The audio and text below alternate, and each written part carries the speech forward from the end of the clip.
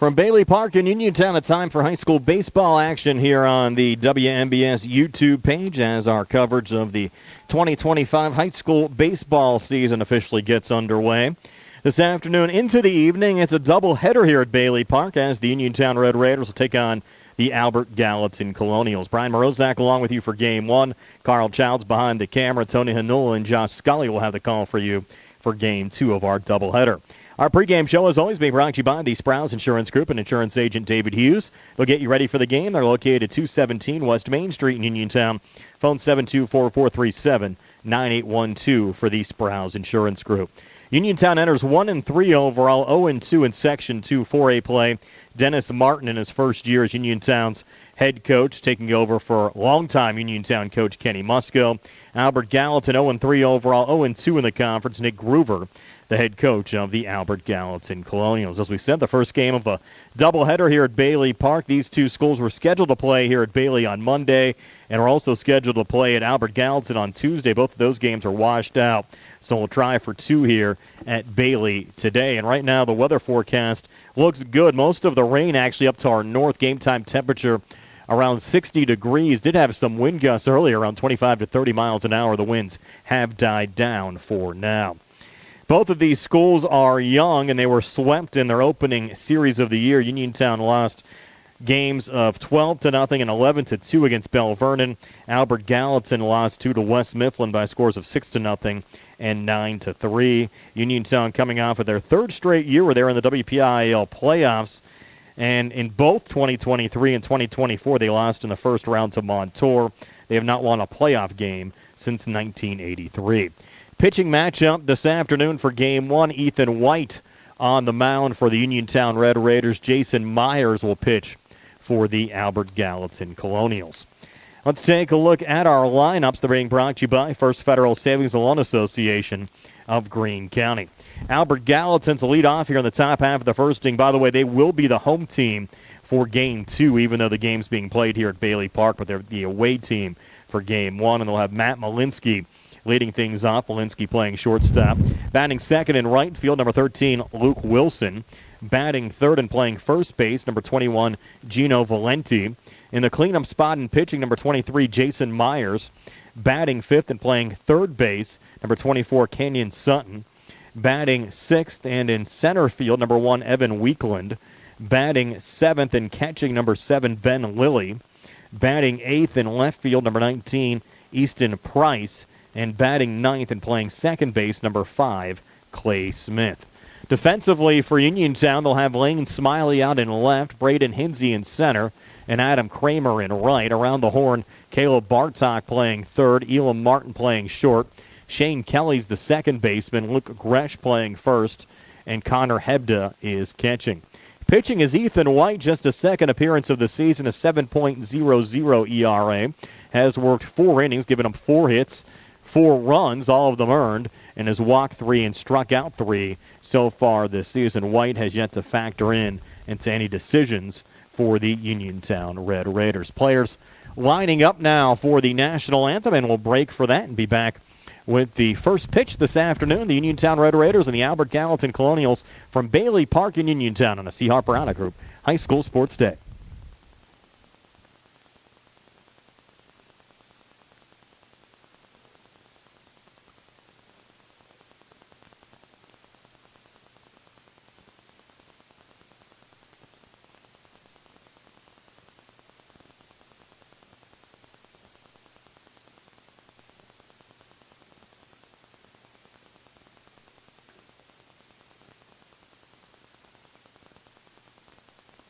While we wait the national anthem, we'll tell you about some of our sponsors, including Beagley Tree Service. For 20 years, Beagley Tree of Somerset has been providing premier land management services across the region, offering a wide variety of services, including vegetation control, right-of-way restoration, land clearing, building demolition, erosion and sediment control, access road installation, and more. Beagley Tree can do it all. For more information, visit BeagleyTree.com. That's BeagleyTree.com, or call them today at 814-444-TREE. That's 814-444-TREE. Beagley Tree, construction support services done right. You can spring forward to home construction season with First Federal Savings and Loan Association of Greene County. First Federal's construction and improvement loans put you in charge of your dream home project with all the tools you need. First Federal offers construction loans, owner-builder loans, and home improvement loans with offices in Fayette, Greene, and Washington counties. Your loan stays here. Visit with a First Federal loan officer today or apply online at firstfederalofgreene.com. First Federal Savings and Loan Association of Greene County, member FDIC, equal housing lender, NMLS number 458729. And also the C. Harper Auto Group. Experience the C. Harper Auto Group difference, the best price every time, all the time. C. Harper will beat any competitor's price, so they'll pay you $1,000 cash. C. Harper can offer a free Carfax history reports, transparent repair orders on pre-owned vehicles, and the winner of the best new auto dealership in Westmoreland County. The C. Harper Auto Group, the best price every time, all the time. Now we'll pause for our national anthem.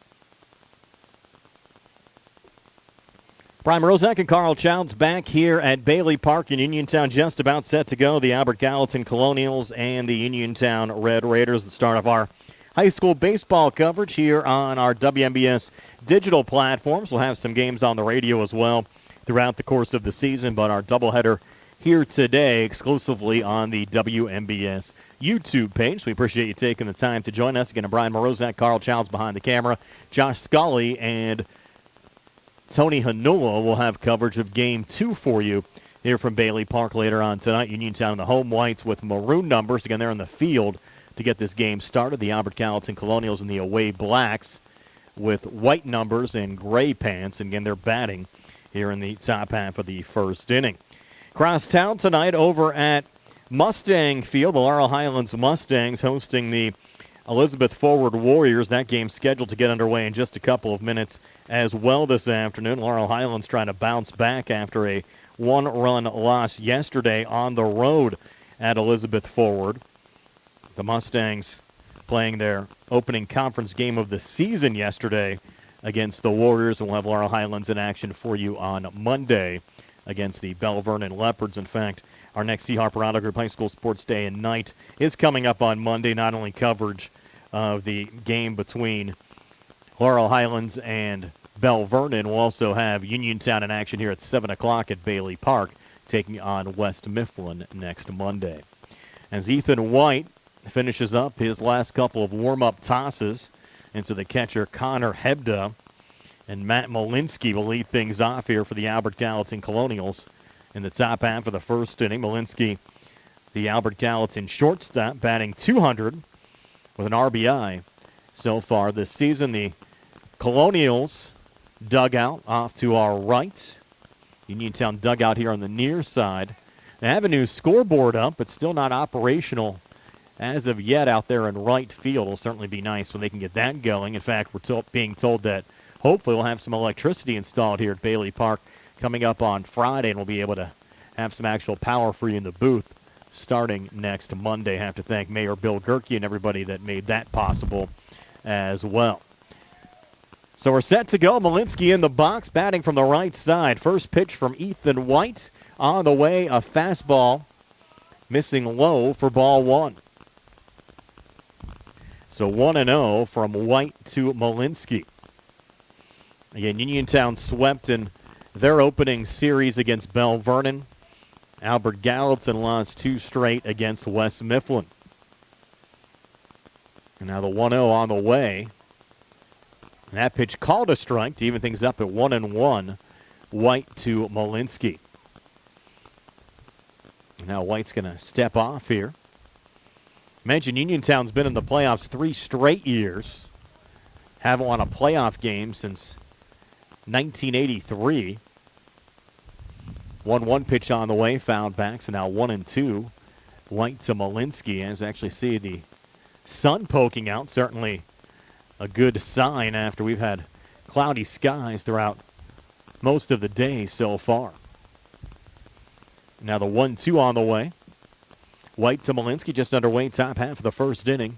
Uniontown and Albert Gallatin. 1-2 pitch, line drive going to second. Fielded there by Shane Kelly. Throw over to first in time to Luke Gresh to retire Matt Malinsky 4-3 for the first out of this top half of the first inning. And that'll bring up Luke Wilson, the Albert Gallatin right fielder. Wilson's gotten off to a nice start this season. A .455 average and 5 RBIs already for Luke Wilson. So Wilson coming to bat with 1 out, nobody on, in a scoreless game here in the top half of the first inning. Again, for you folks new to the high school game, they play 7 innings, not 9 like you'll see on the professional side. First pitch here, high and inside to Luke Wilson. So they count 1-0. We mentioned for Ethan White, just his second appearance on the mound this season for the Uniontown Red Raiders in a regulation game. 1-0 pitch now on the way. That one missing inside. Now 2-0 from White to Wilson. And for Albert Gallatin, talked about Uniontown making the playoffs in 3 straight years. The last time Albert Gallatin in the postseason, to go all the way back to 2004. 2-0 pitch, called a strike. Now 2-1. White to Wilson. Albert Gallatin last year 4-15 overall, went 3-7 in conference play. They did split the season series, though, with Uniontown. They actually won here at Bailey Park a season ago.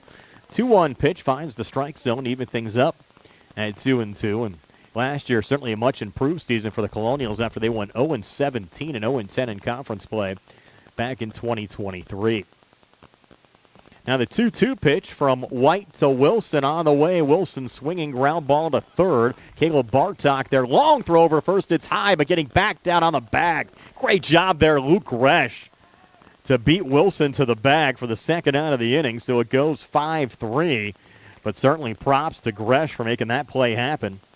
And 2 outs now in the top half of the first inning with a lefty, Gino Valenti, coming to bat. Valenti, like Wilson, a hot bat to start the season, batting .500 with an RBI on the Colonial side.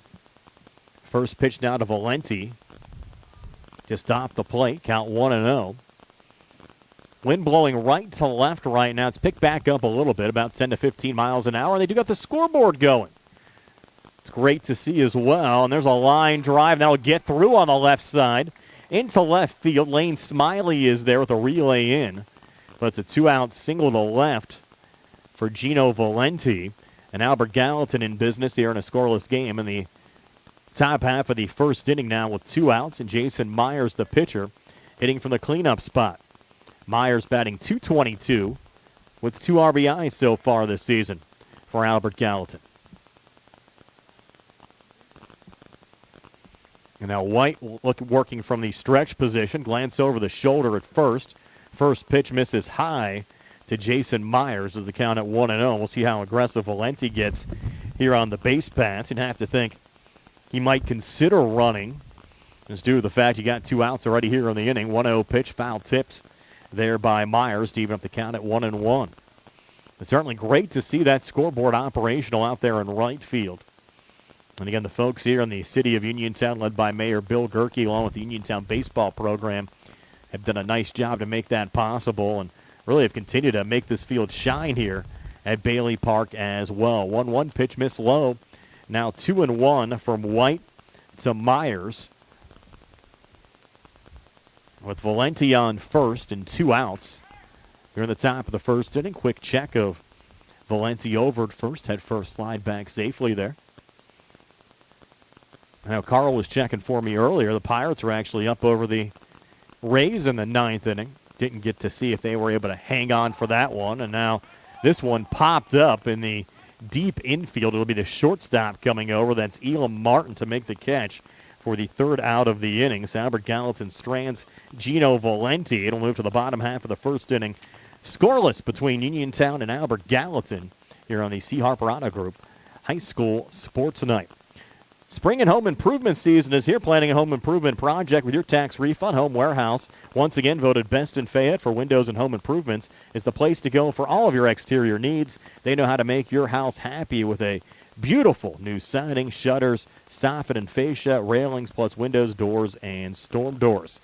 You can shop Home Warehouse, Connellsville Street in Uniontown, Monday through Friday, 8 to 4:30, Saturday, 8 to 12 noon, closed Sundays and holidays.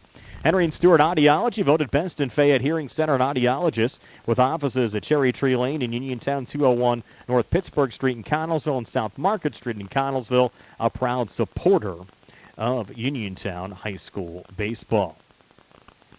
And also have to thank our friends over at the Sprouse Insurance Group. Bad hair day, bad day at the office, bad day behind the wheel. Hey, stuff happens even to the best of us. At least your car insurance rate doesn't have to take a hit. Get Erie Rate Lock from Erie Insurance. It stays put until you change your car, driver, your address, plus seriously good service. And that's something to smile about. Of course, your local Erie agent, Uniontown or Rostraver Township, is the Sprouse Insurance Group. Give them a call at 724-437-9812 or go to SprouseInsurance.com. Erie Rate Lock is not guaranteed continued insurance coverage and not available in all states. So moving now to the bottom half of the first inning.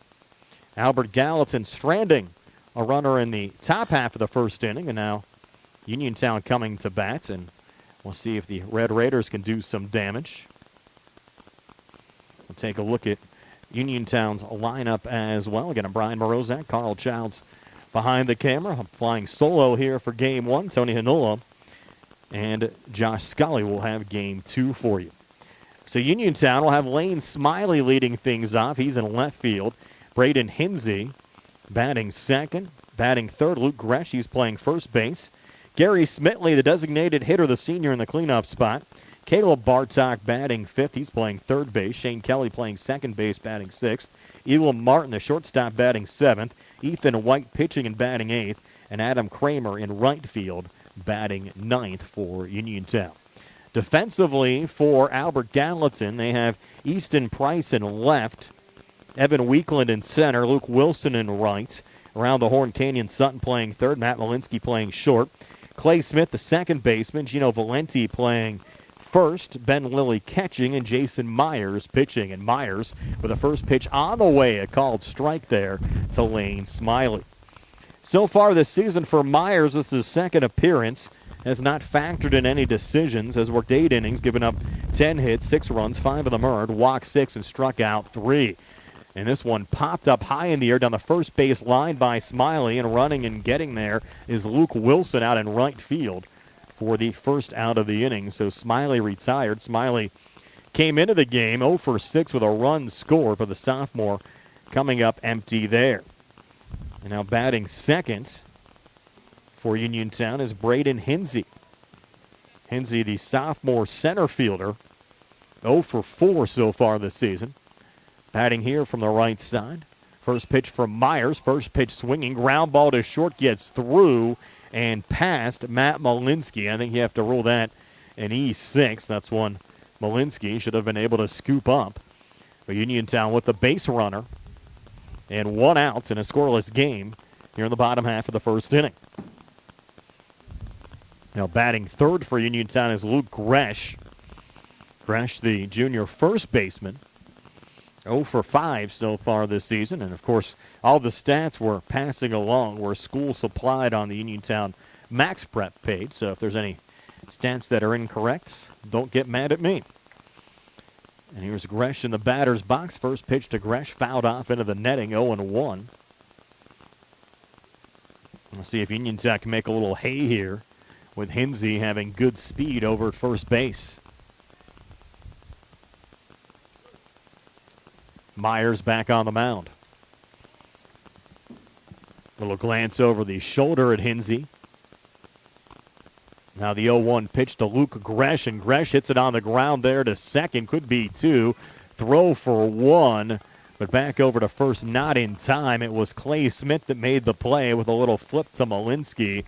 They couldn't get it over to Valenti in time to get the third out of the inning.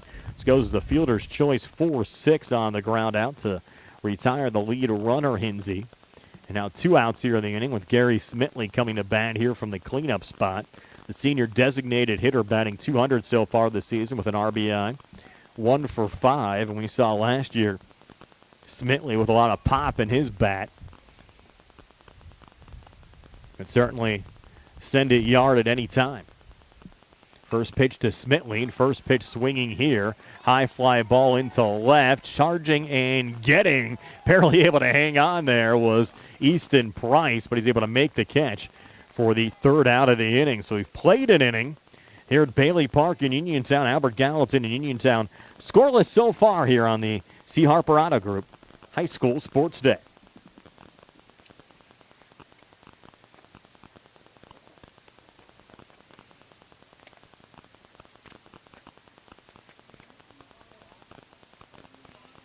We'll tell you more about some of our fine sponsors, including Davis & Davis, attorneys at law since 1976. Davis & Davis has represented people, not insurance companies. Their lawyers have experience in litigating or settling personal injury claims, medical malpractice cases, and wrongful death actions, together with domestic, real estate, workers' compensation, and municipal law experience. Throughout decades of work, Davis & Davis has successfully represented thousands of cases in local, state, and federal courts. For more information on how Davis & Davis can help you, phone 724-437-2799. The UPMC Rehabilitation Institute on Wayland Smith Drive offers cutting-edge physical therapy. Uniontown grad Jim Burns and his staff are residents of the community. They treat sports injuries, neurological conditions, back pain, sprains and strains, joint replacements, hand injuries, and other conditions. You can call their office with a prescription from your doctor or schedule by direct access, 724-437-7500. In a world of big corporations and interpersonal experiences, there is something truly special about family-owned businesses. For over 70 years, the Mike Kelly Automotive family has been serving the community with integrity, honesty, and a commitment to putting families first, and they're not stopping anytime soon. Their commitment to excellence in sales and service remains stronger than ever. You can visit the Mike Kelly Automotive Group today and experience the Mike Kelly difference, because when you buy from the Mike Kelly Automotive Group, you buy from family. So moving now to the top half of the second inning, the Uniontown Red Raiders and the Albert Gallatin Colonials scoreless so far here from Bailey Park. Again, I'm Brian Morozek alongside Carl Childs here for Game 1. Tony Hanula and Josh Scully will have Game 2 for you later on tonight. That game will start about 15 or 20 minutes after Game 1 wraps up. And leading off the top of the second there for the Albert Gallatin Colonials with one set right back of the Uniontown pitcher Ethan White was Kenyon Sutton. And Sutton retired as White makes a little jog over to the first baseman Luke Gresh to record the out. So just like that, one retired here in the top of the second inning for Albert Gallatin. And Sutton had come into this game batting .286 with an RBI. Now Evan Weekland, the Albert Gallatin center fielder at the plate, showing bunt here with nobody on and fouling it off. Weekland came into this game with an .091 average, still looking for his first RBI of the season, behind here 0-1 against Ethan White. White long look in there to Connor Hebden. Didn't like the first sign. Now set to go with the second 0-1 pitch here. And swinging this time is Weekland, sending this one into left field, and charging and getting there is Lane Smiley for the second out of the inning. So 2 quick outs here in the top half of the second inning. This game still scoreless. Albert Gallatin and Uniontown with Ben Lilly coming to bat for Lilly. This will be his first plate appearance of the season, the Albert Gallatin catcher. Batting from the right side here against Ethan White. White's first pitch to Lilly. Catches the inside corner for a strike, 0-1.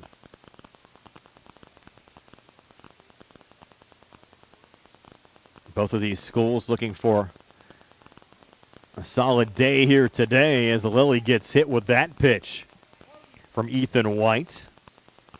So Lilly reaching base safely. Second base runner of the game for the Albert Gallatin Colonials. They had Gino Valenti on with a single to left field back in the first inning.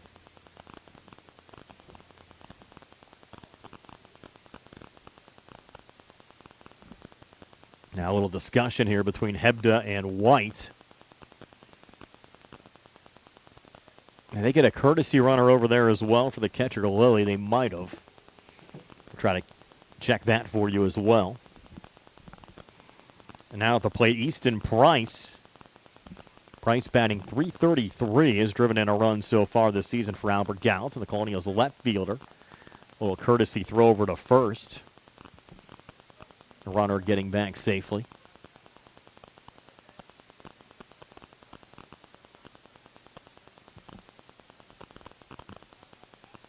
Now the Red Raiders set to go here with White. It'll glance back over at first. Now make a throw in that direction. Again, a little wide of the bag. And we did have a courtesy runner come in there. It's Colton Harvey. So Colton Harvey running for the catcher, Ben Lilly. Pitch on the way there inside now to Easton Price. Count 1-0. This is actually the first delivery from White to Price. And we have a runner on first, the courtesy runner Harvey, 2 outs. In the top of the second inning, scoreless game. That one missed high and inside. Throw back down to first. Head first slide back safely there from Harvey. Last pitch missed, so it's 2-0 now. From White to Price.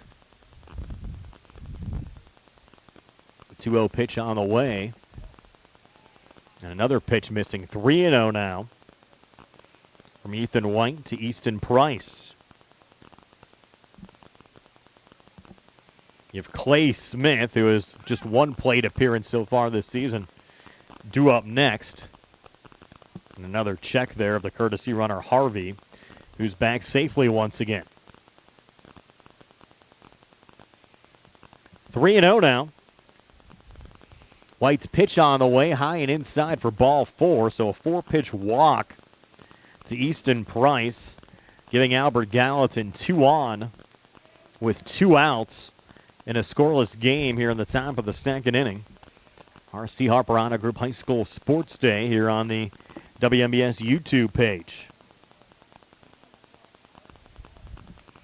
Albert Gallatin trying to strike first here with 2 on. Now they'll step back and check the runner over at second.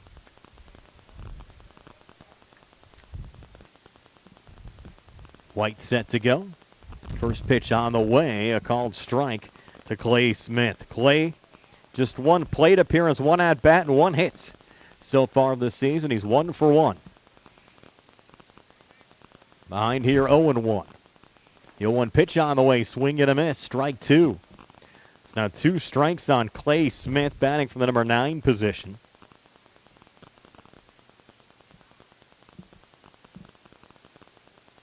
Now White looking for his first strikeout of the afternoon and his 4th strikeout of the season. 0-2 pitch on the way, swing and a miss, strike 3. So Smith goes down for the 3rd out of the inning. So Albert Gallatin stranding 2. They've stranded 3 so far in this game. Move to the bottom of the second inning, still scoreless. Uniontown and Albert Gallatin here on the CR Prada Group High School Sports Day.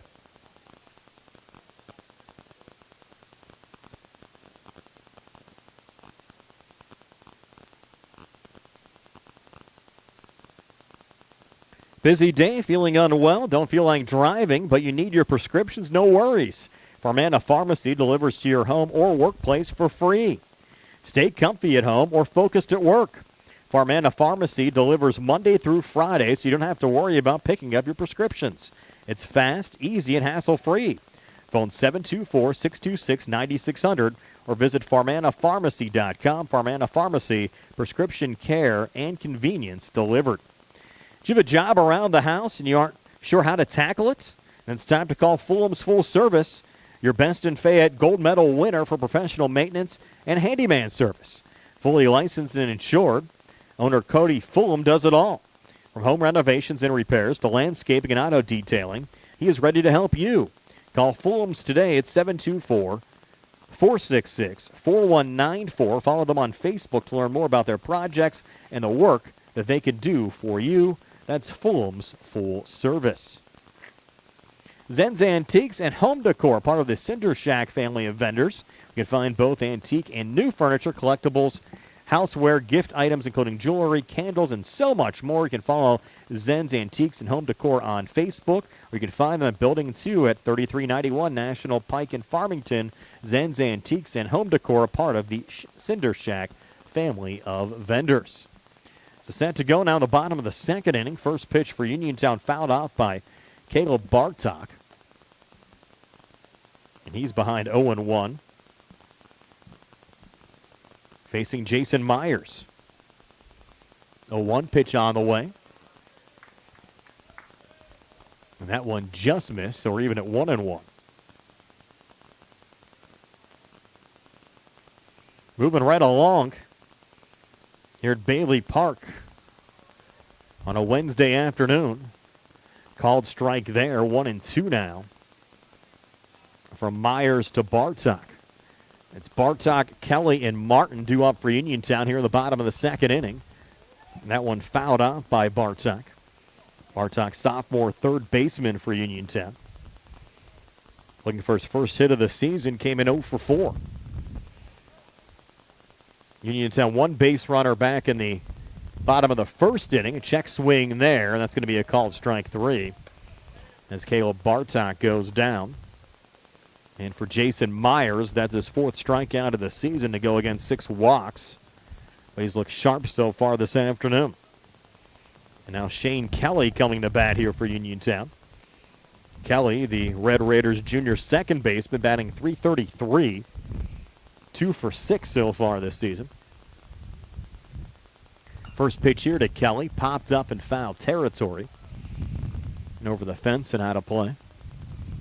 Fans bundled up pretty good with the wind kicking back up here at Bailey Park.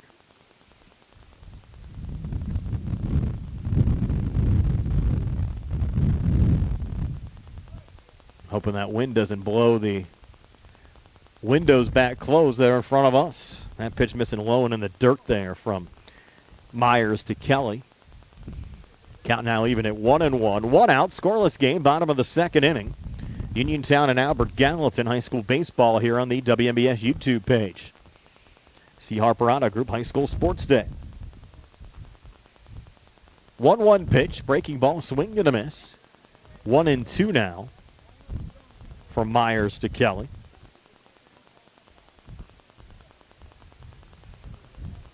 Certainly a new look Uniontown team. Kenny Musco gone as the Red Raiders skipper. Swing and a miss, strike 3. So back-to-back strikeouts for Myers here in the bottom of the second inning. Dennis Martin, the new Uniontown head coach. Martin had served as an assistant under Kenny Musco in the past. Elam Martin now at the plate. Martin, the sophomore shortstop, 0 for 6 at the plate so far this season. Game still scoreless. 2 outs, bottom of the second. First pitch here to Martin. Check swing. They said he went around 0-1. And game 2 will start about 15 to 20 minutes after game 1 ends. It won't be the traditional 7 o'clock start. If they get done early here, they'll start the second game early. Grounder there to shortstop, and a solid play there made by Matt Malinsky over to Gino Valenti for the 3rd out of the inning. So Uniontown retired 1-2-3 in the bottom of the second inning. We'll go to the top of the 3rd, still scoreless. Uniontown and Albert Gallatin. See Harper Auto Group High School Sports Day here on WMBS, the Triple M High School Sports Network, and the WMBS YouTube page here this afternoon.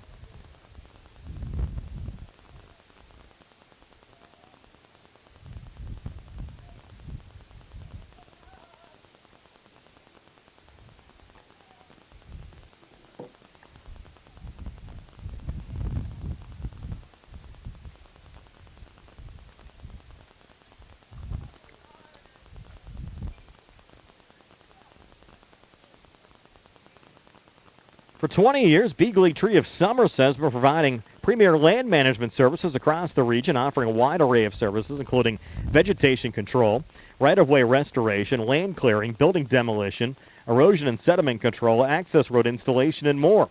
Beagley can do it all. For more information, visit BeagleyTree.com. That's BeagleyTree.com. or call them today at 814-444-TREE. Beagley Tree Construction Support Services done right. Spring forward to home construction season with First Federal Savings and Loan Association of Greene County. First Federal's construction and improvement loans put you in charge of your dream home project with all the tools you need. First Federal offers construction loans, owner-builder loans, home improvement loans, and with offices in Fayette, Greene, and Washington counties, your loan stays here. Visit with a First Federal loan officer today or apply online at firstfederalofgreene.com. First Federal Savings and Loan Association of Greene County, member FDIC, equal housing lender, NMLS number 458729. Ready to head to the top half of the third inning. The Uniontown Red Raiders and the Albert Gallatin Colonials scoreless so far here at Bailey Park. Albert Gallatin will have the top of the order due up. Matt Malinsky, Luke Wilson, and Gino Valenti for this top half of the third inning. Malinsky grounded out 4-3 first time up. Came into the game with a 200 average. First pitch to him here. A little bit inside. He was able to get out of the way of that pitch from Ethan White. And they count at 1-0.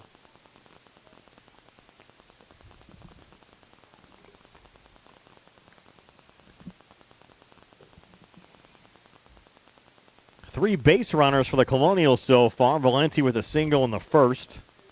Lilly hit by a pitch in the second. And Easton Price also walked in the second inning. Next pitch on the way, high and inside. And a couple of balls now on Matt Malinsky. Scoreboard says 3, and I only have it at 2-0 unless I missed a pitch along the way trying to do some sponsor reads. That pitch high and inside, so I didn't miss a pitch. So 4 straight balls and a walk issue there to Malinsky. And he's on base here in the top half of the third inning. And I'll bring up Luke Wilson. Wilson grounded out 5-3 back in the first. Going to Brian Morozak with Carl Childs, Josh Scully, and Tony Hill will have game 2 for you here this afternoon and in the evening hours. First pitch now to Wilson. In for a strike, 0-1. Wilson again came into the game with a .455 average and 5 RBIs. Right fielder for Albert Gallatin. 0-1 pitch on the way. That one misses low. Got away from Connor Hebda. And that's going to allow Malinsky not only go to first, but he's going to head down to third and slide in safely. So Matt Malinsky, off a ball that got past the catcher Connor Hebda, able to advance down to third, and Albert Gallatin in business now with nobody else. Here in the top half of the third inning, looking for the game's first run.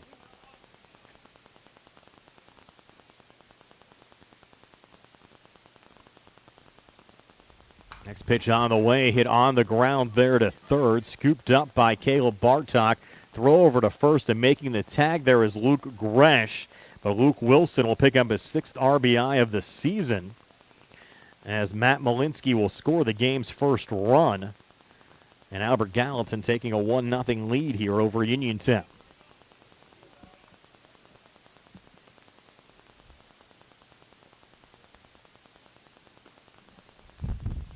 First pitch from White now to Gino Valenti.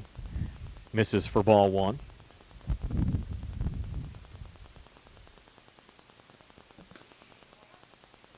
Next pitch, a strike as well. Actually, a strike after the first pitch missed for a ball, so we're even at 1-1.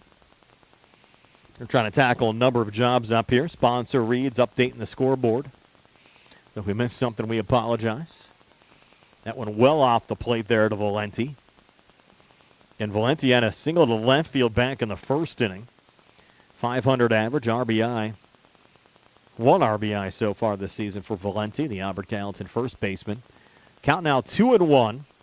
1 out, and the Colonials leading the Red Raiders 1-0. That pitch from White missing to make it 3-1. Base is empty. Again, Malinsky got down to third on a pass ball. Luke Wilson drove him in on a ground out. And now Valenti walking. You have 1 out here in the inning. Valenti on first with Jason Myers coming to the plate.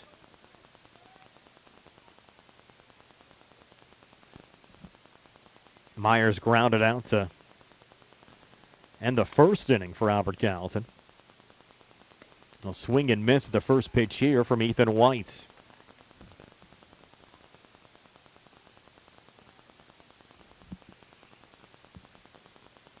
Long look in from White. Generous lead off first. That pitch misses high and inside. Count now 2-0. From White to Myers.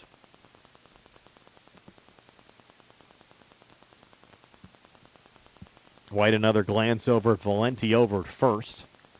See if he runs. Next pitch on the way, called strike. Count moves to 1-2. Again, Uniontown back in action coming up on Monday. Open up a series here at home against West Mifflin. And then travel to West Mifflin on Tuesday. Laurel Highlands will host Bell Vernon Monday at 4. The Uniontown game at 7. Both games on the WMBS YouTube page. Gary Frankhauser will join me for the Laurel Highlands game. Josh and Tony will have Uniontown and West Mifflin for you. Count now 1-2. Next pitch from White to Myers, fouled off. The count remains 1-2.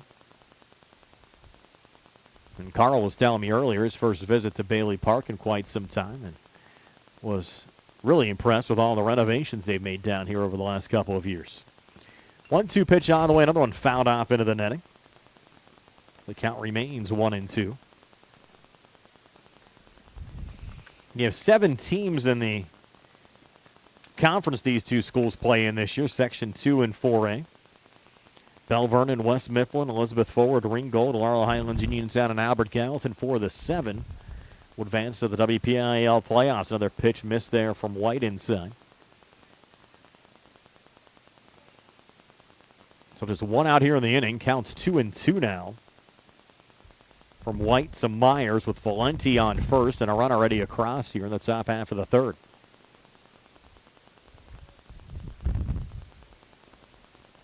Wind continuing to gust. 2-2 pitch on the way. High and inside takes us to 3-2. First 2 innings really flew by, but things have really slowed down here in the third inning.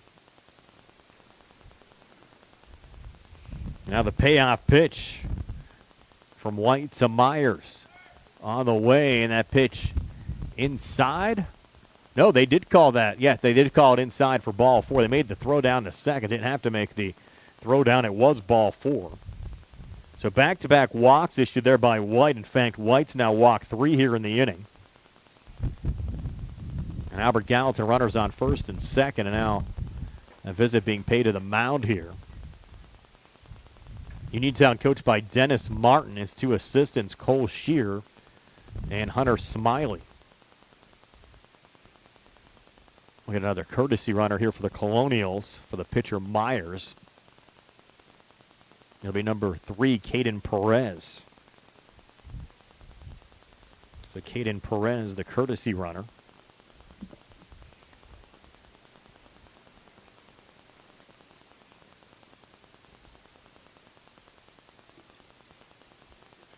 Albert Gallatin, a run already across here in the top of the third, looking for more.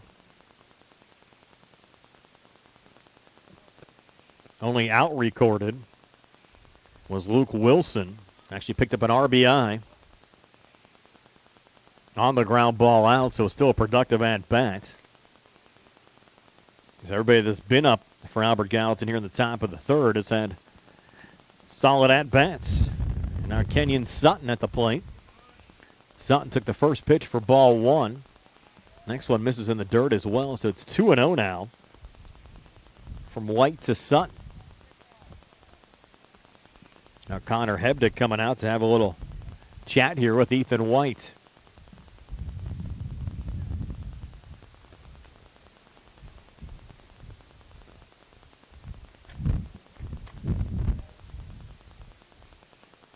Uniontown trying to stop Not really a lot of bleeding, maybe just a small cut here in the third inning. Albert Gallatin a run across. They're trying to look for more. Another pitch missing there from White. Again, he's walked back-to-back batters. Count now 3-0 here against Sutton. You wonder how long of a leash they'll have on him right now.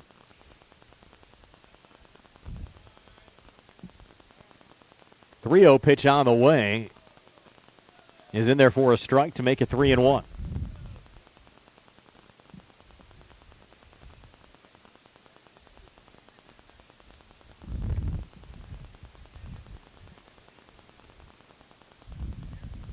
A 3-1 on the way, fouled off. So 3-2. So good job by White to work his way back into this count. And Albert Gallatin leading it 1-0, top half of the third inning.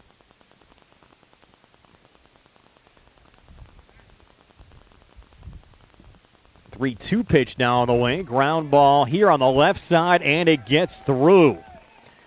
Stopping at third will be Valenti. And you'll have the bases loaded for Albert Gallatin with one out. You've had three straight Colonials now reach base safely. It'll be the second visit to the mound here in this half inning. So that means a pitching change here for Uniontown.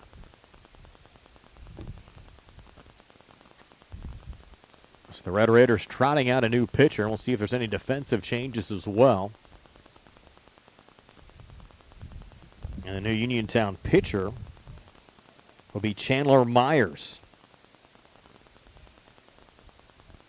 So Chandler Myers pitching now in relief of Ethan White, entering the game with the bases loaded and one out here in the top of the third with Uniontown down 1-0. See if we have any pitching stats so far this season here on White. Or check that on Myers, who comes in for White.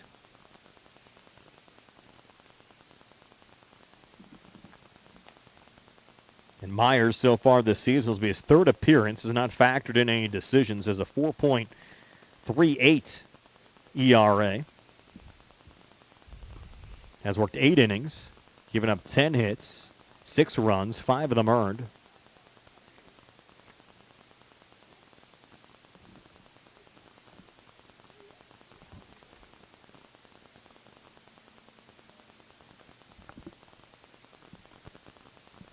I just want to verify some of these stats. And actually, no, this might be the first appearance of the season here for Myers. I was looking over on the AG side. Of course, their starter, Jason Myers.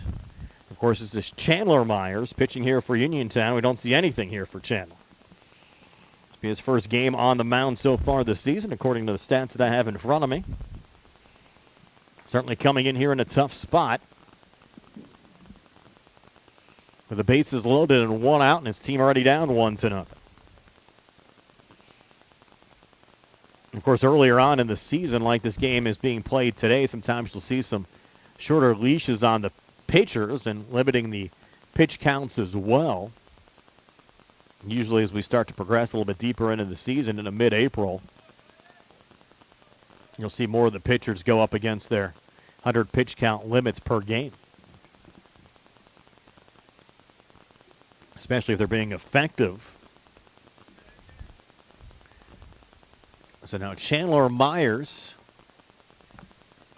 facing Evan Weekland. Weekland flew out to left field, and Lane Smiley, first time up. Ahead here, 1-0.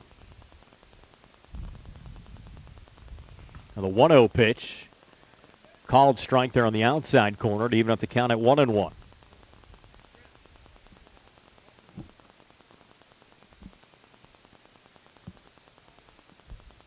Myers working quickly.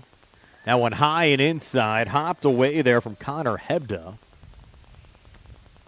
But no movement on the base paths. Of course, you have a little cushion for Albert Gallatin with still only one out here in the inning. And counting out 2-1 after that miss.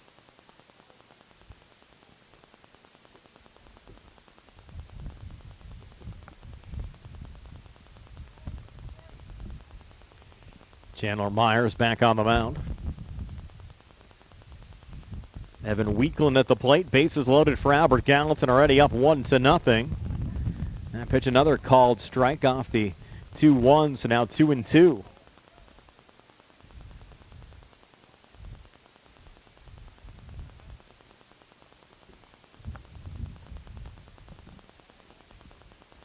Two from Chandler Myers. Swing and a miss, strike 3.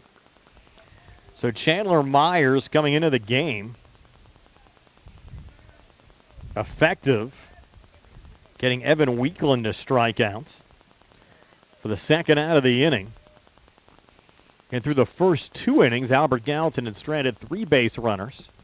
They have 3 on here with the bases loaded, and now Ben Lilly at the plate. First pitch swinging, fouls it off down the third baseline. So the count at 0-1.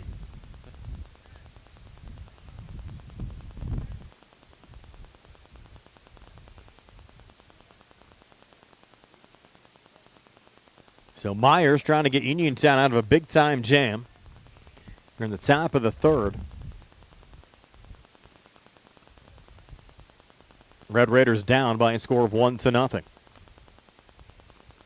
0-1 pitch on the way, and this ball a ground ball to short, diving stop there deep in the hole. Martin throw over to first, not in time. That was a tough one for Martin to try to dig out. We'll give Lilly an infield single and an RBI. Run scored for Valenti, increasing the Albert Gallatin lead now to 2-0 over Uniontown. And we're still here in the top half of the third inning.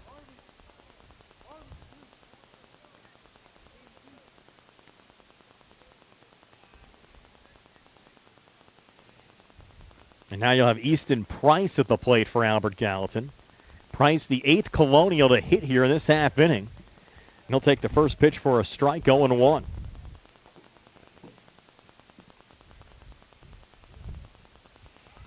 Really can't blame Myers at all for the last infield single. Got the ground ball there from Lilly. Just in a tough spot there for Eli Martin to make a play on it.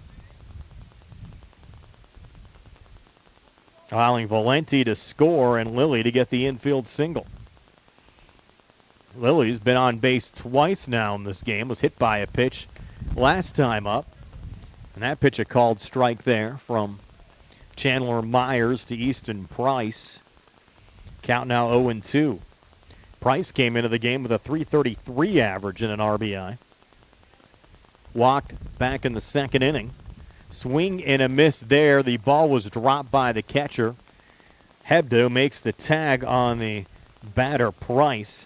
So goes in the books as a strikeout to end the inning. So the Colonials get 2.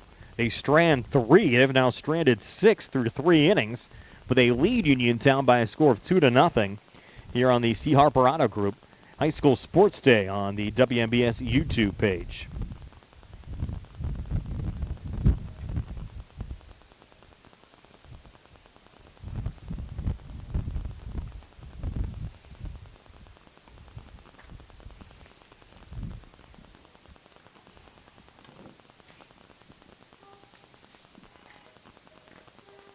Have to thank some of our other season-long sponsors of high school sports here on WMBS, including Potter's Bar and Grill, attorneys Bobby Gordon, Shane Gannon, and Tim Witt at Watson Mundorf LLP, Ted Silva and Son, Body and Fender Repair, and the Catholic War Veterans Post 1669 in Hopwood, along with NovaCare Rehabilitation and Montgomery Medical. Brian Morozak alongside Carl Chouts. A 2-0 lead for the Albert Gallatin Colonials over the Uniontown Red Raiders as we go to the bottom half of the third inning. Boy, that scoreboard looks good. Out there in right field, all lit up. Uniontown with hitters 8, 9, and 1 due up here in the bottom of the third. Ethan White, Adam Kramer, and Lane Smiley. And actually, it was the pitcher's spot occupied by White, but now it's Chandler Myers who's there in that spot. Myers, first pitch swinging, pop-up, caught there by the Albert Gallatin second baseman Clay Smith for the first out of the inning. So Ethan White never got to swing the bat. Never got to his position in the lineup before he was pulled from the game. And now Adam Kramer, Uniontown right fielder, coming up for his first plate appearance. Kramer 0 for 3 at the plate so far this season. Does have a run scored. Takes the first pitch here for ball 1.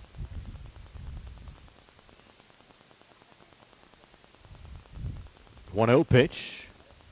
Missed high. 2-0 now. From Jason Myers to Adam Kramer.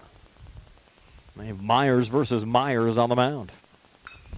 This ball hit on the ground to third. Scooped up there by Sutton. Throw over to first in time to Valenti to retire Kramer 5-3 for the second out of this bottom of the third inning. And then I'll bring up the top of the order again for Uniontown and Lane Smiley. Uniontown still without a hit. Their only base runner was Braden Hinsey, who got on via an error back in the first inning. Red Raiders retired 1-2-3 back in the second. Of Jason Myers striking out Bartok and Kelly. Martin grounded out to end the inning, and now Myers and Kramer retired to start this bottom of the third inning, and Lane Smiley at the plate takes the first pitch for strike 1. Smiley flew out to right field first time up. A little hesitation there from Myers in that windup.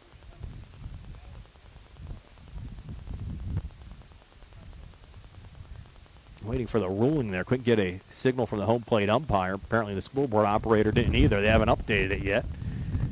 Next pitch missed for sure. And the count is 2-1. So the last two have missed there to Smiley. Home plate umpire not very deliberate with some of his calls. And we're situated down the third base line and shallow left field.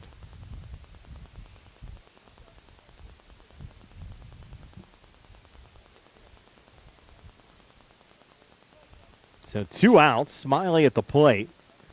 2 balls, 2 strikes on him. And the 2-2 pitch misses high, and now we'll go full. 3-2, Jason Myers to Lane Smiley. Colonials defensively looking for a 1-2-3 inning. 3-2 pitch on the way, and that one golf foul by Smiley. The count remains 3-2. Again, the first of 2 games between these two schools. Nightcap will come your way about 15 or 20 minutes after game 1. Josh Scully and Tony Hanola will bring you that contest. 3-2 pitch again. That one missed off the plate for ball 4. So Uniontown has their second base runner of the game in Lane Smiley, and then I'll bring up Braden Hinsey to the plate. And Hinsey got on via an error back in the first inning. Again, still very early on in the season, but Uniontown trying to get the bats going. Runner going here. Throw down to second, not in time. So stolen base for Lane Smiley. We'll give Uniontown a runner in scoring position with the Red Raiders trailing 2-0 here in the bottom of the third inning.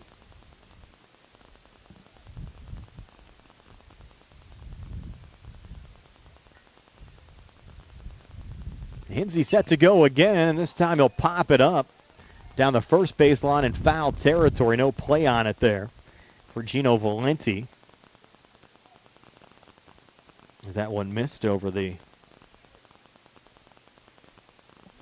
right field line, not allowing Valenti to have a shot at it. 0-1 now. Myers to Hinsey. Another pitch fouled off there by Braden, the sophomore center fielder. Actually saw some pretty solid time as a freshman in Uniontown's lineup a year ago. Now one of the stars that Uniontown is really counting on in their lineup. Trying to keep this inning alive now with Smiley in scoring position. 0-2 pitch, and that one fouled off. Actually went off the mask of the home plate umpire, who appears to be okay. The count remains 0-2. Carl making his debut for a high school baseball game behind the camera. Of course, worked many football and basketball games for us throughout the course of the high school sports season. 0-2 pitch again here to Hinsey. Hit on the ground on the right side. It'll be the second baseman Smith. Throw over to first to Valenti in time to retire Hinsey 4-3 for the third out of the inning. So Uniontown ends up stranding Smiley. We'll go to the top of the fourth. Albert Gallatin still leading Uniontown 2-0 here on the C.R. Parada Group High School Sports Day on the WMBS YouTube page here this afternoon.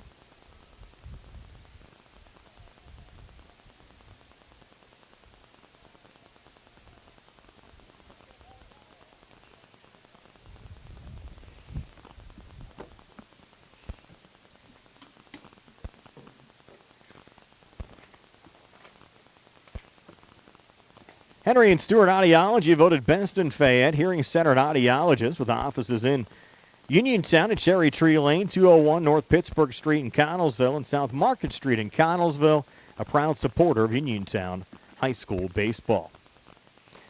Bad hair day, bad day at the office, bad day behind the wheel. Hey, stuff happens even to the best of us. At least your car insurance rate doesn't have to take a hit.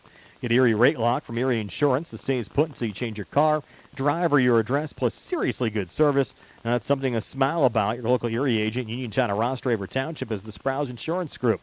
Give them a call at 724-437-9812 or visit SprouseInsurance.com. The UPMC Rehabilitation Institute on Wayland Smith Drive offers cutting-edge physical therapy. Jim Burns and his staff are residents of the community. They treat sports injuries, neurological conditions, back pain, sprains and strains, joint replacements, hand injuries, and other conditions. You can give them a call at 724-437-7500. The UPMC Rehabilitation Institute Relief is closer than you think. Of course, they've been a sponsor of our injury timeouts all season long.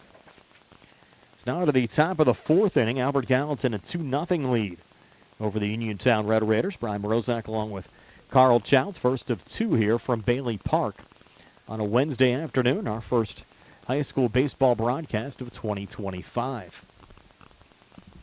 And for Albert Gallatin, leading off and just foul tipping the first pitch there was Clay Smith. Smith struck out first time up back in the second inning.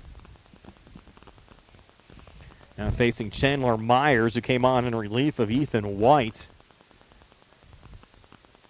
In the top of the third inning, that ball golfed in the air and charging and getting. Did he come up with it? Home plate umpire saying that ball hit the ground. And it will be a hit for Clay Smith. Uniontown is saying Lane Smiley made the catch out there in left. Home plate umpires didn't see it that way. It was close.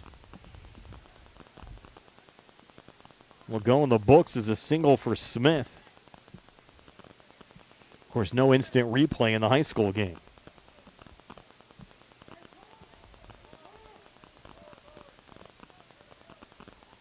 That was certainly a tough call for our umpire crew, because no one really located that close to Smiley out there in left field. It's now a runner on for Albert Gallatin. In the top of the order, Matt Malinsky coming to bat for a third time. Takes the first pitch for strike one. Malinsky grounded out 4-3 back in the first inning. Walked, stole a base, and scored a run back in the third. Take that pitch outside, even up the count at 1-1.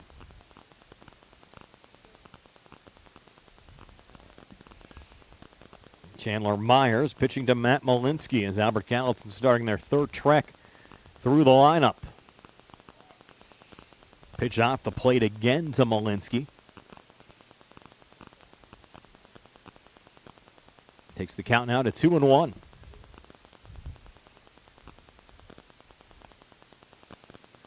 Chandler Smith's 2-1 pitch. Called strike. Evens up the count now at 2-2.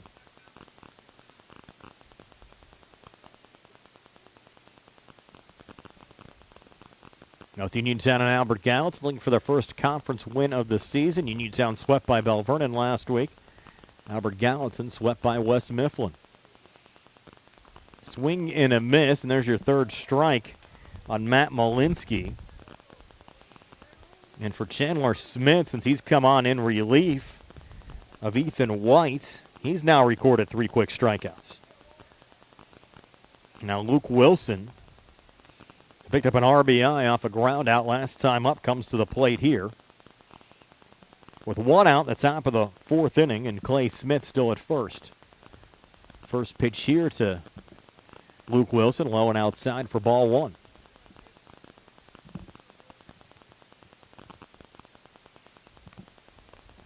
Wilson back in the batter's box. Smith a glance back over at first. 1-0 pitch on the way. Missed again as the count moves to 2-0.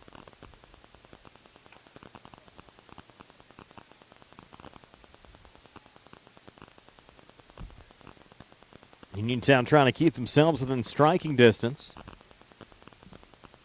Down 2-0. That one low and in the dirt, hops away from Hebda. That will allow Smith to get down to second. And Albert Gallatin now runner in scoring position. Count now 3-0 from Myers to Wilson.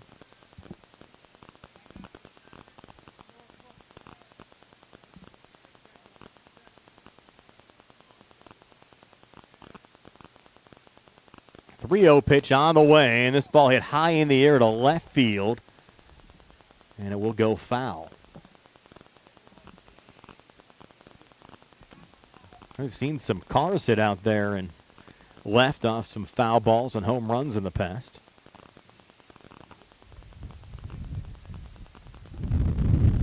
Three and one now to Luke Wilson. This one hit on the ground on the left side, scooped up there by Elam Martin. Throw over to first, wide of the first base bag.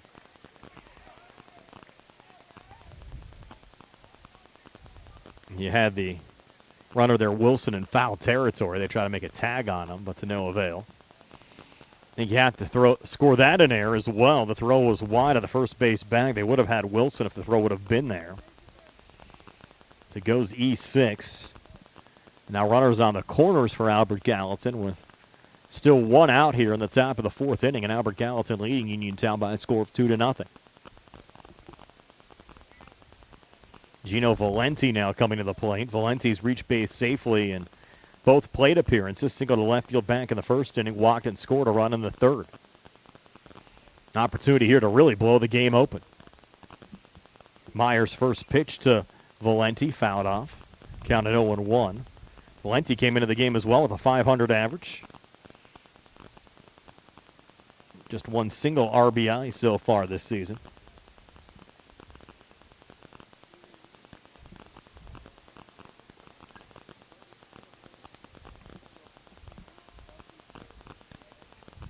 Now the 0-1 pitch on the way, runner going. This ball golfed in the gap to left center field, but coming up with a catch there is Lane Smiley. Quick relay in, tagging and scoring from third base will be Clay Smith. So will be a sac fly RBI for Gino Valenti.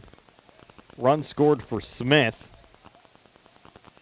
And Albert Gallatin increases their lead now to 3-0 over Uniontown now with two outs here in the top of the fourth.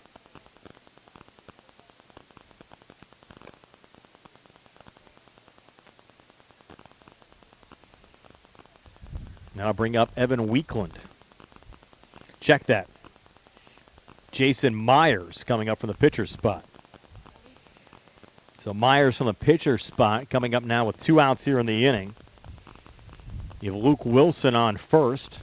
One run already across. First pitch swinging. This ball popped high in the air in foul territory down the left field line, and making the catch there, Caleb Bartok to end the inning. So Bartok, the Uniontown third baseman, a good catch there in foul territory. To retire the side, but 8G tacks another run on. We'll go to the bottom of the fourth. Albert Gallatin leading Uniontown now 3-0 here on the C.R. Parada Group High School Sports Day. Live coverage on the WMBS YouTube page.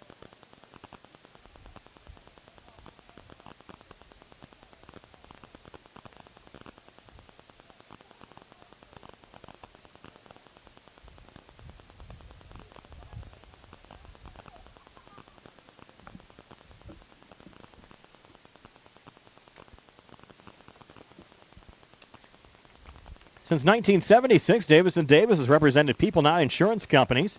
Their lawyers have experience in litigating or settling personal injury claims. medical malpractice cases, and wrongful death actions, together with domestic, real estate, workers' compensation, and municipal law experience. Throughout decades of work, Davis & Davis has successfully represented thousands of cases in local, state, and federal courts. For more information on how Davis & Davis can help you, phone 724-437-2799. In the world of big corporations and interpersonal experiences, there is something truly special about family-owned businesses. For over 70 years, the Mike Kelly Automotive family has been serving the community with integrity, honesty, and a commitment to putting families first, and they're not stopping anytime soon. Their commitment to excellence in sales and service remains stronger than ever. Visit the Mike Kelly Automotive Group today and experience the Mike Kelly Automotive difference, because when you buy from the Mike Kelly Automotive Group, you buy from family. So moving now to the bottom of the fourth inning, a 3-0 lead now for the Albert Gallatin Colonials over the Uniontown Red Raiders. Uniontown will have Luke Gresh, Gary Smitley, and Caleb Bartok coming to the plate. Hitters 3, 4, and 5. Also have to thank our graphic sponsors here today: South Union Township Supervisor Jason Scott and Home Warehouse. So Luke Gresh to lead things off, and Gresh first pitch swinging will send it foul down the right field line. Gresh grounded into a fielder's choice back in the first inning, still looking for his first hit of the season. In fact, Uniontown still looking for their first hit of the game.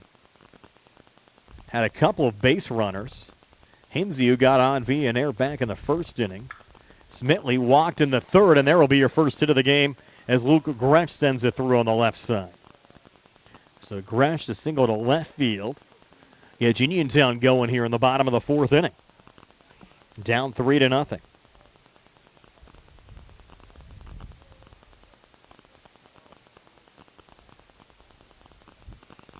Now a little meeting here on the mound on the Albert Gallatin side, bringing the whole infield in. Talking to pitcher Jason Myers. Myers got the start, has gone the full way so far for Albert Gallatin, but again, still very early on in the season. You wonder how long of a leash they'll have on Jason Myers.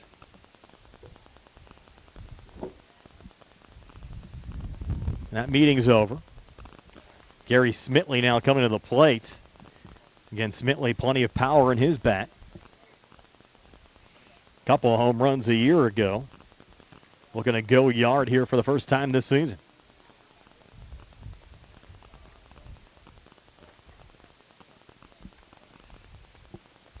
Smitley in the batter's box.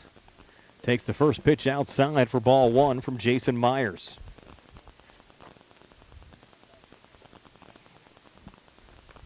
And Tony Hanola and Josh Scully will have game two for you. They'll come your way about 20 minutes after game one wraps up. And that pitch misses high and inside, got away from the catcher Ben Lilly. And that will allow Luke Gresh to get down to second on the wild pitch. So far, a good inning for Uniontown so far here in the bottom of the fourth. Trying to get a run across. 2-0 to Smitley. Called strike, now 2-1. Smitley came into the game 1 for 5 with an RBI and a .200 average. Hit here would be very timely, and had a big-time cut, but came up empty. Count now even at 2-2.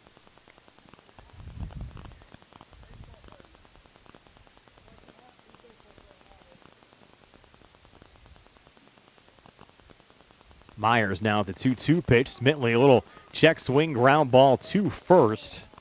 Making the play there, Valenti, 3 unassisted to record the first out of the inning. It does allow Gresh to advance down to third. That'll bring Caleb Bartok to the plate. And the hot team so far in Section 2 have certainly been Bell Vernon, West Mifflin, and Elizabeth Forward. Bell Vernon entering play today 5-0 overall, 3-0 in conference play. In fact, they've outscored their opponents 28-4 in conference games and 52-10 in all games so far this season. Bartok at the plate takes the first pitch high for ball one. West Mifflin 5-3 overall, 2-0 in the conference. Of course, their 2 wins coming over Albert Gallatin last weekend. Elizabeth Forward 5-1 overall, 2-1 in the conference. They split with Ringgold and then picked up a home win yesterday over Laurel Highlands. They're playing the Mustangs in game 2 of their series over at Mustang Field this afternoon. Ringgold 2-4 overall, 1-2 in the conference. And Laurel Highlands, Uniontown, and Albert Gallatin all entered play today, looking for their first conference win of the season. Laurel Highlands at 0-1, Uniontown and Albert Gallatin at 0-2. The Mustangs did not have a conference series last week since, of course, there's 7 teams in the conference. Everybody has to be off at least 1 week, and the Mustangs got the bye there right out of the gates. So the count now on Caleb Bartok, 2-1. Uniontown with Luke Gresh on third. Red Raiders down 3-0 as we work here in the bottom half of the 4th inning. 3-1 pitch on the way, swing and a miss. Now the count full of 3-2. Scoreboard a little late to update there. And now we're full. From Myers to Bartok, and Bartok stays alive, fouling one off the light post down the first base line.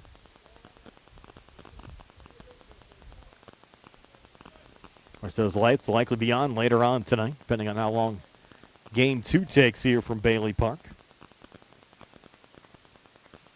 Another payoff pitch, Myers to Bartok. Fouled off into the netting this time. Count remains 3-2.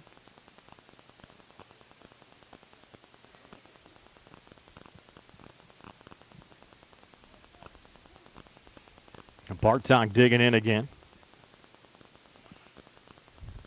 Another 3-2 pitch on the way, and they're going to stay outside for ball 4. So Bartok aboard. Now runners on the corners here for Uniontown. With 1 out here in the bottom of the 4th inning, still 3-0. Albert Gallatin over Uniontown, but the Red Raiders bringing the game-tying run to the plate in Shane Kelly. We get a courtesy runner over here at first as well. Showing us like 28 over there, and I don't have a 28 on my roster. So we'll have to check that.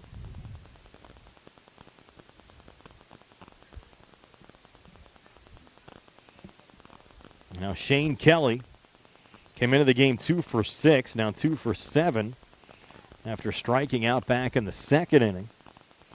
Junior second baseman for Uniontown. First pitch from Chandler Myers misses for ball 1 and no throw as the Uniontown courtesy runner advances down to second.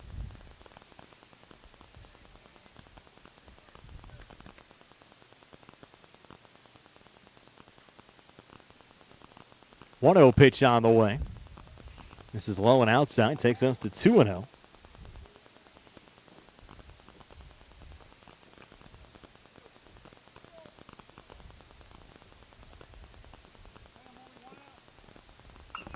This ball hit on the ground to third. Nice little snare there from Sutton. Throw over to first in time to retire Kelly 5-3, but Kelly will pick up an RBI. Driving in Luke Gresh for Uniontown's first run of the game as the Red Raiders get back to within 3-1.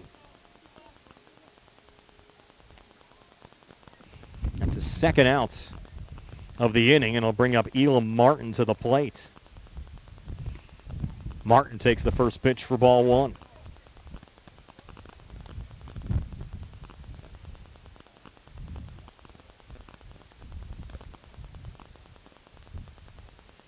Now 3-1 bottom of the 4th. That pitch misses outside, now 2-0. From Myers to Martin.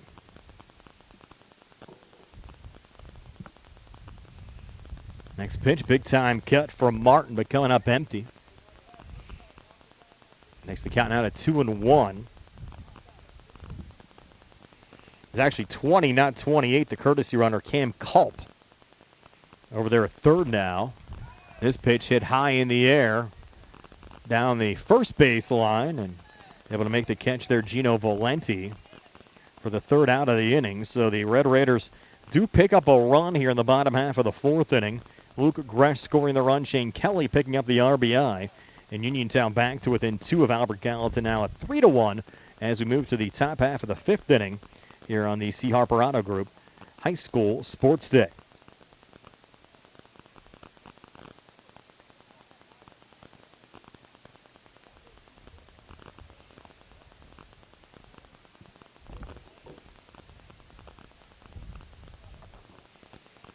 Of course, you can experience the C. Harper Auto Group difference, the best price every time, all the time. C. Harper will beat any competitor's price. They'll pay you $1,000 cash. C. Harper offers free Carfax history reports, transparent repair orders on pre-owned vehicles, and they're winner of the best new auto dealership in Westmoreland County. The C. Harper Auto Group, the best price every time, all the time. Henry and Stewart Audiology, voted best in Fayette hearing-centered audiologists with offices at Cherry Tree Lane in Uniontown, 201 North Pittsburgh Street in Connellsville, and South Market Street in Connellsville, a proud sponsor of Uniontown High School baseball. At Farmana Pharmacy, of course, you're more than just a customer. And Farmana Pharmacy is focused on being a family pharmacy. It's focused on your health. That's why Farmana Pharmacy focuses on just prescriptions. Pharmacists Jim Capuzzi and Cheryl Goodwin take the time to listen, answer your questions, and guide you to better health.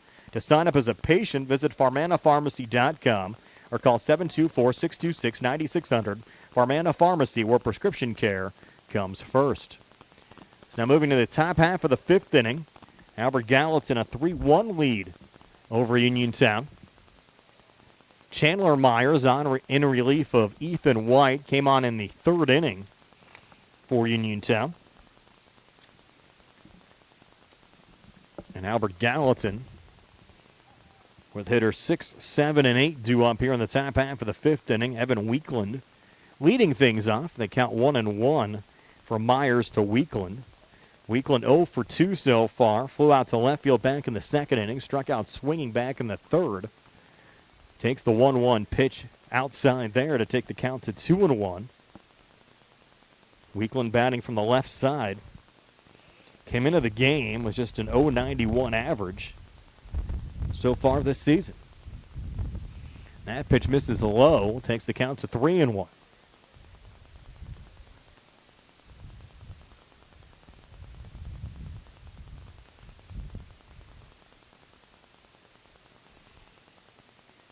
One correction, actually, that's Kenyon Sutton. Kenyon Sutton at the plate. They're not Weekland. Weekland due up next. And Sutton will draw the walk. It was actually Sutton, Weekland, and Lilly due up in this half inning, and Sutton draws the walk, so he's over at first. And now you'll have Weekland coming to the plate with Albert Gallatin leading Uniontown 3-1 here in the top half of the fifth.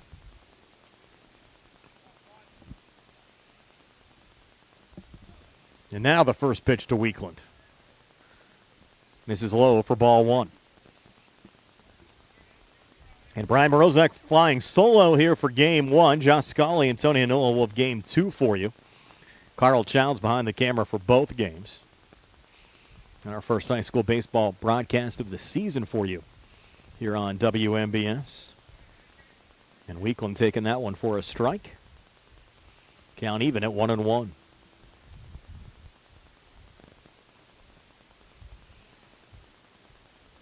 Albert Gallatin led 3-0 before Uniontown tacked on a run in the bottom of the fourth. Runner going here. Pitch missed low and outside. Head first slide into second safely there for Kenyon Sutton.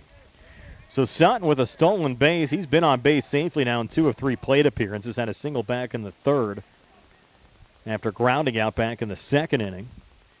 And Weekland is at the plate now 0 for 2. He has a 2-1 count on him. Albert Gallatin looking to increase their lead here in the top half of the fifth inning. 2-1 pitch on the way. This ball well hit in a left center field gap. Going back to the wall, and it bounces off the wall. There for Uniontown is Smiley with a relay in. Going to Martin, and will score a run as Kenyon Sutton scores on the play for Albert Gallatin. It's an RBI double for Evan Weekland. His first RBI of the season comes at a nice time to increase the Albert Gallatin lead now to 4-1 over Uniontown here in the top half of the fifth inning. So the Colonials, who sacrificed that run back in the bottom of the fourth inning, get it back quickly here in the top half of the fifth. Now at the plate, Ben Lilly takes the first pitch for strike one.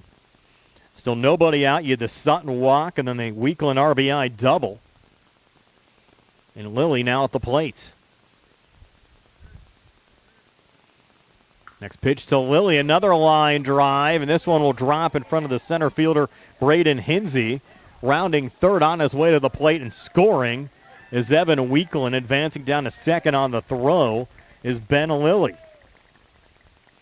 So Lilly and Weekland picking up RBIs.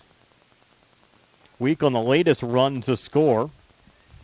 And the Albert Gallatin lead now up to 5-1 over Uniontown, and still nobody out here in the top half of the fifth inning.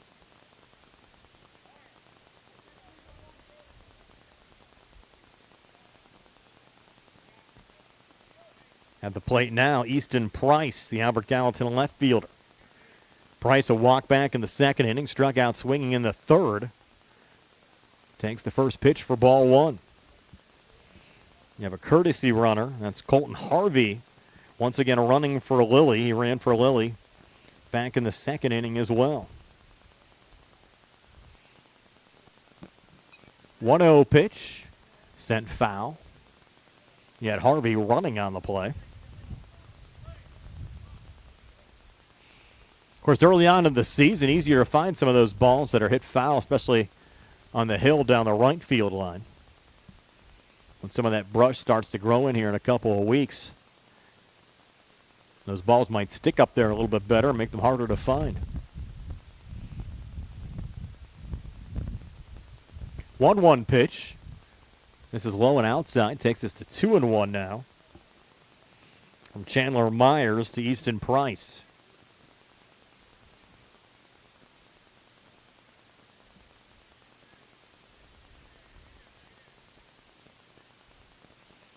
Glance back at second from Myers. 2-1 pitch on the way. Didn't see a call from the home plate umpire. Throw down to third and out at third as the courtesy runner Harvey. Always tough to steal third, and Harvey found out why that time. That's the first down of the inning. I'm going to check the countdown there on Price.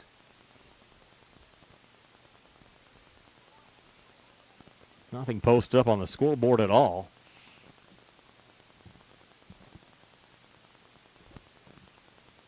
Well, Myers' next pitch to Price fouled off. See if the home plate umpire gives us a count signal here.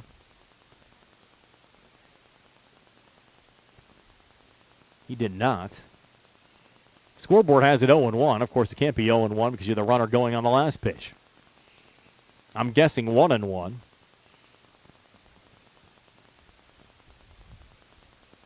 Pitch on the way, swing and a miss. They say it was strike three, not caught. Everybody's confused what's going on there. They didn't have a home plate umpire wasn't given a count. Nothing was up on the scoreboard either. So no one knew what was going on. Well, it was the third strike there on Price in the second out of the inning. That'll bring up Clay Smith, who singled to left field and scored a run last time up. 5-1 now. The Colonials leading Uniontown.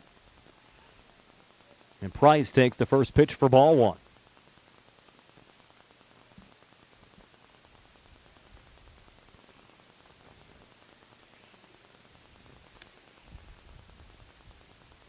Now the 1-0 pitch on the way. Misses again, takes us to 2-0. Again, Uniontown entered play today 1-3 overall, 0-2 in the conference. Albert Gallatin 0-3 overall and 0-2 in conference play. So Albert Gallatin looking for their first win of any kind so far this season. 2-0 pitch.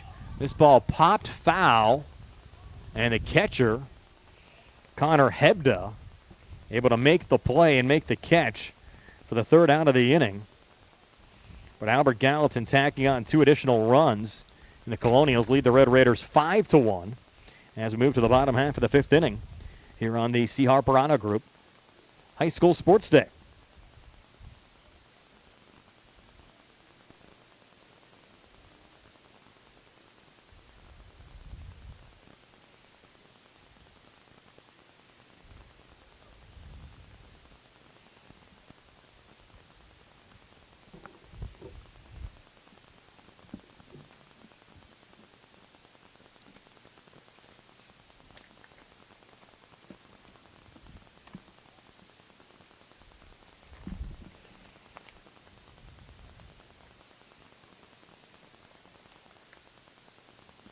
You have a job around the house that you aren't fully sure how to tackle? It's time to call Fulham's Full Service.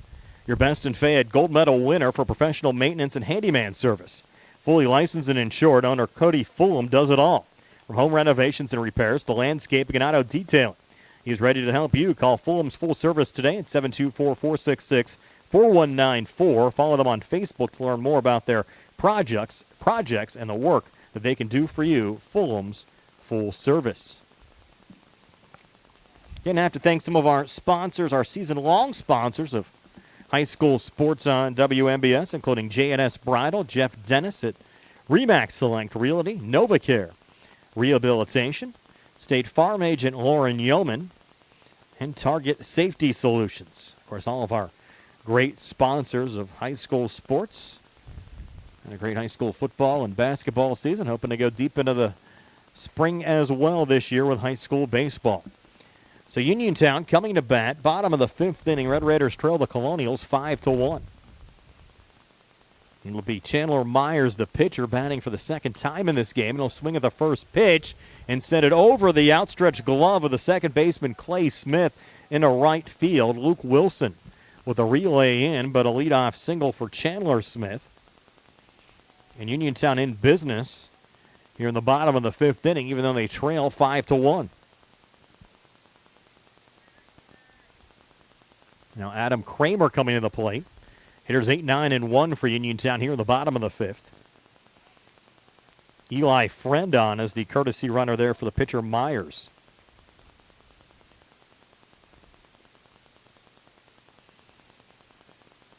Uniontown just finishing their second trip through the lineup. Kramer grounded out 5-3 first time up.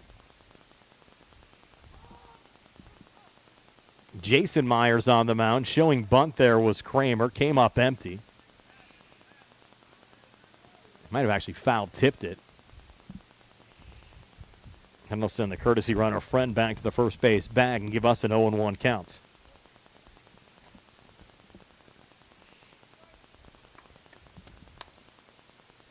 But Jason Myers got the start for Albert Gallatin. He's still on the hill. The Colonials leading it 5-1, and a quick little turnover to first there.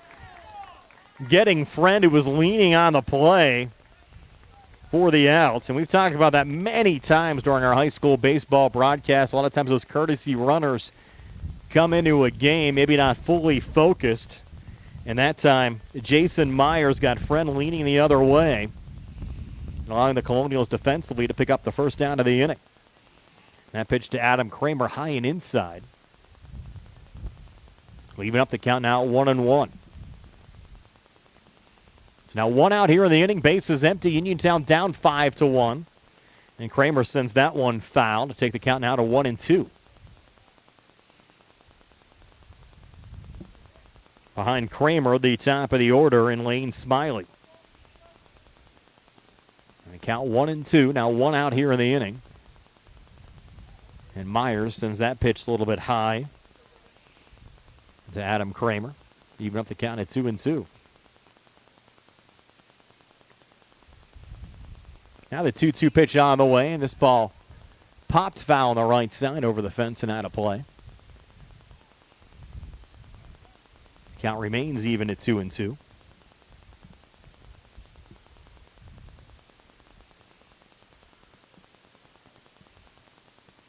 Now the 2-2 pitch is low and outside. Got away there from the catcher, Ben Lilly. Bring us 4-3-2.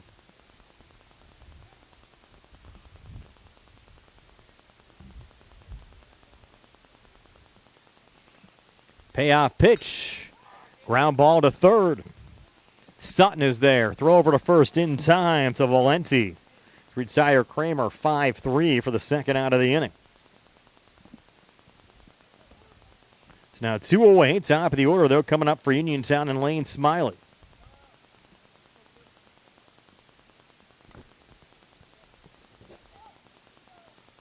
Smiley flew up to right field first time up. Walked and stole a base and was stranded back in the third inning. Batting from the left side.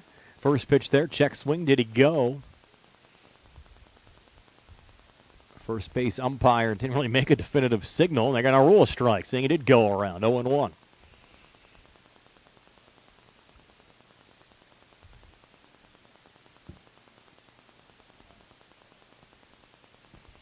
These two schools will play likely 14 innings of baseball here today. And the second game of a doubleheader to follow. Again, they instituted, the WPIAL did, back-to-back games in a single week between teams in a conference, basically so schools will not be able to use the same pitcher against a team twice in a season, and that ball popped up in foul territory. No play on it there for the Colonials. Takes the count to 1-2. In the past, you usually have games on a Monday, Wednesday against two different teams. Now, games are scheduled Monday, Tuesday against the same team. And, of course, you got the rest of the week. You get weather Monday or Tuesday to make those games up. And with rain in the forecast Thursday and Friday, Uniontown and Albert Gallatin deciding to play two here today. And definitely a smart move as Smiley fouls off another one. Count 1-2. Again, 2 outs, bottom of the fifth. 5-1. Albert Gallatin leading Uniontown.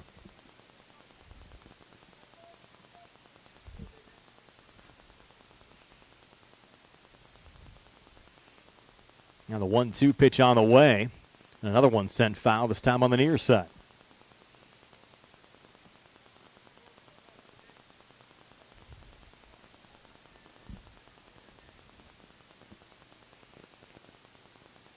Here we go again. Jason Myers. To Lane Smiley, and another one fouled off. Again, the pitching matchup right now, Chandler Myers for Uniontown throwing against Jason Myers of Albert Gallatin. Chandler Myers came on in relief of Ethan White in the third inning for Uniontown. Another 1-2 pitch on the way. This one misses the plate outside. Takes us to 2-2.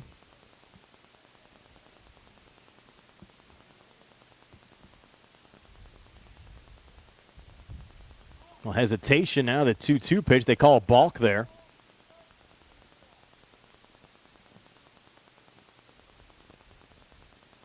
And a ball called, nobody on base. You can't advance any runners.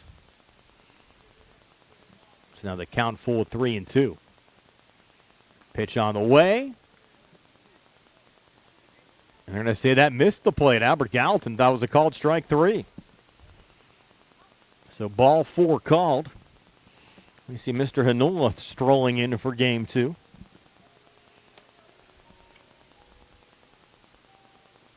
Uniontown with the base runner. Down 5-1. And Braden Hinsey at the plate. Throw over to first. Back safely, Lane Smiley.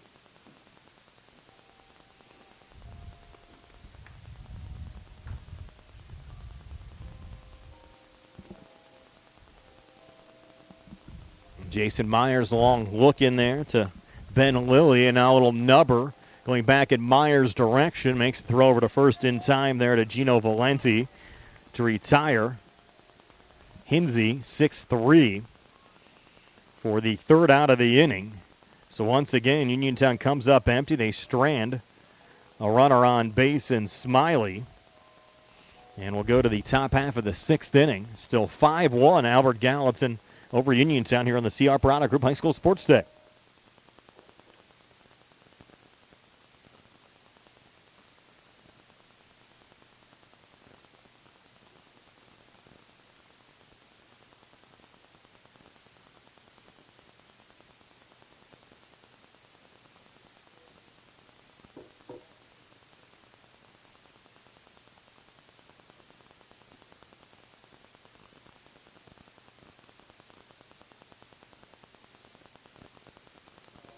Spring forward, a home construction season with First Federal Savings Loan Association of Greene County. First Federal's construction and improvement loans put you in charge of your dream home project with all the tools you need. First Federal offers construction loans, owner-builder loans, and home improvement loans. With offices in Fayette, Greene, and Washington counties, your loan stays here. Visit a First Federal loan officer today or apply online at First Federal Savings or firstfederalofgreene.com. First Federal Savings Loan Association of Greene County. Member FDIC, equal housing lender, NMLS number 458. 729. They're actually opening up a brand new office in Fairchance. We'll have a live WMBS broadcast from 1 to 3 coming up on April 14th. Busy day, feeling unwell, don't feel like driving, but you need your prescriptions? No worries. Pharmana Pharmacy delivers to your home or workplace for free. Stay comfy at home or focused at work. Farmana Pharmacy delivers Monday through Friday, so you don't have to worry about picking up your prescriptions. It's fast, easy, and hassle-free. Phone 724-626-9600 or visit farmanapharmacy.com. Farmana Pharmacy, prescription care and convenience delivered. We do have Tony Hanola in the house. Tony, what mic are you on over there, bud? He doesn't know. I thought you plugged yourself in already.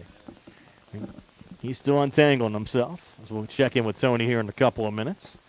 So for Albert Gallatin, they lead it 5-1 over the top of the order. Up Matt Malinsky, Luke Wilson, and Gino Valenti here in the top half of the sixth inning. First pitch swinging there, and a ball dropping in front of the Uniontown right fielder, Adam Kramer. Would have been a tough play there for Kramer and Matt Malinsky with a leadoff single to right to start this top half of the sixth inning for the Albert Gallatin Colonials. Again, Albert Gallatin up 5-1. Our first of two for you here on the WMBS YouTube page. These two schools will play again in Game 2 of the doubleheader with Josh Scully and Tony Hanola about 20 minutes after this game wraps up. Chandler Myers on in relief of Ethan White on the Uniontown side. Runner going here. Pitch miss low. Throw down to second. Close play. But in safely there is Matt Malinsky with his second stolen base of the game. So Malinsky gets down to second base. Still nobody out here in the top half of the sixth.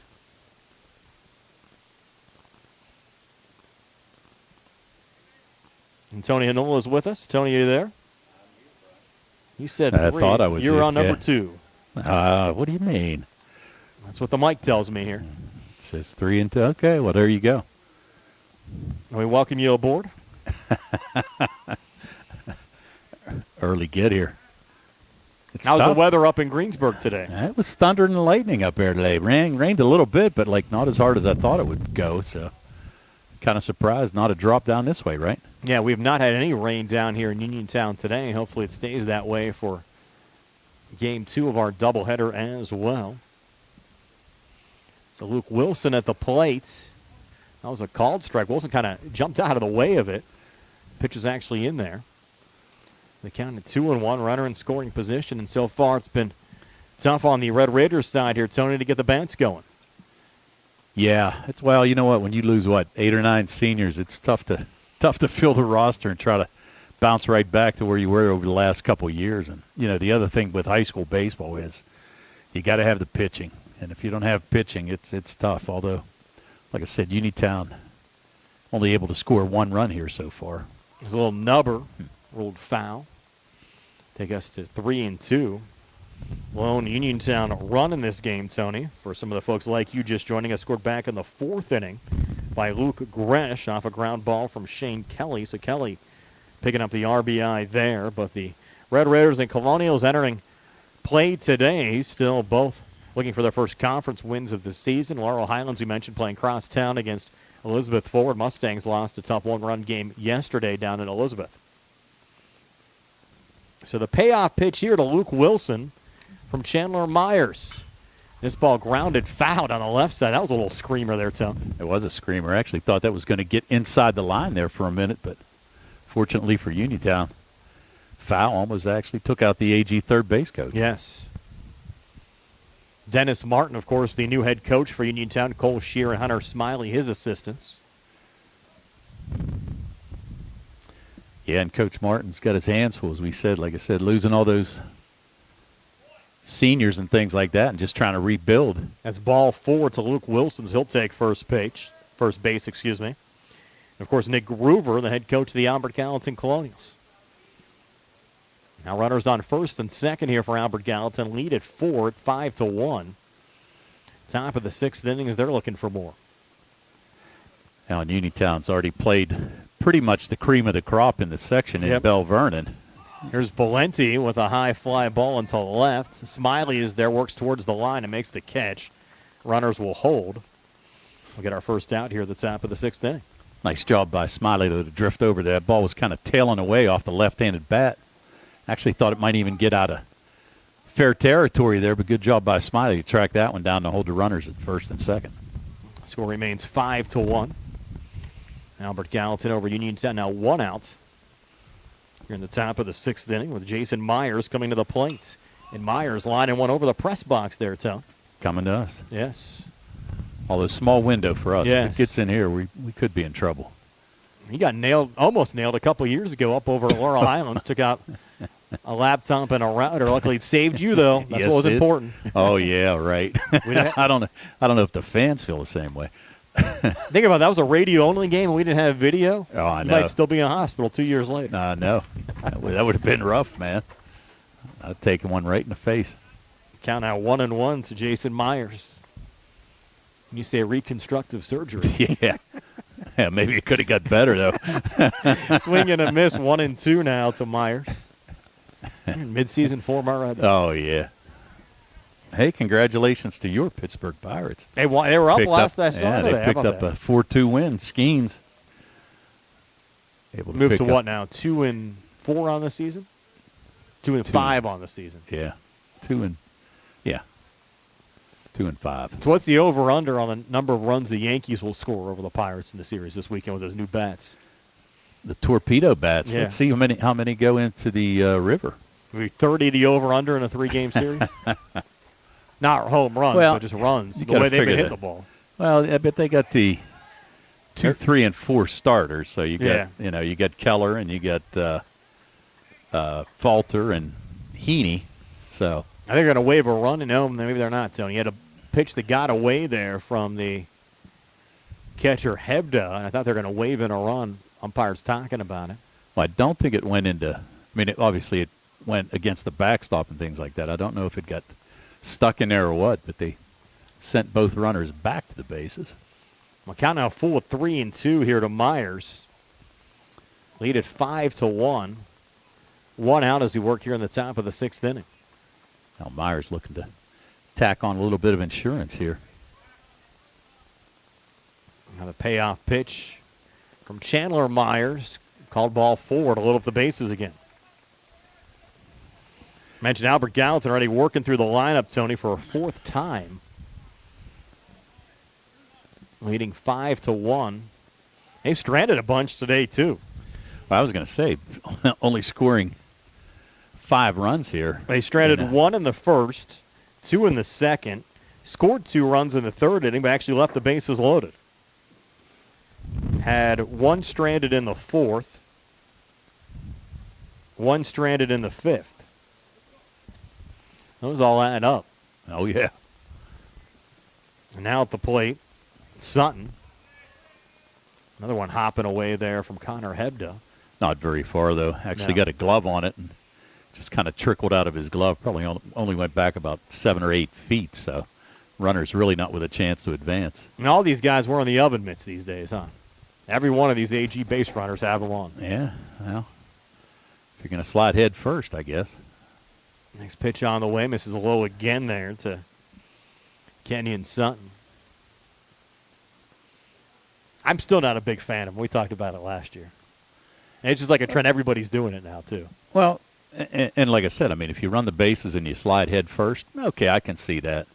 But if you know you're going to go in feet first, no sense in having it. Ooh, that was close Throw to over a to ball. first. Wow. That was interesting how he did that. Yes, not called. Yeah, really didn't step off. Kind of made the move straight to first, but fortunate that he didn't get a balk call. We had a quick first 2 innings, but the game's really slowed down in a hurry in the 3rd. Been that way kind of since. There's a called strike, take us to 1-2. How about the scoreboard working out there, Tone and I Right? see that. And they say that they're going to get us power? Yeah, electricity is going to be installed on Friday. They actually got the outlets already in front of us. Wow. Which is good news. There's a swing and a miss. Maybe that was only the 2nd strike. Well, I did pick up a light bulb. That's good. You guys might need it over there. I got a feeling we will. This might be the last time, though. That's okay. I'll donate it to the city. Well, ours got stolen. We had a 25 watts to the city. we had a light in our a bulb in our light last year. I went to turn it on today. There was no light bulb in there, so I have no idea what would have happened to it. I mean, did somebody that hard up for a light bulb? But Maybe. I wouldn't be surprised if you have some homeless folks living up here. Like there's some car Could have seats squatters. You have some squatters up here. Oh, boy. Yeah, we'll tell Bill Gerke to tell the mayor if he's listening. I don't need a plaque or anything just for donating his light bulb. We can have you come to the city council meeting tomorrow. Yeah, too. that's it. Receive a proclamation. Get my props. 1-2 pitch miss, throw back down to first. It's close and called safe. So count now 2-2. Got to be careful with that throw down there, Yes. man. If that gets away, I mean, your right fielder was playing really off the line. You have 2 or 3 runs come across. Exactly. Yeah, you got to be careful with that. Colonial's an opportunity to really blow the game wide open here. 2-2 pitch on the way. Yeah. There actually was a 3-2 pitch. They had 2-2 on the scoreboard. Must have been 3-2, and it's going to be a walked-in run there by Chandler Myers. Myers didn't miss by much on that No. pitch. I actually thought it might have caught a little bit of the outside corner on the left-handed batter, but You'll have Malinsky score on the play and increase the lead now to 6-1, and you might get another pitching change here on the Uniontown side. well, and you are.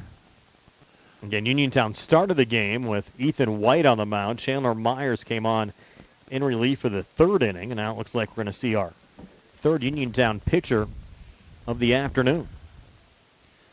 Again, the score now up to 6-1. Albert Gallatin leading Uniontown. And let's see who we got here. I'll tell you, so anyway, you look that up. For over 20 years, Beagley Tree of Somerset has been providing premier land management services across the region, offering a wide array of services, including vegetation control, right-of-way restoration, land clearing, building demolition, erosion and sediment control, access road installation, and more. Beagley can do it all. For more information, visit BeagleyTree.com. That's BeagleyTree.com, or you can contact them at 814-444-TREE.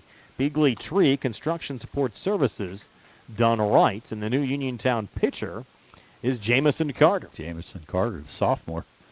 Getting to see a little action here today. Of course, you can experience the C. Harper Auto Group difference, the best price every time, all the time. C. Harper will beat any competitor's price, or they'll pay you $1,000 cash. C. Harper offers free Carfax history reports, transparent repair orders on pre-owned vehicles, and they're winner of the best new auto dealership in Westmoreland County. The C. Harper Auto Group, the best price every time, all the time. Yeah, this baseball's making you work a lot harder than you used to. I I am can tell telling you you. that, huh? It's making you work a lot harder than you used to. Doing the scoreboard, reading the ads. I know. It's a busy afternoon. I feel like one of your interns here. Henry and Stewart Audiology voted best in Fayette Hearing and Audiologists, with offices in Cherry Tree Lane in Uniontown, 201 North Pittsburgh Street in Connellsville, and South Market Street in Carmichael's a proud supporter of Uniontown High School baseball. Well, we're looking for an intern, Tony, in the spring. If you know anybody, if you want to take it up yourself, maybe looking for a second career. I'm looking to end the first career. We could even get you some compensation through the Experience Works program of the Pennsylvania Association of Broadcasters. How about it? I have to give that a lot of thought. I thought we had an intern for you. We don't have anybody officially signed up, and now Carter set to go. First pitch popped up there by Evan Weekland, foul on the near side. Takes the count to 0-1. I thought I had an intern for you. I'll have to follow up You're on that. going to have to follow up. 'cause Yeah, I nobody's, know. I thought he was going to call you. Nobody's locked up any internships with me yet for the spring. Sorry pitch to misses anybody inside. watching. I put my big head in front of Carl's camera here. Probably thought there was a solar eclipse or something. Well, that was normally my side last year. I think I did that a couple of times as well. You got to be careful when you're on the left.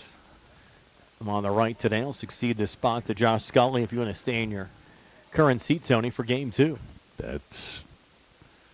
I'm just the color guy. I leave it up to the play-by-play guys to make all those decisions. I figured I'd stay as far away from Carl as possible, so I didn't get in his shot, as that one fouled off again by Weekland, taking the count to 2-2. 1 out, bottom of the 6th inning.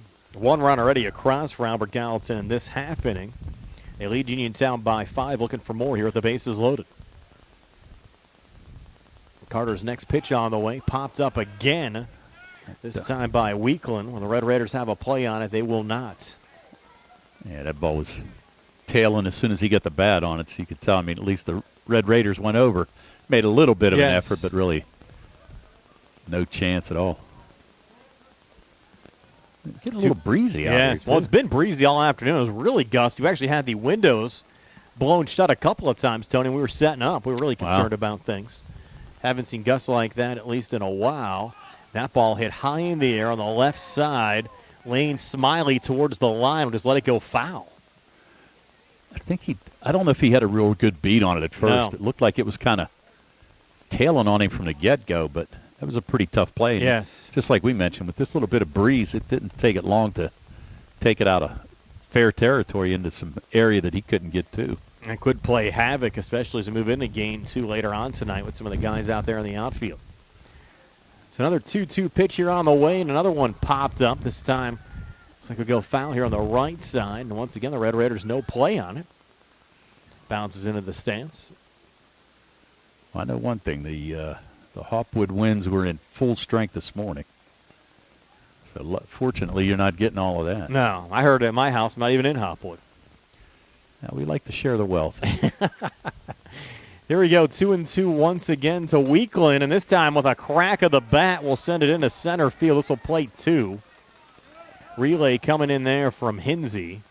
The Albert Gallatin lead now up to 8-1 over Uniontown as we still work here in the bottom of the 6th with 2 outs. It was a pretty nice, 1 out, excuse me. Yeah, that was a pretty nice piece of hitting right there, though. He was able to pull his hands in on that inside pitch and able to get around on it, shoot that ball up the middle, pick up 2 RBIs. So good job to plate a couple more runners for AG. Yeah, lead now at 7 at 8-1.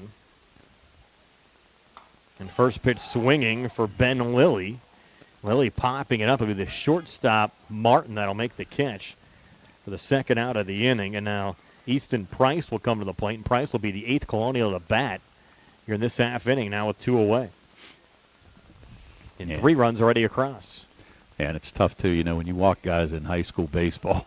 Well, we see it in the big leagues, too. I mean, especially the first couple Pirate games. You walk guys, and there's more than a likely chance that they're going to score. Price 0 for 2 with a walk so far today. Fouls off the first pitch.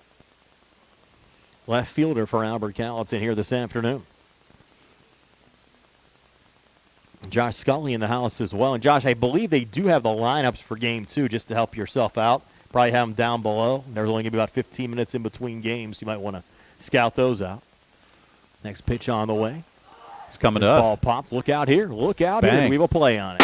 Oh, right off the rooftop. Scully might have got that walking out the door. I know. I could have put him in harm's way out there. I send him outside. He almost gets cracked. You just want to do the second game. It's all you guys. Scully's okay. Thumbs up. Just missed him.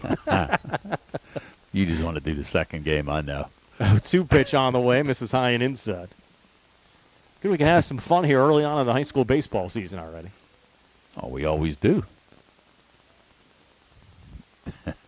Especially when there's a lot of time to fill. You never know. You never know what's coming. You might get a 10-run rule here in game 1. You never know. Swing and a miss there from Lilly, and that will do it. That's strike 3. So Albert Gallatin sends 8 men to the plate. They score 3 runs in the top half of the 6th inning, and now lead Uniontown 8-1 as we move to the bottom of the 6th here on the CR Parada Group High School Sports Day, high school baseball here on the WMBS YouTube page.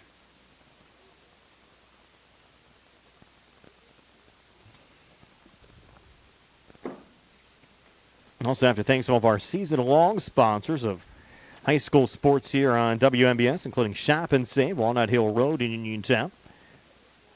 Of course, our friends at M&R Transit, always a big supporter of high school sports. Ford of Uniontown, Stewart Collision,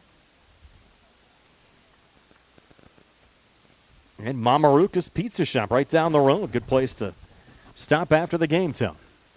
It's always a thought. Although, actually, I cheated on him today, Brian. I got to say that because I actually stopped out at the Sun's Italy and picked up spaghetti dinners today. So, okay. Yeah.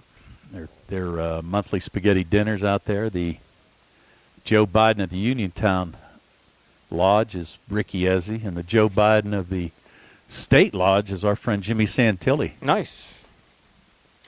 Of course, they'll have the Italian Festival coming up as well in August. Had a lot of fun with that last year here on WMBS. Great to have that event back in the city. Yeah, it's always a good time. And they put on a nice show. I will give them credit for that.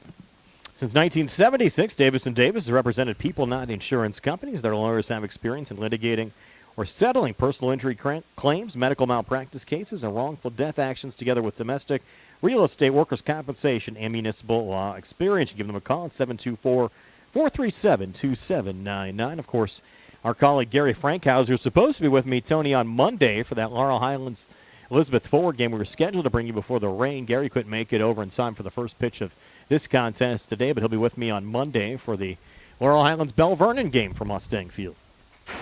Yeah, and you're going to see a pretty good team right there. They've got some pitching. There's no doubt about it. And that means a lot in high school baseball. So I know they're the odds-on favorite to win the section. Certainly took care of Uniontown last week. Red Raiders with hitters 3, 4, and 5 due up here in the bottom half of the sixth inning. Luke Gresh leading things off, already behind in the count. Yeah, and I actually saw in one of those games where Uniontown had 16 strikeouts. So tough to score some runs when you can't put the ball in play. I think a good sign for Laurel Highlands yesterday to hang with Elizabeth Ford. Of course, they had a rebuilding year last year, expected to be better this season, and we don't have a score of their game yet today with Elizabeth Ford. We'll try to pass that along to you. And there's another little shot on the left side there in foul territory. Count remains 1-2. I was reaching out. I was going to save Carl if I kept bending around here. He was worried I got my hand in the shot again. Yeah. I was trying to save him in case he got hit or something over here. Maybe you and Josh can do like a live stand-up for game 2. There's one sent into one of the light posts and look out there. We could sit on these bucket seats over here. I mean, what's up with that? That'd be real stylish. I know. Somebody collecting stuff? I think it's the squatters. It must be. 1-2 on the way. Misses high and inside. Takes us even to 2-2. Got car seats, and now they got a new light bulb. I better not leave this one tonight. 25 watts of power. Might need 100 here to be able to see your notes for game 2. Another one sent foul on the right side. Well, I hate to say it, but DG was limited on the wattage whenever I stopped, so it was one of those things. Whatever you can get in a hurry. Yeah. I just want to make sure you guys had some form of lights there for game 2 later on tonight. No, I figured I'd just stop and see what they had. I'm thinking, oh, okay. Some of them look burned out, but who knows. 2-2 on the way, fouled off again by Goresh. And it's 8-1. Albert Gallatin leading Uniontown. Bottom half of the sixth inning. Brian Morozak now being joined by Tony Hanola. Josh Scully in the house. He'll be with Tony for game 2. Carl Childs behind the camera. 2-2 pitch now to Goresh. This ball hit on the ground to second, and a backhanded attempt there gone awry from Clay Smith. That will allow Goresh to get on. You giving Goresh a hit or an error there, Tony? Regretfully, I'm going to say an error. Okay. I think he had some time to get there, and actually probably even had a chance. Might even been able to catch it, not backhand. I agree. And try to make the play. So, well, this Myers, and I haven't listened to everything all the way, but he's pitched a complete game so far, right? Yes. And that's huge, especially in a doubleheader like this, to save some pitching. I don't know where he's at on the pitch count. Of course, I haven't been able to keep track either, but it has to be getting up there, I would think. What do you mean? You got pitch count. You could read the ads. And I got the little clicker over there for you guys if you wanted for game 2. I got one. You know me. No, I'll be using it. It's never correct, but I'll use it. 0-1 pitch to Gary Smitley, and therefore a strike 1-1. Yeah, but if he can throw a complete game here, that's a pretty big advantage for Albert Gallatin going into the second game. And give him basically everybody but him available for game 2. Right. 1-1 pitch on the way. Smitley foul tipped it. Counting out 1-2. Smitley, a couple of home runs last year. Trying to get his bat going this year. 0 for 2 so far in this game. Just 1 for 5 coming in so far this season. Yeah, he's a big fellow with some power. There's no doubt about it. 1-2 now from Myers to Smitley, and another one fouled off. Smitley staying alive. The Uniontown Athletic Director Harry Kaufman down the first base line. Decent crowd. Yes. Can't see all that's behind us to the right. Yeah, I didn't venture that far. Smitley ground ball here to third. They got one at second. Throw over to first, and they'll turn the double play. That went from Sutton to Smith to Valenti for a couple of quick outs there, Tony. Yeah, and a nice turn right there. Good job by the third baseman. Nice feed. and they're running in, but that's only the second out. Correct. Yeah, you didn't have anybody out. Just had two guys up so far this inning, Gresh and Right. Smitley. Yeah, we mentioned the first two innings really flew by, and then since the third inning on, it's kind of drug along here a little bit at Bailey Park for this first of two, with Albert Gallatin leading Uniontown by a score of 8-1. Well, it was kind of interesting because I was in my office in Greensburg, and I listened to the first inning, and as quick as that one went, I'm thinking, got you out the door. oh, man, I'm thinking like, oh, God. So I had to hurry up and Got you down here for nothing quick. got me spaghetti dinner. Yeah. Well, I'm good to go. That was worth bailing out early. And Caleb Bartok now at the plate. He'll swing at the first pitch and foul it off there on the right side. 0-1. Looks like they might have cleared off that hillside a little bit. Huh? I was mentioning that earlier. Of course, it's still early on in the year. Really hasn't got into the peak of the growing season, so I know, but I'm sure they did a little maintenance work to it. Bartok comes up empty there. Swing and a miss. Takes the count to 0-2. Uniontown softball team's supposed to be strong again this year as well. I know Josh was talking to me about their team earlier. Always good to see. They were a playoff team a year ago. You know, the scary part about baseball and softball season is it goes by so fast. Correct. I mean, like, you start the season, the next thing you know, You're into the playoffs. you're into the playoffs. Yeah, I mean, it seems like it's only about, and it is, but, 6 weeks at the very most? I'd almost like to see high school baseball move to the fall and soccer move to the spring. So I think you'd get better weather days for baseball in September into October. And, of course, it's easier to play soccer in the spring because you can play in the rain. Yeah, I think the only thing about that is you're probably going to have guys, and I'm sure that's why they did it, because you used to have Baseball players play football. Well, you used to have 3 sport athletes. Yeah, correct. And you still have some. Yeah, that would be harder. I get you there. Yeah. But, of course, that's the issue, trying to juggle and get these games in, especially for these schools that have grass fields. Oh, it's always been. I mean, even back when I was in high school trying to play, it was like, oh, my. That one popped up by Bartok, and again, no play on it. Well, they're making Myers throw a lot of pitches here at zone in the sixth. Yeah, they sure are. Maybe I spoke too soon. He might not be able to finish this, although no activity in their bullpen yet. But it could be somebody that's in the field as well. Correct. So Right. I don't know that either. Nope. We do have 2 outs in the inning. A 2-2 count on Caleb Bartok. Uniontown down 8-1. Base is empty. Gresh got on via an air, and then Smitley hit into a double play. 6 o'clock church bells ringing. And a 2-2 pitch on the way here. Swing and a miss, strike 3, and that will do it for the bottom half of the 6th innings. Uniontown comes up empty. They still trail by 7 as we move to the top of the 7th here on the C. Harper Auto Group High School Sports Day here on the WMBS YouTube page. And you have a job around the house that you just aren't fully sure how to tackle? Then it's time to call Fulham's Full Service, your best and Fayette gold medal winner for professional maintenance and handyman service. Fully licensed and insured, owner Cody Fulham does it all. From home renovations and repairs to landscaping and auto detailing, he is ready to help you. Call Fulham's today at 724-466-4194 and follow them on Facebook to learn about their projects and the work that they can do for you. Fulham's Full Service.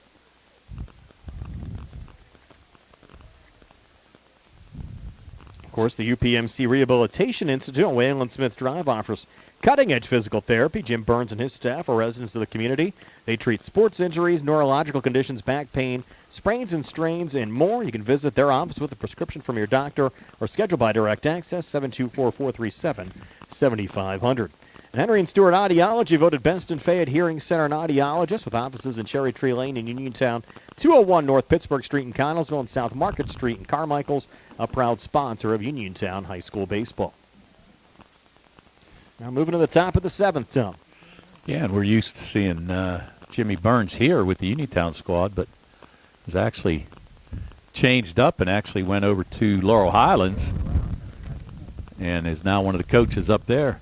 He and Joe LaPresta, Mark Edenfield, went over with Mike Smith, who's now coaching the Laurel Highlands Mustangs.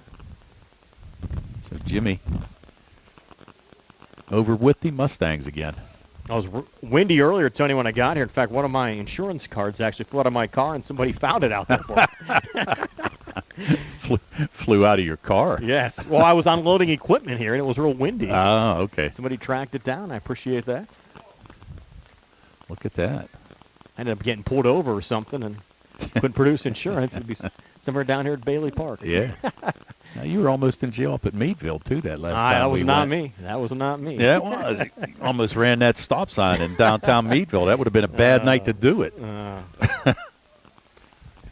At the plate here for Albert Gallatin, Clay Smith leading off the top half of the seventh inning behind 1-2. What's extremely surprising, Tony, and we talked about this a little bit yesterday. Of course, congratulations to some of the Uniontown basketball all-stars. This ball hit high in the air into left field and getting under it and making the ground there. Lane Smiley for the first out of the inning. Notorious Grooms, Calvin Winfrey, and Kellen Milsom made the 5A South All-Star team, and they'll play the District 10 All-Star team in the Round Ball Classic. There's a couple of Meadville kids on the team, and I am surprised that that they didn't try to make a switch there. Yeah.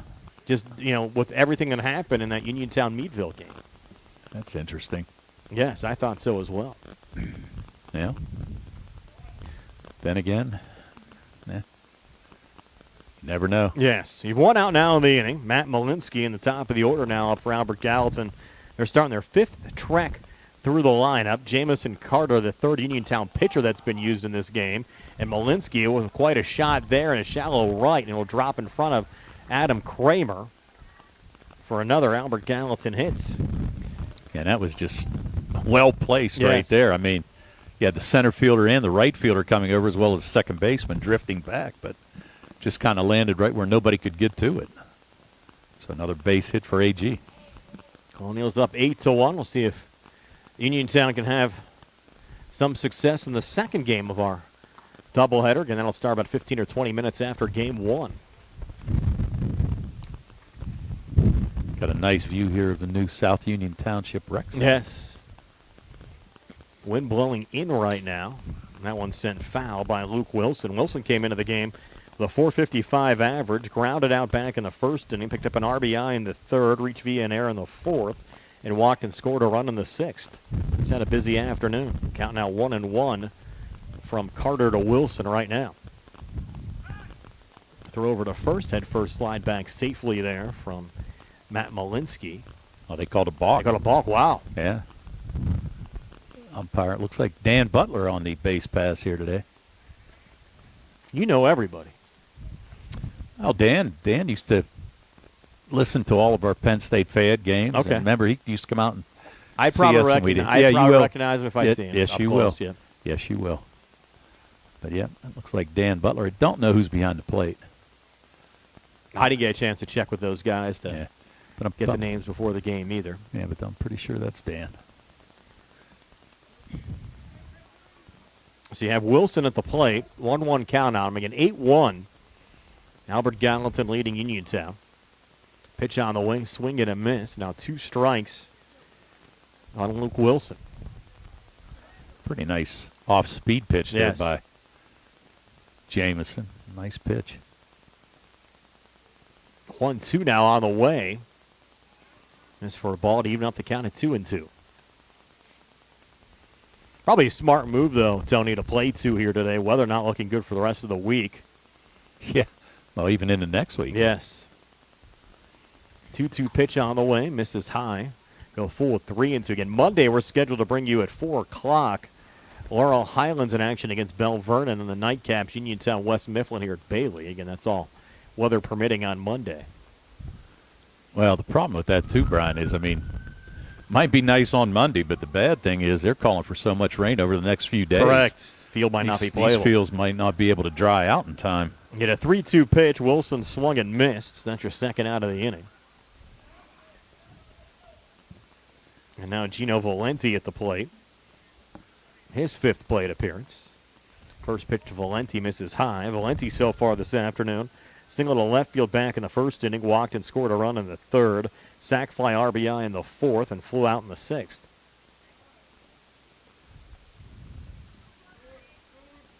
.1-0 on the way. Called strike, evens up the count at 1-1.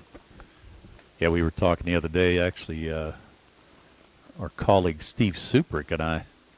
That's kind of what he was saying. It'd be nice if we had a main field sort of that had turf to where both teams could actually play, especially in inclement weather like this. Now, I've been saying for years, if you had both Uniontown and Laurel Highland School District get together with South Union Township to turf the main field down there, you'd be able to have both schools utilize that field and also have the township utilize it as well. And it'd be a win-win-win for everybody. We'd have to have two school districts and the township all agree on it to make it happen. Of course, the township did a great job with the Little League field down there putting turf on it. Yeah, that's pretty nice, I got to say. So it would be nice. I mean, I think in the long run, it would probably save on some maintenance as well. I mean, it's great to have the games here at Bailey. I know Laurel likes to play up at the high school, but if you can get games in easier that way, it'd be beneficial of everybody as Martin makes the catch there for the final out of the inning. So Albert Gallatin leading Uniontown 8-1. Red Raiders down to their final 3 outs here on the C.R. Parana Group High School Sports Day. In a world of big corporations and interpersonal experiences, there's something truly special about family-owned businesses. For over 70 years, the Mike Kelly Automotive family has been serving the community with integrity, honesty, and a commitment to putting families first. And they're not stopping anytime soon. Their commitment to excellence in sales and service remains stronger than ever. You can visit them and experience the Mike Kelly Automotive difference, because when you buy from the Mike Kelly Automotive Group, you buy from family. At Farmanda Pharmacy, you're more than just a prescription. You're part of the family that is focused on your health. That's why Farmanda Pharmacy focuses on just prescriptions. Pharmacists Jim Capuzzi and Cheryl Goodwin take the time to listen, answer your questions, and guide you to better health. To sign up as a patient, visit farmandapharmacy.com or phone 724-626-9600. Farmanda Pharmacy, where prescription care comes first. Of course, a new location, Tony, from last year. They're on 119 now in the Health First Medical Building near the Fayette County Fairgrounds. Yeah, and that's a nice building. Glad somebody put it to use, really. Ample parking and easy to pull in and out. Someplace I see Monday through Friday. Twice a day, right? You know it. To and fro. So for Uniontown, they'll have Shane Kelly, Elam Martin, and the pitcher's spot, currently occupied by Jamison Carter, due up here in the bottom half of the 7th inning. Looks like we do have a new pitcher here for the Colonials. And that will be 21. And 21. Looking at my roster here, Tone. No 21. 21 is Gino Valenti. There you go. So Valenti into pitch. He was playing first base. I'll give us a new first baseman. Well, that looks like I was going to say they switched positions there. So Myers did a pretty nice job, though. Gave him 6 good innings, only allowing one run. Now Valenti will try to close it out. Again, Shane Kelly coming to the plate for just the 3rd time in this game. Did pick up the lone Uniontown RBI back in the 4th inning. The Red Raiders scoring just 1 run. Down 8-1. And these winds are kicking up. Yeah. Guys might have paper flying everywhere here before all is said and done later on today. First pitch misses low to Shane Kelly, 1-0. Have to gorilla glue him here to the. I bought new duct tape, too, for the season. Your painter's tape probably is going to work in winds like this. You don't think? No. Come on. And Kelly sending this one high on the right side, again in foul territory, and making the grab over at first is Jason Myers for the first outs of this bottom of the 7th. Tell you what, he did a really nice job just getting over to the fence and then waiting to see where that ball ended up. So nice play by Myers. That's a tough play, especially for a high school player there. Getting close to the fence and not exactly sure where you're at, but did a really nice job. Nice catch. Carl, my picture's looking a little dark there. I know there's a way you can brighten it up a little bit there on the side. There's a little knob there to take care of that. There you go. Wind's blowing through here like crazy now. Yep. No, it's all mine. Oh, your sponsor reads over there. Oh, yeah, that's all my stuff. You know. Now at the plate, Elam Martin. Martin, a little check swing. So much per prep. Now the count 3-0 here to Martin. Take that one. What was it called? Strike. Take us to 3-1. There's more of your stuff over there, Tom. I'll pick it all up, Brian. I'm going to go help Carl out here real quick. I'm going to call the next sequence over there. All right. In front of you. Now I need my cheaters. There you go. All right, so the count now 3-1. 1 out here. Bottom of the 7th inning. There's a swing. Was that a foul ball? They're going to call it a fair ball. Valenti over to first base. So now Elam Martin's going to be retired 1-3. And that's going to bring up, as you said, the pitcher spot. It looks like Jamison Carter is actually going to get a chance to hit here. Down to 1 out left now on the Uniontown side.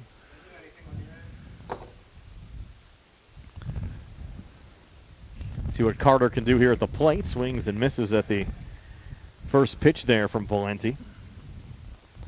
Valenti coming in not necessarily a safe situation here with a 7-run lead, but Carter with a little poke down the first base line. Myers over to the line, won't have a play on it. Now 2 strikes on Jamison Carter.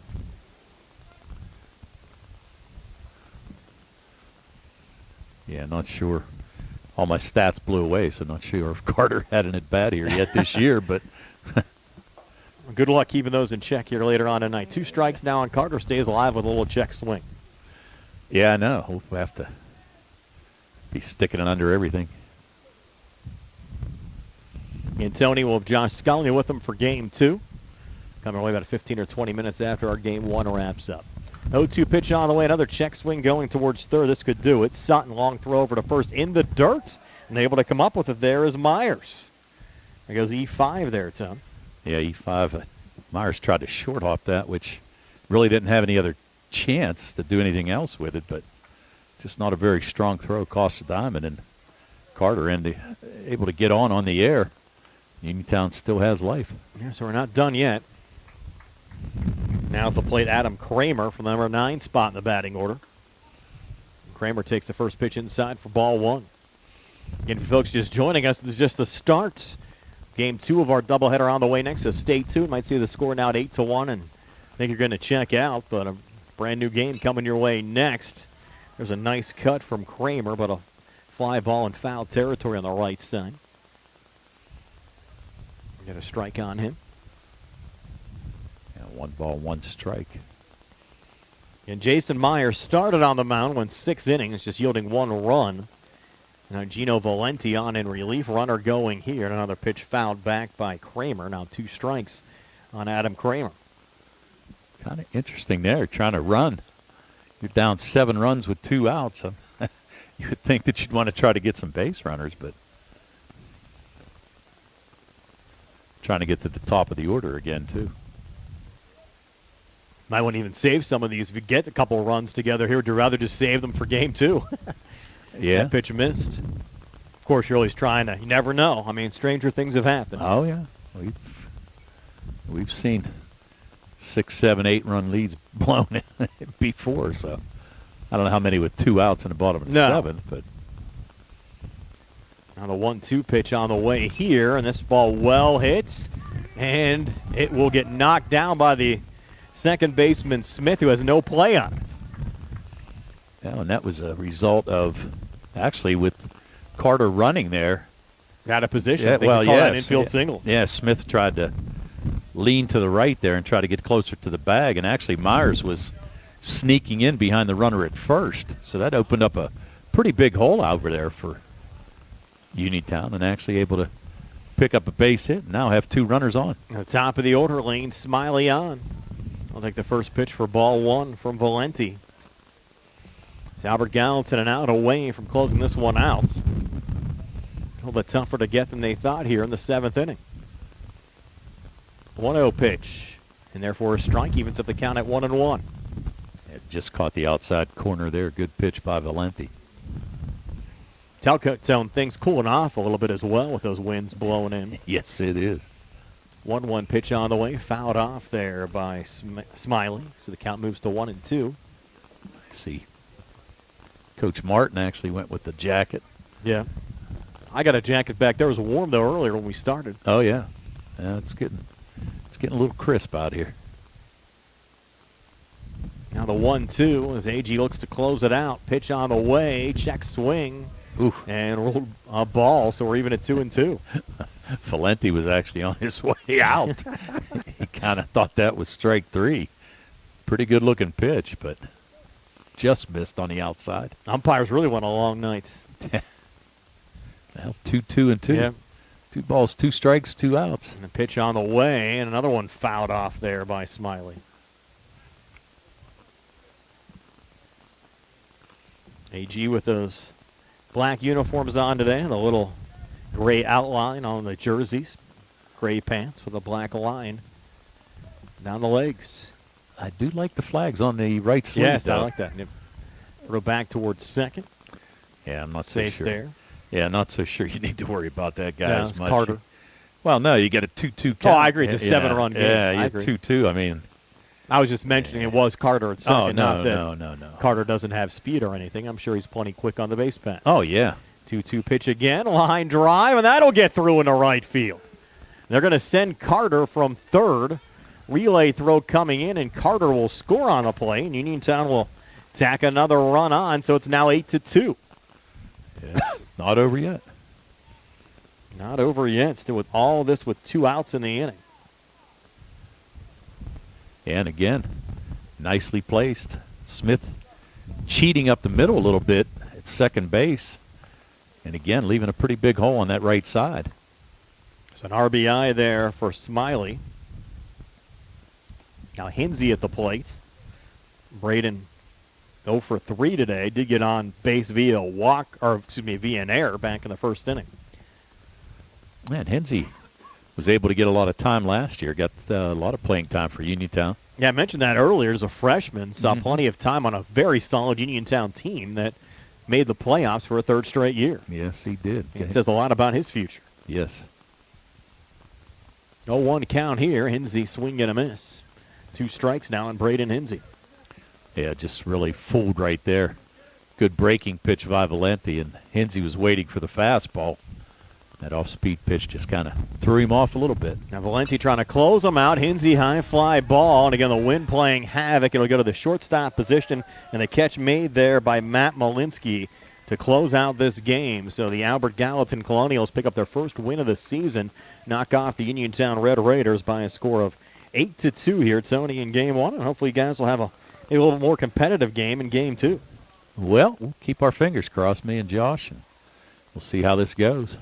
Again, have to thank Tony for his help there in the later innings of Game 1. Albert Gallatin knocks off Uniontown by a score of 8-2. Game 1 final score. And again, Game 2 coming your way next. So we'll sign off for now. We'll keep the same stream up for you folks watching online. Don't have to start a new stream. Second stream coming your way next. Again, your Game 1 final. Albert Gallatin 8 and Uniontown 2.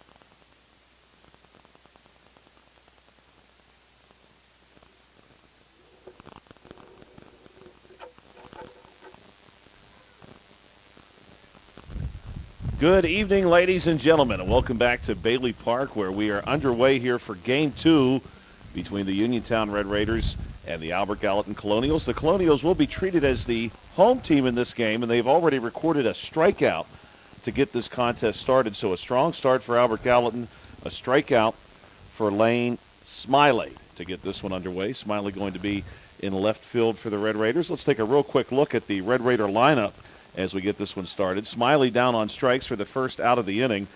Second batter will be Braden Hinsey, number 23, the center fielder. He'll be followed by Luke Gresh at first base, number 2. Gary Smitley will bat cleanup and play third. First pitch here to Hinsey is in for a strike. Caleb Bartok will be working from the mound and batting fifth. Batting sixth will be Jamison Carter, who will be serving as designated hitter for Connor Hebda. And Hinsey's going to lift this one into right field. And chasing this one way back and making the catch is going to be Clay Smith from second base, working into shallow right field. Great effort there by him. 2 down here in the top of the first. Shane Kelly will play second and bat seventh for Uniontown. Elam Martin at short will bat eighth. Adam Kramer in right field, he'll bat ninth. Joshua Scully here with you tonight for Game 2. Tony Anola working with me on this game. Carl Childs behind the camera. Thank you as always for joining us on the WMBS Facebook page for this digital broadcast. First one in, called strike to get number 2 for Uniontown started. This is Luke Gresh. So far, so good, Tony, for the Albert Gallatin Colonials. They are not playing around here between the first and second batter, although good contact made here. Again, Smith going to cut this one off and throw on to first, and that's going to do it. 1, 2, 3. Great start for Albert Gallatin and starting pitcher Gino Valenti. I didn't even have a chance to say his name. I think he probably threw fewer than 7 pitches in the top half of the first to get 3 outs from the Uniontown Red Raiders. That's exactly right. Actually, I had him for 8, although I might have fudged one in there just because we might have missed something. But, yeah, but even an 8-pitch inning and a nice start for AG. And we apologize for getting started just a few seconds tardy with the game. Tony and I did not have a real good indication as to when this game was going to start. The players were warming up in the field, and then all of a sudden they had a batter in the batter's box and were ready to start playing here for Game 2. Now, we do think there's a reason for that. Game 1, of course, started at 4 p.m. Brian Rozak and Tony called that game for you, and Uniontown, of course, came up short to Albert Gallatin by a score of 8-2. And we do believe there is some rain on the way here for the Uniontown area. We're, of course, downtown at Uniontown's beautiful Bailey Park tonight. And we do expect to see at least a passing shower or 2 coming into our area. So that may have motivated the officials and both of these teams to get this one underway, Tony. Yeah, to get it cranked up quick and try to get it in before the rains. And as we said, expecting rain over the next couple of days. So these teams might not actually get any action until next Monday or Tuesday either way. Plenty of rain in the forecast, as Tony shared. And be safe for those of you joining us tonight. If you're traveling anywhere tomorrow, we're expecting to see some severe weather. And, Tony, as you had shared with me between the games, really anyone north of us today was treated to some severe weather, some really, really serious weather moving through northern Pennsylvania and southern New York. And just where you were in Greensburg, you said you saw some thunder and lightning. Oh, yeah, it was thundering and lightning like a actual summer storm. It was wild. Didn't get extremely dark or anything. Came down pretty hard for a while, but I thought it was going to be one of those rains that kept on going all night long, but kind of quit, and then the sun came out. So we have 4 straight days of rain coming to us here in southwestern Pennsylvania. Caleb Bartok on the hill for the Uniontown Red Raiders. He's out for some revenge here for Uniontown, coming into this one 1-4, 0-3 in the conference. The Colonials 1-3 overall, 1-2 in conference play, just picking up their first win of the season against Uniontown here in Game 1. Here's your starting lineup for the Colonials. Batting leadoff and playing shortstop, number 27, Matt Malinsky. Batting second, number 13, Luke Wilson. He'll be in right. Pitching and batting third, number 21, Gino Valenti. Batting fourth and playing first base, Jason Myers. Batting fifth and playing the hot corner, Canyon Sutton. The center fielder, Evan Weekland, will follow Sutton. The bottom third of this lineup will be Ben Lilly at catcher, Hayden Metz in left field, and Jake Bellish, the designated hitter. Clay Smith, the second baseman, will be hit for by Bellish. And I believe we are just about to see the Colonials come up to the plate for the first time here in the bottom half of the first. Of course, the Colonials, the victors of Game 1, they're going to see if they can't repeat that feat. Everybody's chasing Bell Vernon, by the way, in Class 4A Section 2, the season is young, although Tony made an excellent point during the first game. Baseball season at the high school level goes by in the blink of an eye. Oh, that's exactly right. And especially you get rained out a couple of days and you got to play about 3 or 4 days in a row. You better have a ton of pitching as well. And it's tough. I mean, really, if you don't have at least 3 or 4 arms on a high school team, it's tough to pick up wins. The Colonials really benefited in that first game from seeing some pretty consistent work from the pitching mound.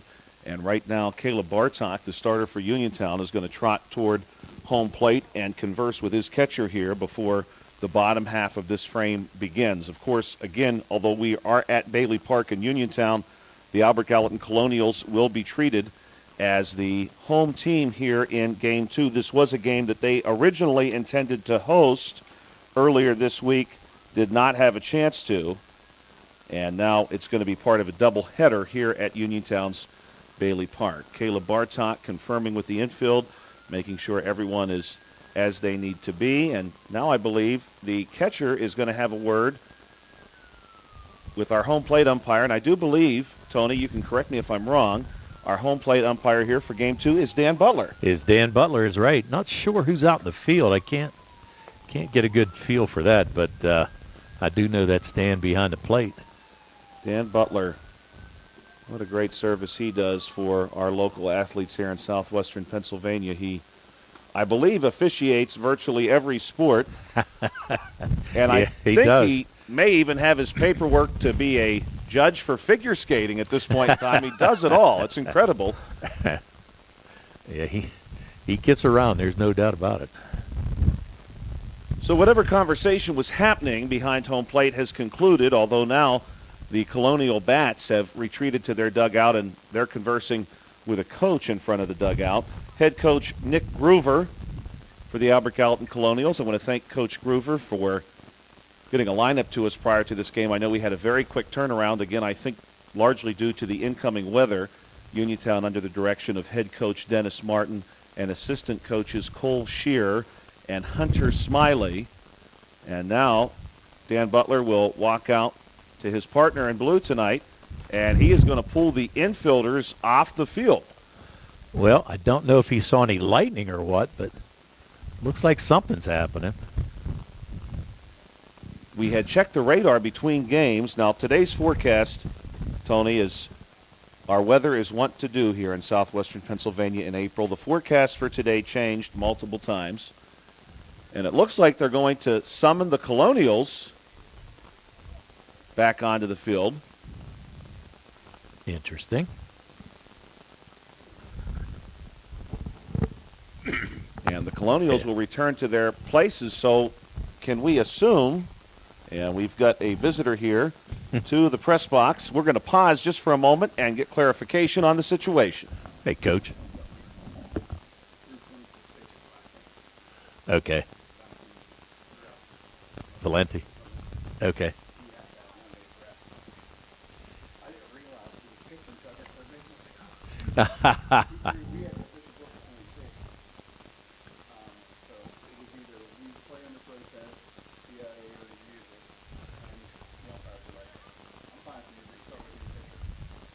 Okay. Okay. Okay. So you're just going to stay or going to start somebody else. Gotcha. A do-over. Good evening, ladies and gentlemen, and welcome to Uniontown's Bailey Park for game number 2 of a doubleheader between the Albert Gallatin Colonials and the Uniontown Red Raiders. The Red Raiders will be the guest in this game. This is essentially a makeup of a game that was to be played at Albert Gallatin High School, and of course we say this in jest because we have just learned from Uniontown head coach Dennis Martin that because the starting pitcher for the Albert Gallatin Colonials here in game 2 had met a pitching threshold with his pitch count in game 1, he is ineligible here to pitch in game 2, and so we're going to restart the game. The work that Gino Valenti had done in the top of the first is erased, and we will see a new pitcher on the mound for the Albert Gallatin Colonials, Matt Malinsky. Malinsky had been listed at the start of this game as the shortstop, so Tony and I are going to do our best to track whatever changes may come. And it looks like potentially moving over to short will be, well, right now Clay Smith looks like he might play second and short. He did a fine job in the top half of the first of the false start game. Well, actually, you got Valenti's going to go to second, it looks like. And it looks like Smith is going to shift over to short. And now you have Malinsky on the mound. We'll do our best for you to roll with these punches. Now the Colonials are leaving the field yet again. So we're not sure what's happening. Yeah. Further conversation. Interesting. Uniontown Athletic Director Harry Kaufman now involved in the conversation. Yeah, Harry's out there.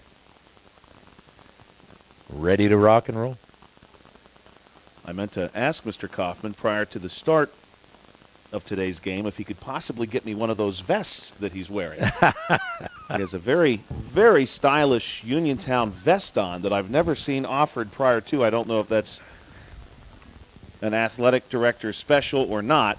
So now everyone's off the field again. And nobody knows what's happening. And the Colonials are clapping in their dugout, so I'm not sure exactly what that means. The Colonials had come out and started a warm-up. We did have head coach Dennis Martin right here with us. He explained everything that happened. That seemed perfectly logical. And the fact that the game was only 3 outs old. Well, my guess is that they're going to leave the 3 outs hold, is my guess. But I could be wrong, but we're going to try to figure this out. Well, Uniontown is now returning to the field, so maybe we're not starting a new game after all.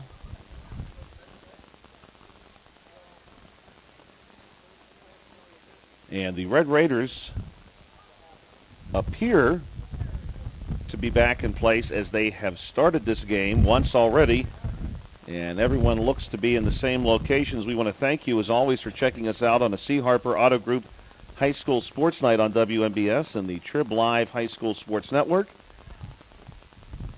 We are excited to be here. We are excited for baseball season. Your starting lineups this evening were brought to you by First Federal Savings and Loan Association of Greene County. We also want to remind you, you can experience the C. Harper Auto Group difference, the best price every time, all the time. C. Harper will beat any competitor's price or will pay you $1,000 cash.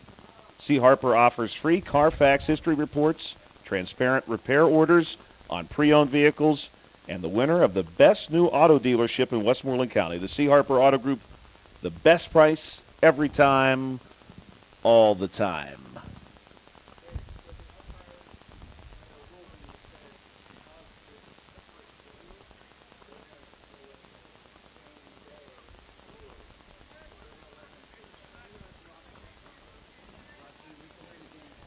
Last inning, I had him for 8. Sounds good. Thank you, Coach. So further clarification from Coach Martin, which we really appreciate. They are going to allow Valenti to continue pitching, so his top of the first half will stand. And we're told it is due to the same-day rule. And there you have it. So it's not a do-over. I'm assuming, Tony, that must be allowable in the sense that this is a double header and you're not picking up, moving, and playing a brand new game against a new opponent. Well, excuse me, what really the case is, I mean, he's not taken a whole lot of time between games to throw pitch. So in other words, that 26 pitches that he threw in that first game, I mean, really he only took about a 10-minute break and then kept going from there. So I think that's what it is. I think once you've thrown and then you know, it's done and you basically rested for a while, that they're not going to let you throw again. So, hey, we'll see how this plays out. You don't know. Certainly an interesting beginning here to Game 2. We're going to see Matt Malinsky step back into the batter's box. He's a right-handed bat, and he's again tapped to get things started for us here in this contest. Pretty strong start to the season for Malinsky, even coming into this day. He already was good for a couple of extra base hits. Has a double and a triple to his credit. That's prior to game 1 today. Caleb Bartok still loosening as Gary Smitley, the Red Raiders' third baseman, converses very quickly with a few coaches here on the third base side. And now we're ready to go for the bottom of inning number 1. Caleb Bartok will come set. He kicks and deals. Here's the first pitch at the bottom of the first. This one going to be fouled back sharply. And the spectator had thrown a hand out there, Tony, as if he was going to barehand that ball, but he was a solid 20 feet away from it. Tried to hold the runner. So what's up, Mr. Kaufman? What's up? I guess. Mr. Kaufman, we have pieced it together to the best of our ability. I think we understand, thanks to Coach Martin, really this one going to be fouled back toward the concession stand. Hopefully everyone covers up their nachos. The last thing you want in your cheese is a baseball. So it was a do-over, but it's not a do-over. 26 pitches from. Okay. Gotcha. Mr. Kaufman confirming for us the situation today, given that the opposing pitcher for the Albert Gallatin Colonials, Gino Valenti, is still technically working in the same day. He has 74 pitches he can throw here in the second game, of which we believe he has thrown 8. That's what I have. In the second game. Unofficially. Yes, unofficially, of his 74 pitch allowance. So it's an 0-2 count. Bartok will see this one hit back through the middle, nearly cut off by the Uniontown second baseman Sean Kelly. Kelly knocks it down in shallow center, scoops it out of the grass, throws on to first, but Malinsky is on first with our first hit of this second game in the doubleheader. Malinsky starts off right where he left off in this first game. We'll see how Luke Wilson fares. Wilson, the right fielder for the Albert Gallatin Colonials, right-handed bat with a runner on first base. Bartok will take a look at the runner. Here's the pitch. Malinsky going to go. Here's the throw down to second, and it is in time, and he is out and loses a helmet there, Tony. Big play for the Uniontown Red Raiders. Beautiful throw by Connor Hebb to get out of the stance and able to shoot a rocket down to second base. And actually, he had Malinsky by a few steps, wasn't even close. So great play by Hebda and good throw. Excellent break here for Uniontown to erase a base runner in the bottom of the first inning. Again, Uniontown looking to avenge a loss in game 1. Checking on this one is Wilson, and they'll defer to the first base umpire. They say Wilson is okay. He did not come around on that one. So the count will go 2-0. Bartok working here for the Uniontown Red Raiders in game 2. He'll kick and deal. This one on the way. Swung on by Wilson. Wilson, Tony, I think tried to hit that one off the Fayette County Courthouse. And thankfully for the Uniontown Red Raiders, he came up empty. Wasn't getting cheated there, no doubt about that. 2-1 is the count. Bartok sends this one on its way. This one going to be upstairs, and Wilson will let it pass. 3-1 will go the count. The Uniontown Red Raiders in their home whites, although they are being treated as the visitor here in game number 2. Some maroon trim along with the maroon number for the Uniontown uniform. 3-1 on its way. This one is going to miss, and it's a walk. Wilson will advance down to first base and will be a second base runner for the Albert Gallatin Colonials here in the bottom half of the first. Remember, Malinsky erased as he is caught stealing. So we do have one down.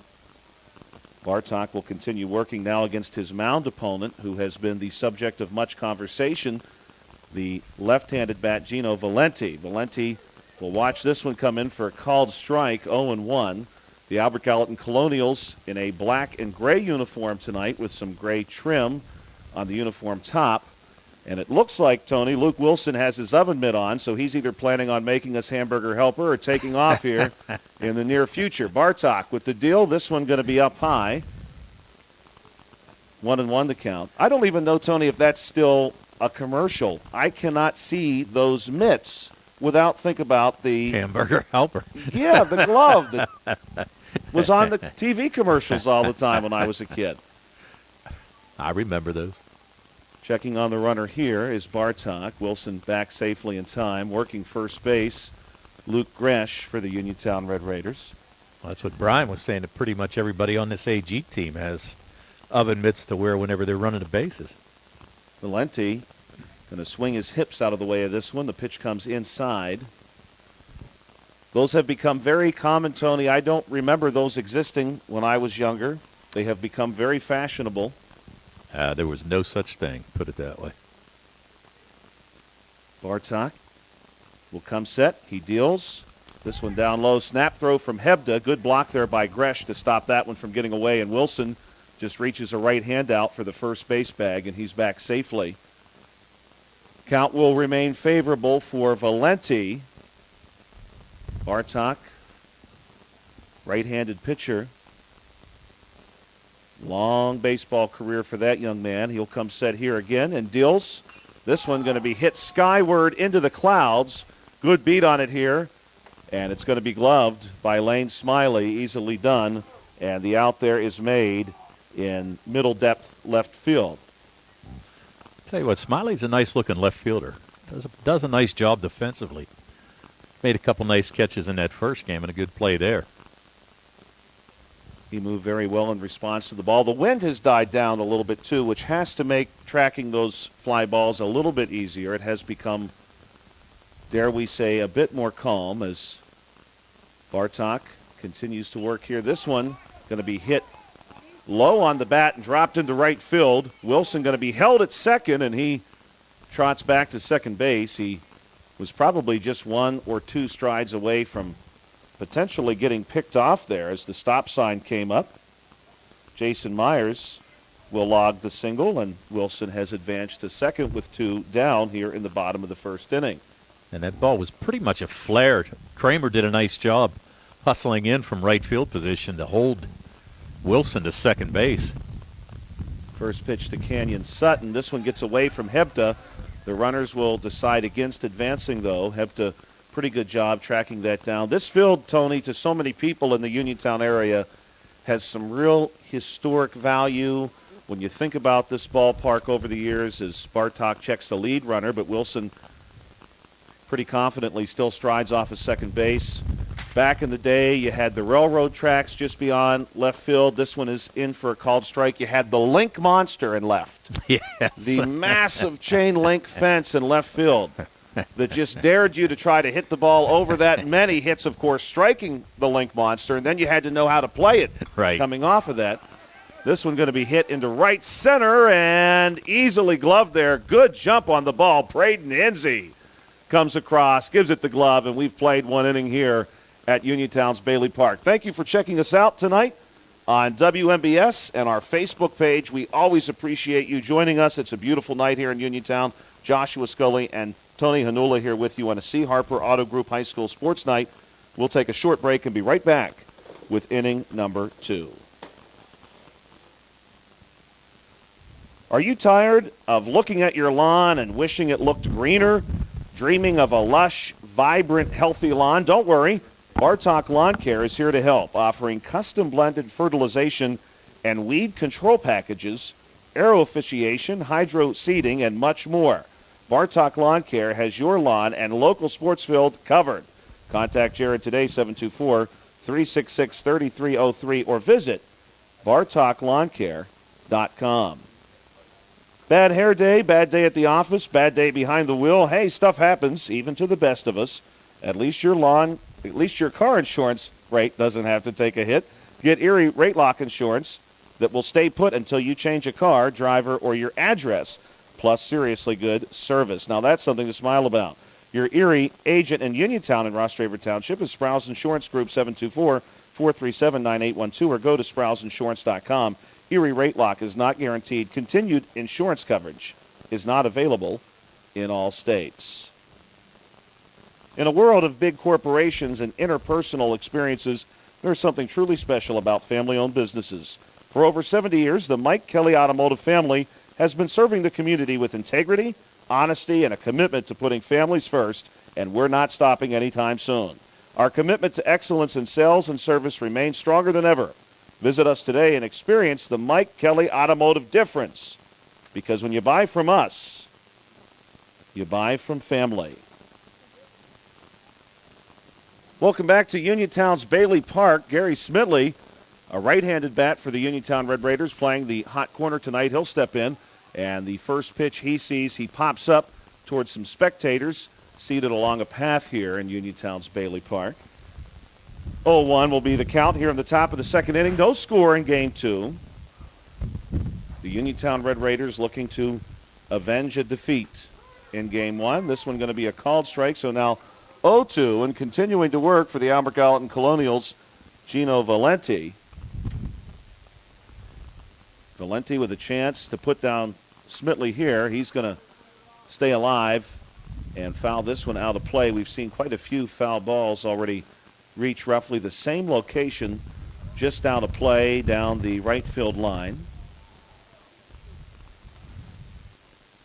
Smitley, one of those multiple sport athletes we talked about earlier, Tony. He's done just about everything for the Uniontown Red Raiders this year. Well, yeah, and that's what we said. If Brian, he was mentioning about having baseball season during the fall, it'd be tough for Smitley, who's also a football player for the Uniontown Red Raiders. Smitley will ground out here to the Albert Gallatin second baseman, ranging over to make that play, Clay Smith. Smith already with 3 nice defensive plays here so far in this game. Yes, he's done a really good job in the early goings here. One down. Top of the second inning. First pitch down low and in the dirt. At the plate right now, Caleb Bartok, the pitcher for the Uniontown Red Raiders. 1-0. Bartok will face his mound opponent here, looking to help his own cause. He's going to swing and hit this one into the ground. Scooping it up and throwing on to first base is the Albert Gallatin catcher, Ben Lilly. Now they're going to say it's a foul ball. Must have got a piece of Bartok in the box. So he's coming back. So Bartok with a chance for some new life. Always like to see batters take advantage of these opportunities. Bartok would have otherwise been thrown out there. Lilly did a pretty good job coming out of his stance and finding that ball. Pitch on the way from Valenti. This one going to be fouled back over the lights and to Charles Street. And someone's poor cat, Tony, was nearly struck by the baseball. There was a cat sort of carelessly rambling around a stump at the base of Charles Street, and that ball landed within about a foot of it. That was incredible. Almost took one of his lives. Yes, Bartok going to find this one through. Coming across to make that play for the Albert Gallatin Colonials and getting a glove on it, Matt Malinsky. But Malinsky not able to come up with it, and Bartok is going to get a gift. Bartok going to reach on the air. So now Uniontown with their first base runner in this second game.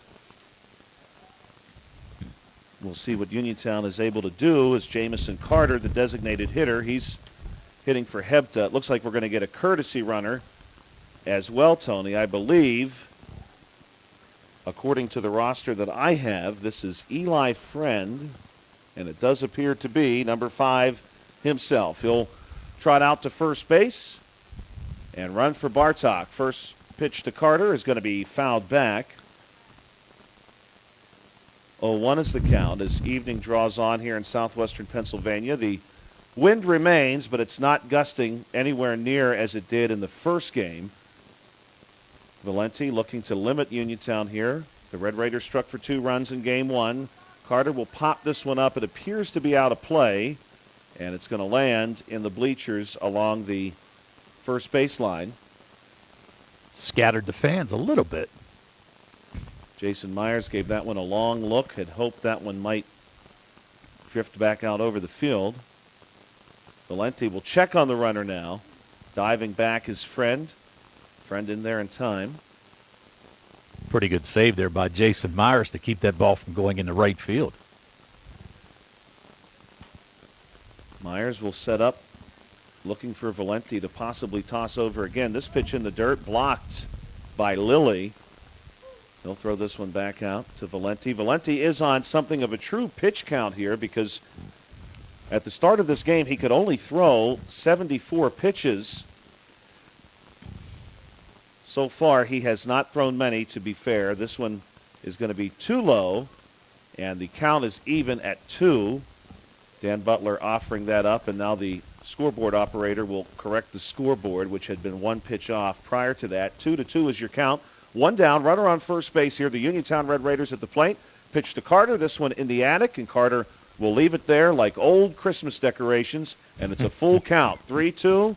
Valenti now going to see if he can get out of a potential jam. If he walks Carter here, the Uniontown Red Raiders will have their first base runner in scoring position.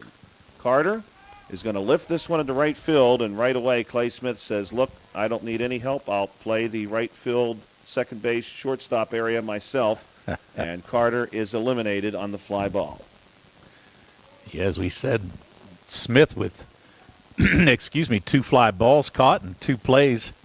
A couple nice plays on a couple grounders for 4 of the outs so far for AG out of the 5. Shane Kelly, the junior right-handed bat, will step in here. Kelly will take a ball downstairs and outside. Kelly, great start to the season for him offensively in the early goings. Kelly arguably was the most offensively successful Red Raider in their first couple of games, so a great start to the season for this young man. And he's going to try to keep it going. He's going to lift this one into right center, but it gets the glove there from Luke Wilson, and that's going to do it for the Uniontown Red Raiders. They leave one stranded here in the top half of the inning. We're going to take a break here on WMBS on a C. Harper Auto Group High School Sports Night. We'll be right back in just a moment with the bottom half of the frame and the Colonials returning to the plate.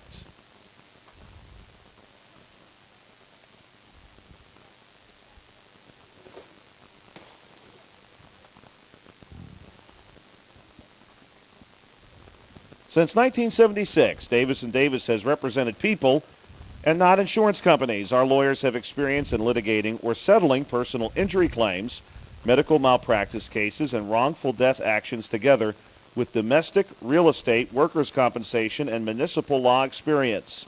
Throughout decades of work, Davis & Davis has successfully represented thousands of cases in local, state, and federal courts. For more information on how Davis & Davis can help you, phone 724-437-2799.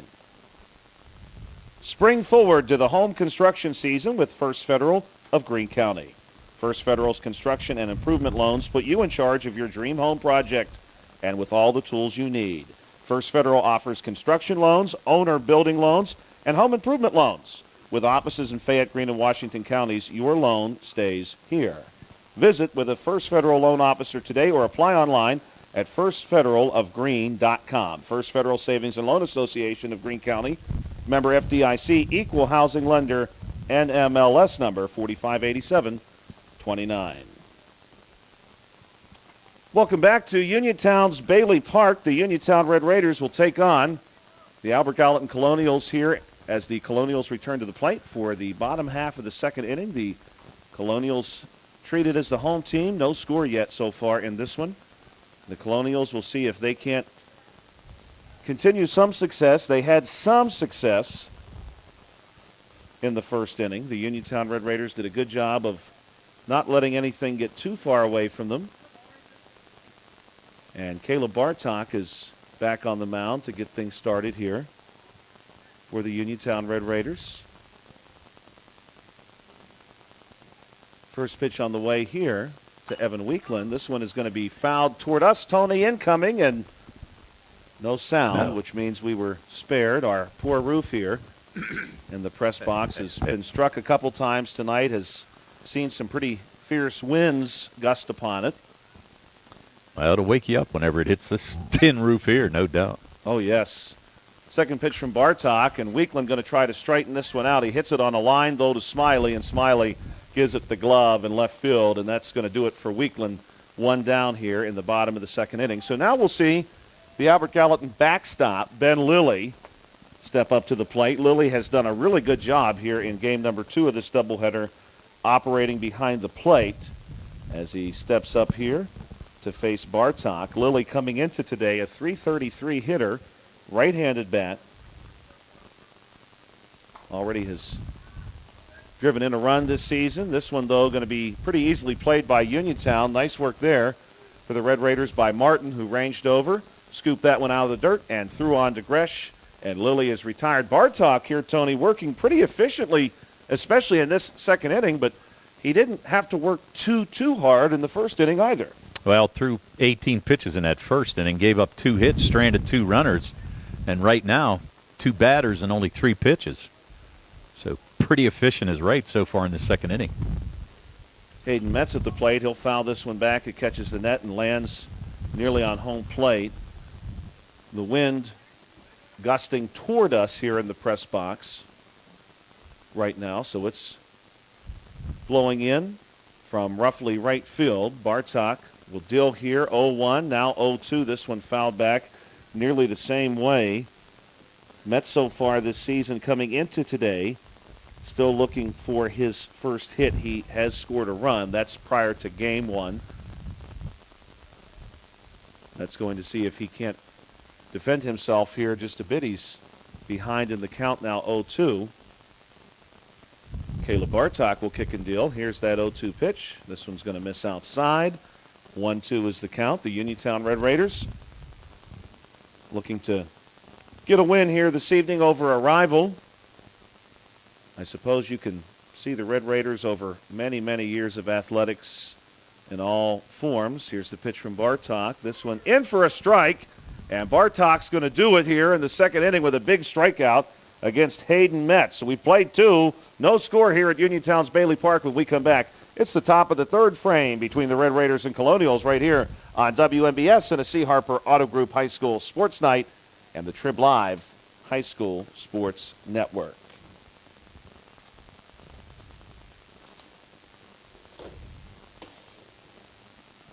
Henry and Stewart Audiology, voted best in Fayette Hearing Center and audiologist, with offices at Cherry Tree Lane in Uniontown, 201 North Pittsburgh Street in Connellsville, and South Market Street in Carmichaels. That's Henry and Stewart Audiology. The UPMC Rehabilitation Institute on Wayland Smith Drive offers cutting-edge physical therapy. Jim Burns and his staff are residents of the community, treating sports injuries, neurological conditions, back pain, sprains and strains, joint replacements, hand injuries, and other conditions.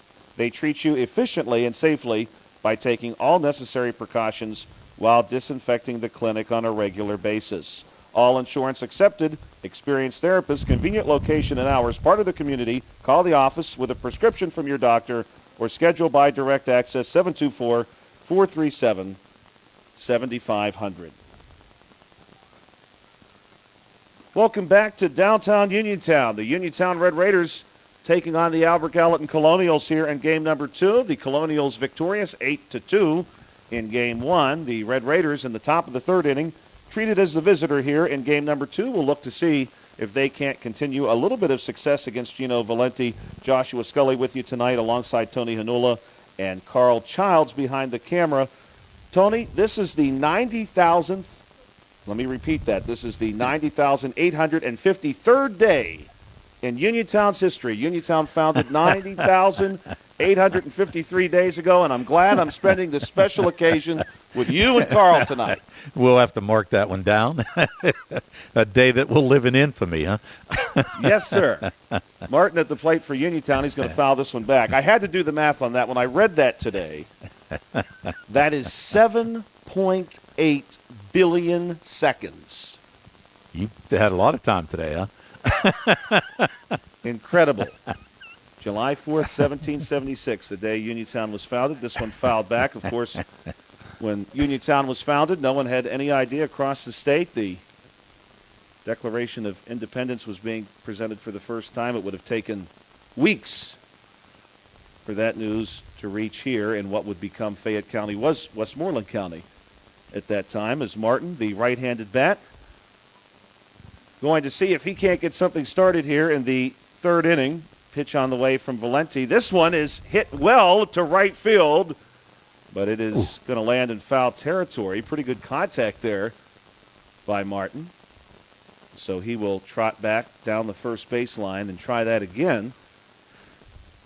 Straighten that out a little bit, Tony. That could have double. Yeah. Written all over it. Tell you what, he just missed it by about 3 or 4 feet there down the line. I actually thought it might have curved in there at one point, but just kind of faded out, so still comes back with still a 1-2 count and nobody out. This one going to be chopped into the ground and cut off by who else but Clay Smith. And Smith throws on in time. Nice work there, too, by Jason Myers, who stretched out to get that one. Smith has played just an excellent game here in the field working the Keystone. It's incredible the number of times the Uniontown Red Raiders have hit the baseball right at him, but I think that's really a compliment more to Smith because he always finds his way in front of it regardless of where the ball goes. He's even chased down a couple of fly balls. First pitch here to Adam Kramer, and Kramer comes up swinging, and he's going to line out to Matt Malinsky. So 2 Red Raiders down here in quick order in inning number 3. Red Raiders still looking for their first hit. They did have one base runner in Caleb Bartok, who got on an error, but still searching for the first hit in this second game. Lane Smiley, left-handed bat, will get his second go here in game number 2. This one will miss. Smiley, the lone strikeout victim in that first inning. Uniontown has definitely made some contact here in this game as Smiley cuts through this one and will even the count at 1. The Red Raiders have struck the ball to several different places, and unfortunately there's always been a Colonial on the other side. Just waiting for a chance to find one through. This one going to be checked on by Smiley, but taken for a strike, so he falls behind now, 1-2. You'd like to think the Red Raiders are due to drop one in somewhere without a Colonial. This one going to be chopped right at Clay Smith, who comes up and throws on to Myers. Stop us if you've heard that one before. Smith to Myers for the putout, and that's going to do it for the top half of the third inning. We're going to take a break here on WMBS. We'll be right back with the bottom half of the third inning on a C. Harper Auto Group High School Sports Night in the Trib Live High School Sports Network.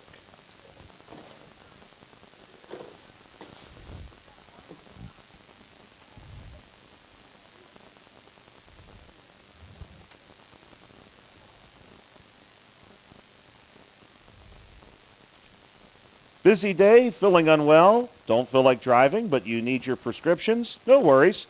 Farmana Pharmacy delivers to your home or workplace for free. Stay comfy at home or focused at work. Farmana Pharmacy delivers Monday through Friday, so you don't have to worry about picking up prescriptions. It's fast, easy, and hassle-free. Call 724-626-9600 or visit farmanapharmacy.com. Farmana Pharmacy, prescription care and convenience delivered. Zen's Antiques and Home Decor, a part of the Cinder Shack family of vendors where you can find both antique and new furniture, collectibles, housewares, gift items, including jewelry and candles, and so much more. Follow Zen's Antiques and Home Decor on Facebook for new items and information on upcoming events throughout the holiday season. Zen's Antiques and Home Decor in Building 2 at 3391 National Pike in Farmington. Zen's Antiques and Home Decor, a part of the Cinder Shack family of vendors.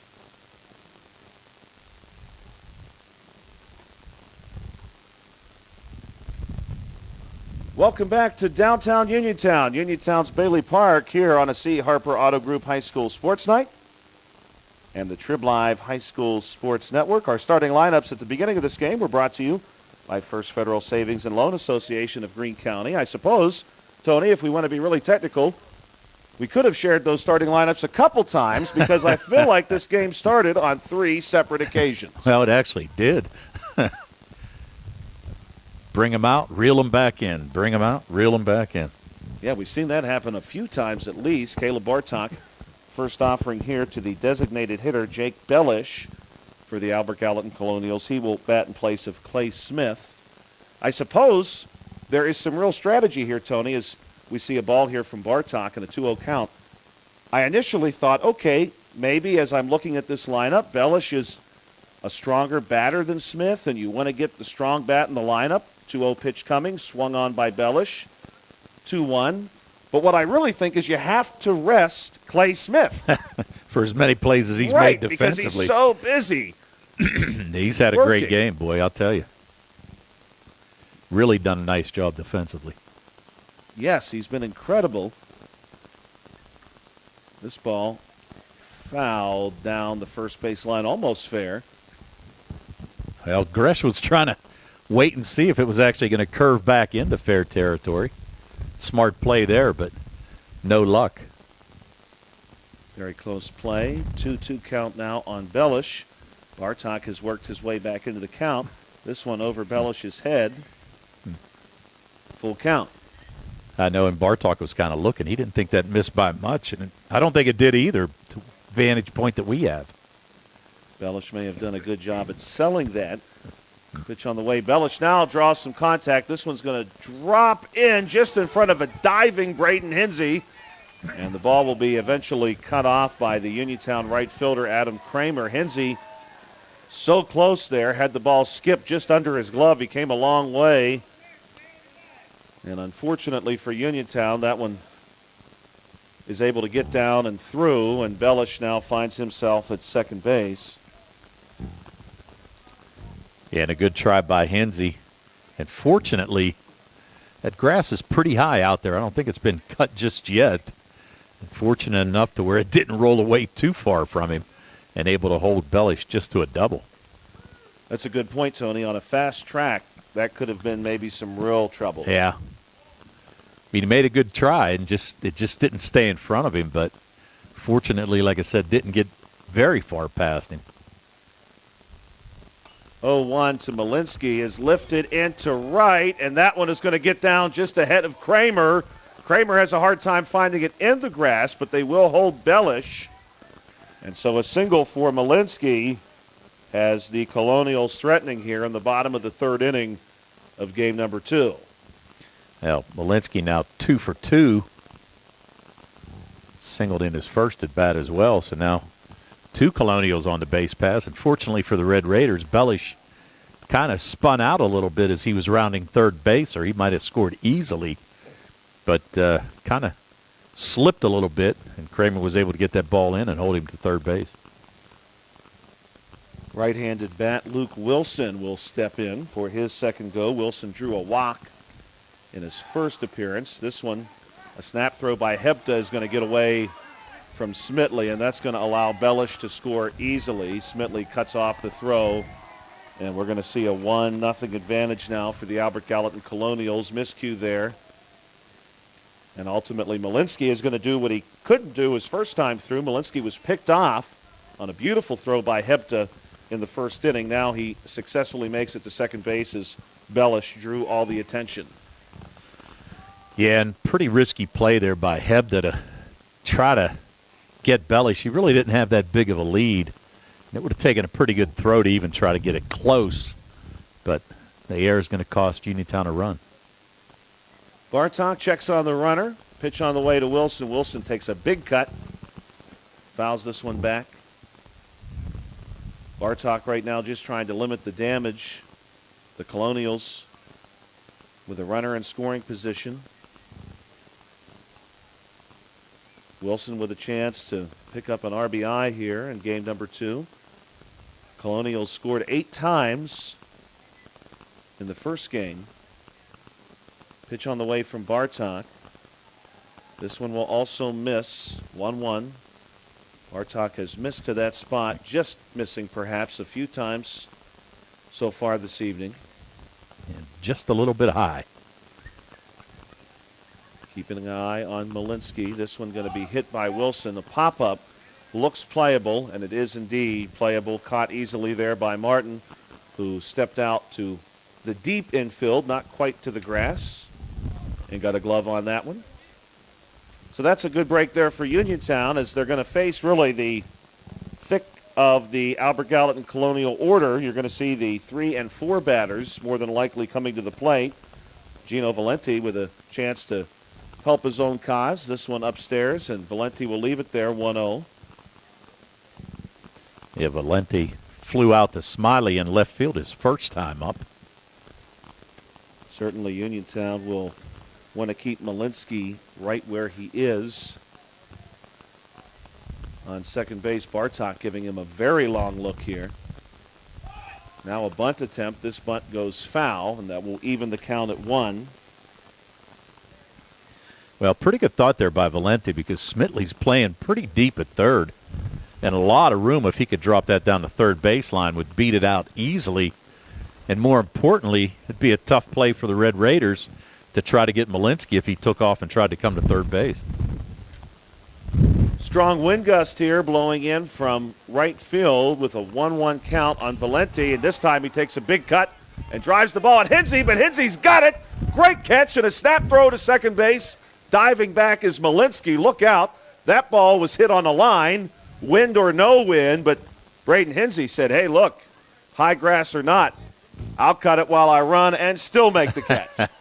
Tell you what, he did make a fine play right there. And again, that was one of those ones that was hitting the gap. He shaded over quickly, made a beautiful catch, and nearly doubled Malinsky off of second base.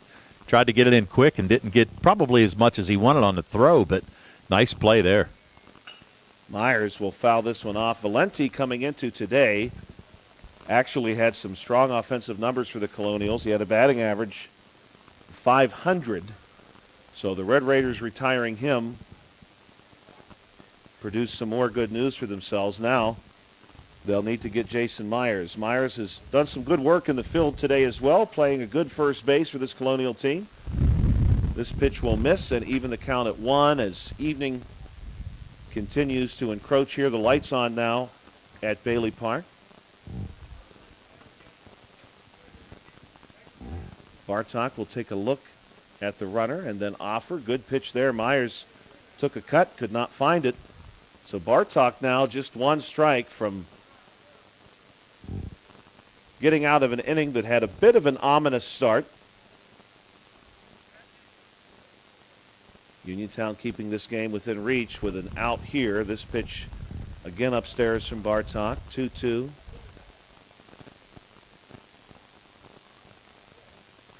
Caleb Bartok looking to pick up a win for the Uniontown Red Raiders. He'll step off the mound here and shoo Malinsky back to second base.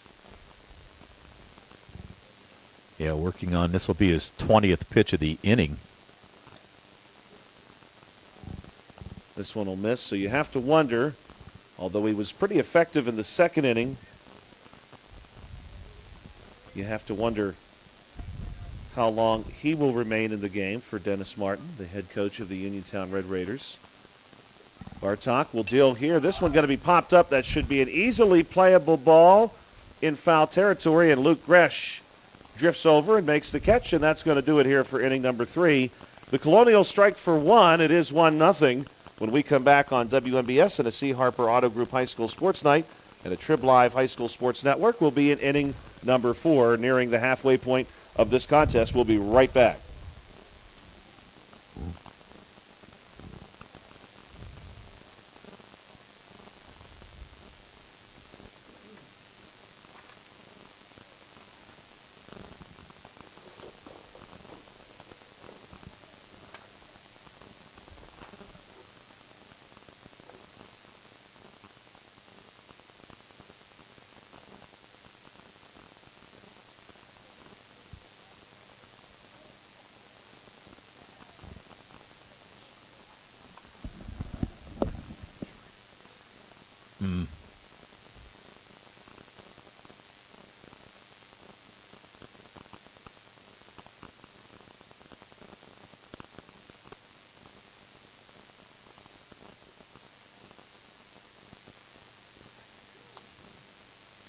Henry and Stewart Audiology voted best in Fayette Hearing Center.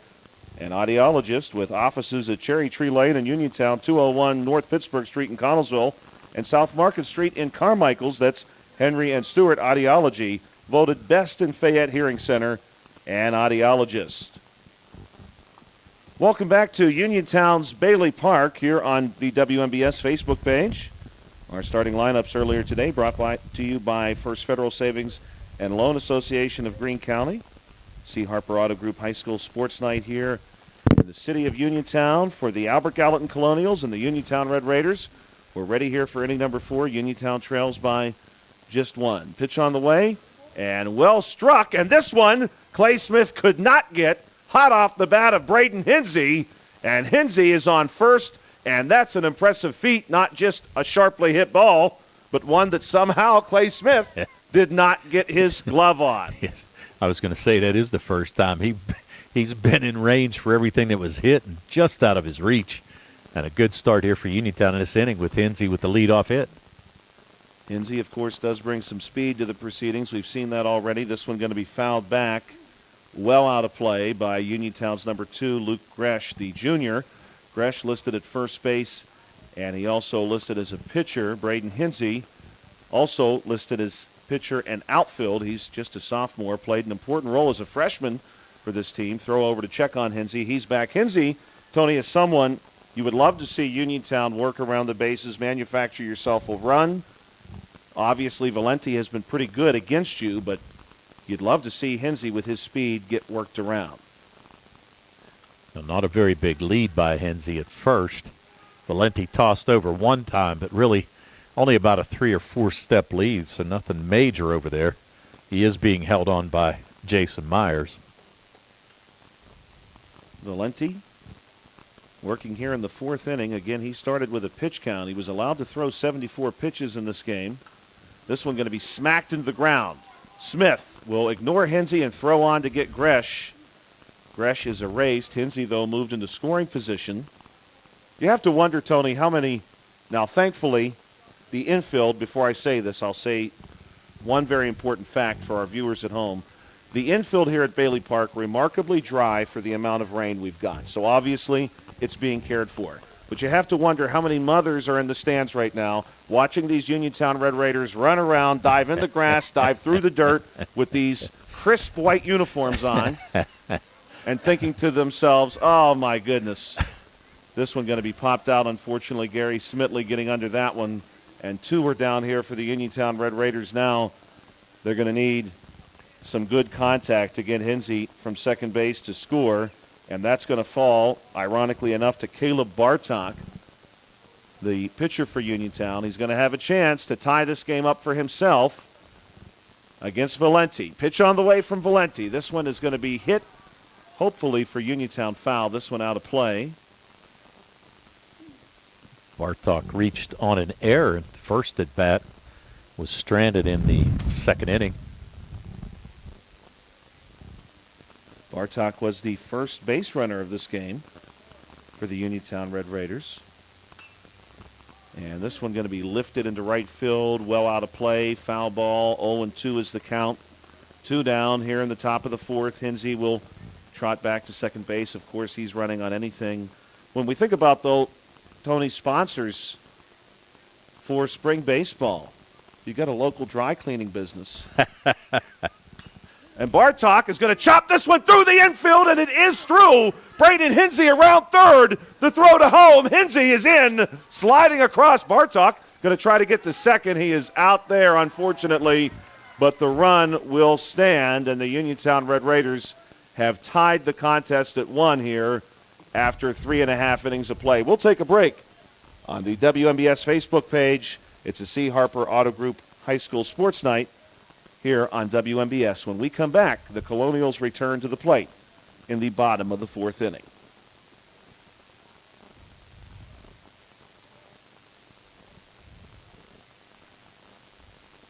Experience the C. Harper Auto Group difference. The best price every time, all the time. C. Harper will beat any competitor's price or will pay you $1,000 cash. C. Harper offers free Carfax history reports, transparent repair orders on pre-owned vehicles, and is the winner of the best new auto dealership in Westmoreland County. The C. Harper Auto Group, the best price every time, all the time. Spring forward to home construction season with the First Federal of Greene County. First Federal's construction and improvement loans puts you in charge of your dream home project with all the tools you need. First Federal offers construction loans, owner-builder loans, and home improvement loans. With offices in Fayette, Greene, and Westmoreland counties, your loan stays here. Visit with a First Federal loan officer today or apply online at firstfederalofgreene.com. First Federal Savings and Loan Association of Greene County, member FDIC, equal housing lender, NMLS, number 458729. Welcome back to Uniontown's Bailey Park. Joshua Scully here with you tonight alongside Tony Hanula and Carl Childs. Of course, our first game One in favor of the Albert Gallatin Colonials, 8-2. Brian Morozak, Tony Hanula, and Carl Childs handled that game for you. I've had an opportunity to step in here for game 2, and we'll see if we get a different result as well. It's a 1-1 game heading into the bottom of the 4th inning following the big hit by Caleb Bartok to score Braden Hinsey in the top half of this frame. Bartok helping his own cause out to tie this game, and now he'll try to limit the Colonials from putting any more runs across the plate. Big cut here to start the bottom half of the 4th. But so far, so good, Tony, really from both teams. Both teams have done some elements of the game well. Yes, it's only 1-1. We've seen some great plays, though. Well, you have it. And you know what? You look back at that catch that Hinsey made, sliding into center field to make that catch and to hold Malinsky to second base. And that was huge in that previous inning with Albert Gallatin batting. So give Hinsey a great applause there for making a nice catch and saving a run. Of course, Hinsey also scoring a run on the other side of things. Bartok with a 1-1 offering here. This one going to be fouled back. You've got Sutton, Weakland, and Lilly due up for the Colonials here in the 4th inning. Kenyon Sutton playing third base. This one in for a strike, and he's done on strikes. 1 down so far for the Uniontown Red Raiders here in the bottom half of the 4th. And the second strikeout of the night for Bartok. He had gotten Hayden Metz in the 2nd inning. So now here's Weakland, who flew out to left field, his first at bat. Weakland again going to send this one into left, and look out. Someone might need their bicycle to get this one. It's off the chain link fence, and then scooping that one up is Smiley. He's going to throw the ball in, but the double damage is done. Good contact there. Coming up swinging, too, to say the least. For the Albert Gallatin Colonials, Evan Weakland. Tony, I was just about to say Weakland did fly out, but had made some pretty good contact, and that time he made very good contact. The park really just held that when he hit that one at the base of the Mayor Bill Gerke sign. It was that close. Yeah, he did give that ball a ride. Good job by Smiley to get that back in as quick as he did. Yes, and Martin, of course, was in a good position, too, to act as relay if Weakland had tried to press his luck there. So Weakland with the 1-out double. 5th hit so far by the Colonials in this game, too. Ben Lilly, the backstop for the Colonials, right-handed bat. He'll stand in with a runner in scoring position. Weakland, fairly conservative lead. Bartok, though, still will step off and consider his situation before proceeding. Now, you don't want to give up too much of the right side of the diamond. Worrying about the runner at second base. I mean, you're going to try to hold him a little bit, but, you know, he's still going to get a decent lead, but you don't want to give up that opportunity to get a base hit and score a run. That's a good point, Tony, because there is a fair amount of space right now between where Gresh is standing and where Kelly is currently positioned. This one going to be hit right to Smitley. He scoops it out of the dirt, throws on to Gresh for one. Now they're going to try backside here, and Weakland just beats the tag by Martin. Weakland waited on that very patiently. Smitley, I hope, is okay. He's maybe holding his hand or wrist there. Well, that ball came up a little bit on him and kind of caught him on the bare hand. Still hung with it and made a strong throw to get Lilly at first, but Smitley's still trying to shake it off a little bit. So now 2 down, and you have Weakland at third. It's going to be out of play. This one coming our way, and no contact, so it must have cleared us, thankfully. We have right now Hayden Metz at the plate, strikeout victim last time through, and Bartok in front of him again now, 0-1. Weakland, about a 4-step. Now make that 5-step lead off a third. Here's the pitch to Metz. This one gets away momentarily from Hepta, but he finds it pretty quickly. 1-1 now the count. That one low and outside. Bartok would really do himself and his team a great service here to to get an out any way, shape, or form, keep this a 1-1 game. We're, of course, through the halfway point of this 7-inning contest. Met's going to foul this one back to the softball field. Well foul. And that one seemed to cue up the wind, which has begun to gust again pretty strongly. It's rippling the Uniontown signage. There's a maroon and white Uniontown cover across the outfield fence here, and you can see it moving just like water as the wind blows across it. Yeah, Old Glory flapping pretty good out there in center field. Yes, indeed. Bartok will just stare Weakland down, and Weakland now is going to be shoot all the way back to third. This pitch in for a strike, and that's going to do it. Bartok rings up Mets to end the inning. What a strikeout and what a break for the Uniontown Red Raiders. Caleb Bartok getting it done all the way around so far for Uniontown. He drives in the run. He limits any further damage. We've played 4 here at Uniontown's Bailey Park. We'll be right back on the WMBS Facebook page on a C. Harper Auto Group High School Sports Night. We'll be back in just a moment for inning number 5.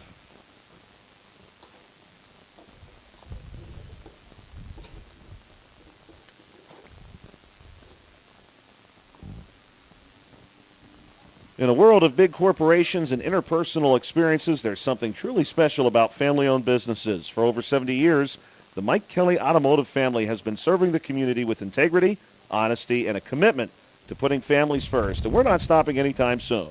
Our commitment to excellence in sales and service remains stronger than ever. Visit us today and experience the Mike Kelly Automotive difference, because when you buy from us, you buy from family.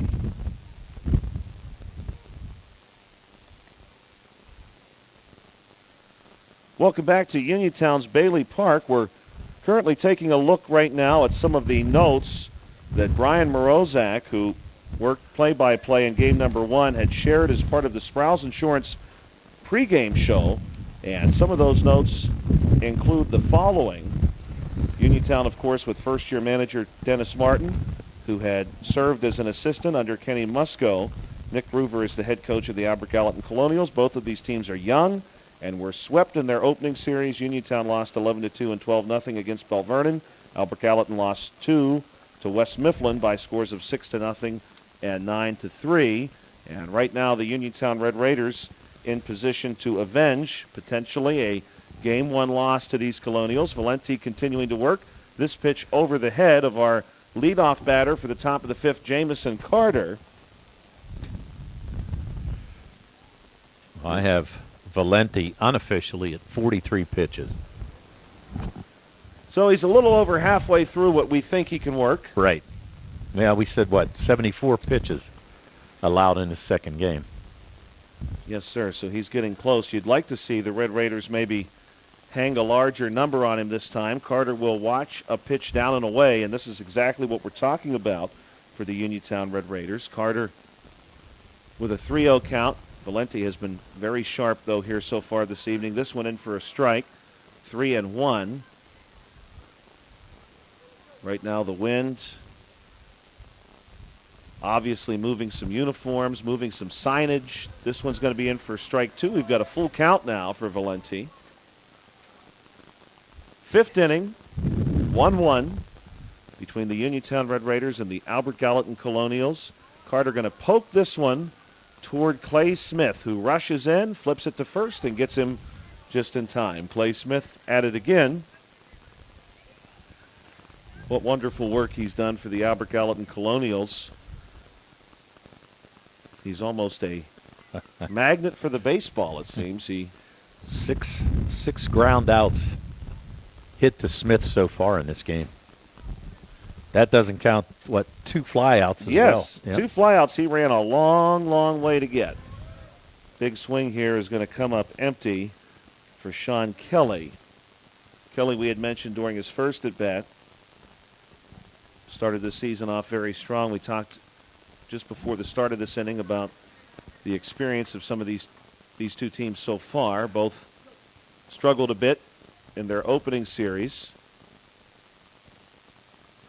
Pitch here to Kelly, going to be swung on, and Kelly is going to be done on strikes very quickly. 3 straight pitches for strike, and Kelly is out. Now, interestingly enough, that's only the second strikeout by Valenti. He had struck out Lane Smiley to lead off the game and didn't pick up his next one till 1 out in the 5th inning. This ball well struck by Martin. Look out, it gets down in right center.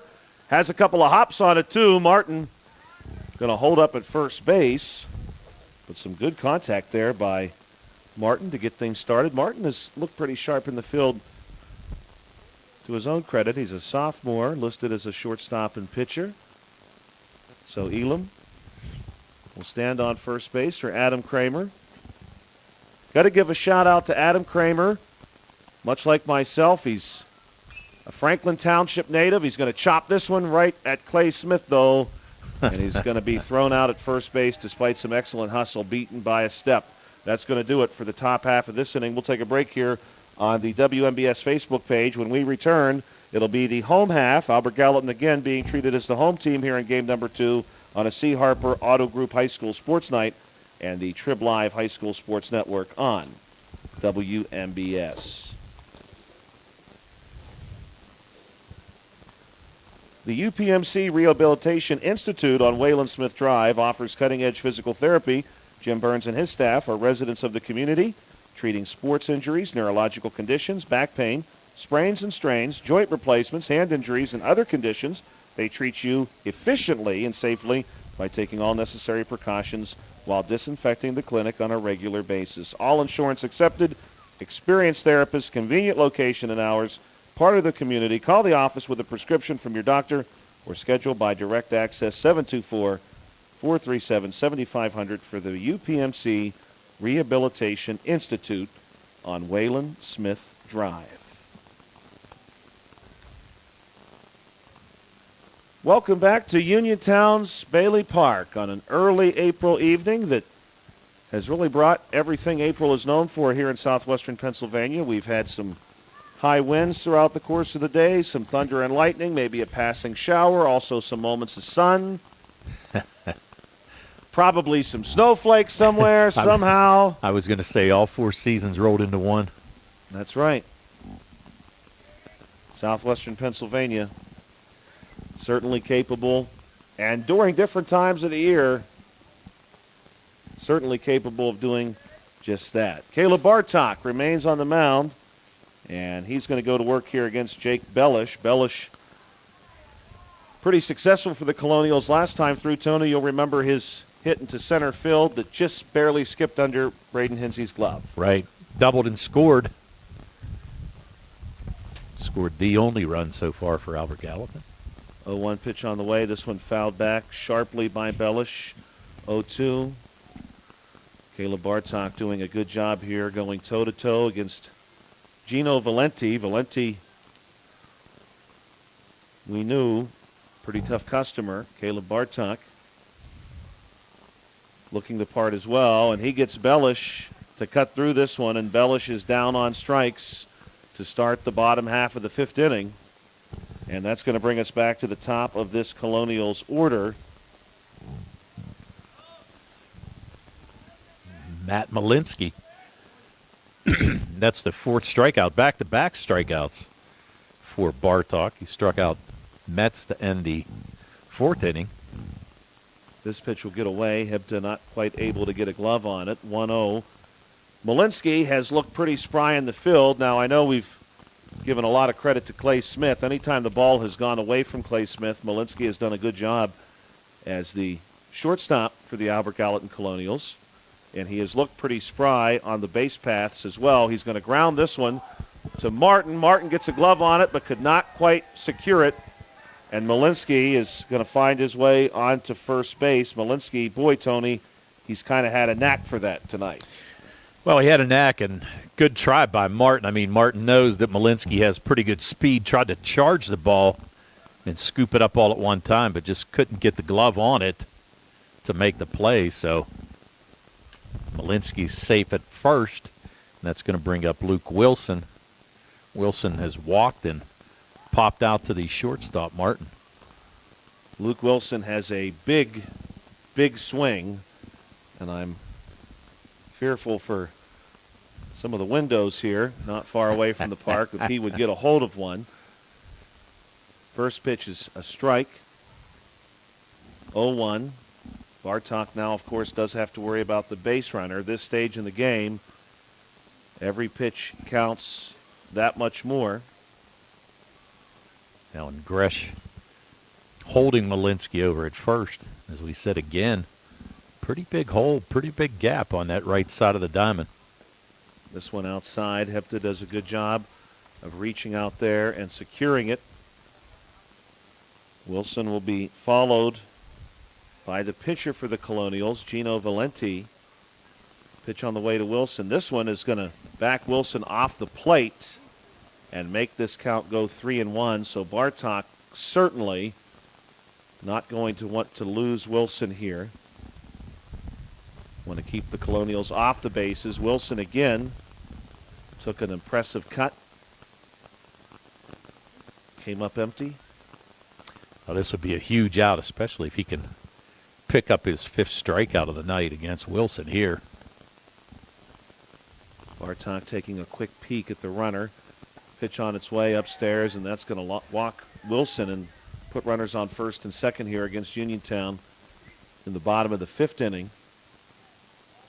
Night has fallen upon our fair city here in southwestern Pennsylvania. Some lights popping on around Bailey Park and homes and businesses. Bartok first offering here. Good looking pitch, but called a ball to Gino Valenti. Valenti is a lefty, so you really got to worry about that gap between first and second right now. It's still there. Second one also going to miss, and a little bit of frustration there from Caleb Bartok. I think he wanted both of those last 2 pitches to be called strikes. He just missed on both. Now Valenti going to pop this one foul. And well out of play here down the left field line. 2-1. Now the Red Raiders hoping for a pitcher's best friend here, a double play ball to get out of this inning. There is one down, opportunity for that. This one is downstairs, though, and will make the count go 3-1. And you certainly do not want to see a situation here where the bases are loaded. Valenti takes a big cut at this one, but again hits this one foul. Out of play down toward a school bus that's parked here at the end of the left field line. Lane Smiley gave it a long look, but that one was not reachable. Full count. Big opportunity here for Caleb Bartok. Righty taking on the lefty. Pitcher versus pitcher. Pitch on the way, and he hits Valenti. And that's going to load the bases. So Valenti, first batter hit by Bartok. He actually has only issued 2 walks so far in this game to go along with 4 strikeouts. Now we're going to have a meeting at the mound. Conversation here for the Uniontown Red Raiders at the pitcher's mound with the bases loaded here in the bottom of the 5th, 1 down in a 1-1 game.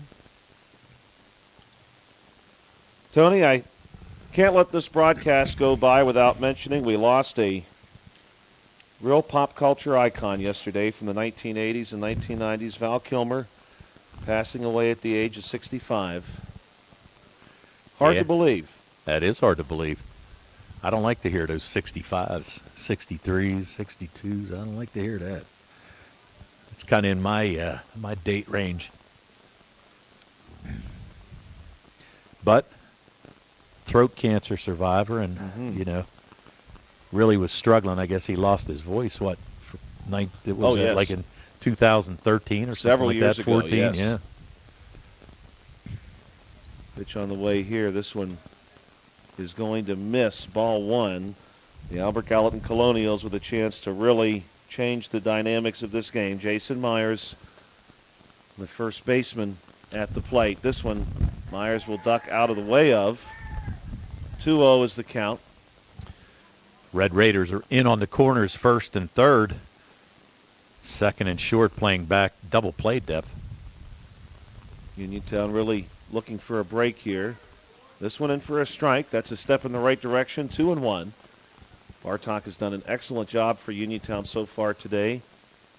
Danced through the raindrops a little early on, but really settled down after that. This one is going to be lifted into left field. No, it's going to actually drift over to center, and it falls in. Everybody lost it, including myself. And unfortunately, a couple of outfielders did too. Snap throw to home's not going to be in time. And the Colonials will only get one, mainly, Tony, I think because no one was sure where that ball was going. It looked like it was into left. Smiley moves in, and then all of a sudden it drops into essentially shallow center field. Well, it's kind of interesting because you had Hinsey out there who was giving it the, I can't find it, I can't see it, but at least it held the runners there because, they're not sure if he's decoying or not, but they had to wait for it to land. So fortunately, only giving up one run here. And, it's tough. You get into these lights and, it's a little bit different playing at night. Tony, I'm not sure what's happened. The runner who was standing on the runner at second base was called out. Yeah. Well, they had a force play. I mean, Hinsey made a nice throw, a nice strong throw. So that was the second out. So Wilson, I'm sorry, not Wilson, but Valenti was thrown out at second, so he's going to be out 7-6. He stood there for a long time. Yeah. I had assumed he had beat it. Well, it was a force play, no tag necessary. And, I actually was looking for it, too. I was waiting for the signal, didn't see the ump signal, but once I saw the guy off base, then you knew what happened. But, yeah, good play by Hinsey to get that ball back in as quick as possible and get that out. Bartok throws one up, snap throw down to second base. And now a runner is going to try to score on the backside of the play, and he is out. What a tag at home by Hebda, reaching across and getting a tag down on Albert Gallatin's number 13, Luke Wilson, who on the backside of that play I think not only had the green light, but I think he thought he had a pretty smooth course to home plate in Uniontown. Now, Tony, what a turn of events. You had a very difficult situation with the ball dropping into center field. Hinsey gives you the good throw to second base. You get your second out there. And not only do you get the out at home, but you manage to give up just the one run in a situation where we thought, yikes, a big hit there for the Colonials could have broken up the game. Yeah, exactly right. Nice play. I mean, it was – I don't think it's what they drew up, put it that way. I mean, I actually thought it was going to be an error on the catcher going into the outfield there, but nice play by Martin to corral it and make a strong throw to home, and Hebda able to put the tag on. So nice play by Uniontown. Like I said, I don't think that's one where they practiced it a whole lot like that, but fortunate to only give up one run in that inning. So far, so good for the Albert Gallatin Colonials. They lead 2-1 when we come back on WMBS and a C. Harper Auto Group High School Sports Night and the Trib Live High School Sports Network. The Colonials will see the Red Raiders return to the plate in the top of the sixth inning.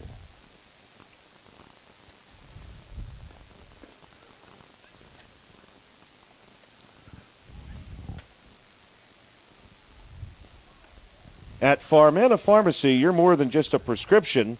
You're part of a pharmacy that is focused on your health. That's why Farmana Pharmacy focuses on just prescriptions. Pharmacists Jim Capuzzi and Cheryl Goodwin take the time to listen, answer your questions, and guide you to better health. To sign up as a patient, visit farmanapharmacy.com or call 724-626-9600. Farmana Pharmacy, where prescription care comes first. Welcome back to Uniontown's Bailey Park. We're ready to go for inning number 6, scheduled to play 7 innings. Gino Valente going to start us off here with a called strike.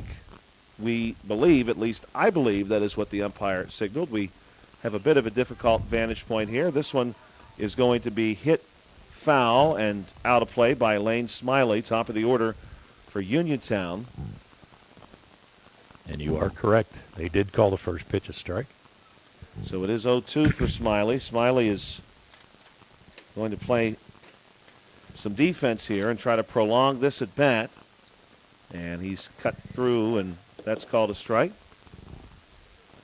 So maybe that first pitch, Tony, was a ball. Maybe we've got a 1-2 count. bit of confusion here. That happened in game one as well, as far as the pitch count is concerned. This one going to be dribbled down the first baseline. Could be interesting, but good play there by Myers to get the tag down just in time on Smiley, who was shot out of a cannon there down the first baseline. Myers able to swing a hand out and get the ball on him for the first down. Yeah, good hustle by Smiley. And a nice play by Myers. Actually thought Smiley was going to get past him before he actually got the ball in his glove to try to make that play. But and that could have made it interesting because there really wasn't anyone close to covering. I think Smiley could have beat anybody else to the plate. now, I would definitely agree. Clay Smith tried to get over there in time, but it would have been close. Braden Hinsey with a 1-0 count. Hinsey has done a lot for Uniontown tonight. He takes a cut here and misses. 1-1. Yeah, Hinsey 1 for 2. He popped out the second baseman, Clay Smith, his first at bat, and singled in his second at bat, and there fouls one off over the screen. Hinsey down 1-2 now. Braden Hinsey has shown off his speed a couple times tonight, and at this point in the game, you'd really like to see him find his way onto base, and this could be it. A bouncer toward Malinsky. Malinsky up and throws, and it skips into Myers just in time to get Hinsey. 2 down. Good work there for the Colonials. Hinsey pushing it down the line, but Malinsky able to fire over a throw and get the out. 6-3 on that put out. Tell you what, Malinsky made a nice play, but Myers made a better play over there to get that scoop. That was a really hard ball to kind of pick up, and he did a nice job. So now it's going to bring up Luke Gresh.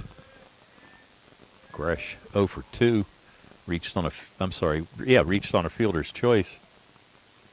Grounded out to second base. Gresh cutting through the first one. Will go down 0-1. This one he's going to lift out of play in the face of a pretty fierce gust of wind that blows in from right field. The Colonials have really shown off a strong infield tonight, from Lilly behind the plate to their other infielders. Everybody has been in pretty good sync. Gresh reaches out. I think he gets a piece of this, but needs a moment. Maybe had the ball bounce up and catch him. That'll afford an opportunity for Valenti and Lilly to speak as Gresh composes himself and now returns to the batter's box. Top of the 6th, 2-1. Gresh behind 0-2. The 0-2 offering on the way.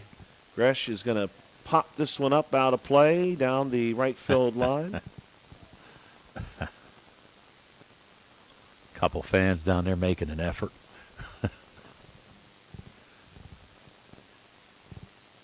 We've seen quite a few tonight go out that way. Gresh will watch this one go by, so he extends the at-bat, which of course for Uniontown right now is important if you'd like to see someone else other than Valenti on the hill. This one well hit by Gresh, but right at Malinsky. Malinsky, big throw over to first, gets in by a step.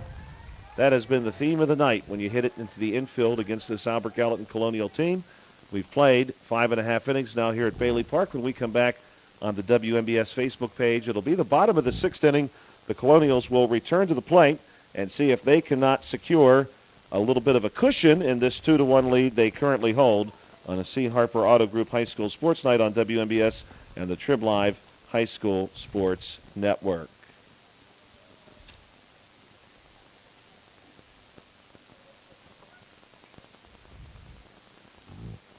Tired of looking at your lawn and wishing it looked greener?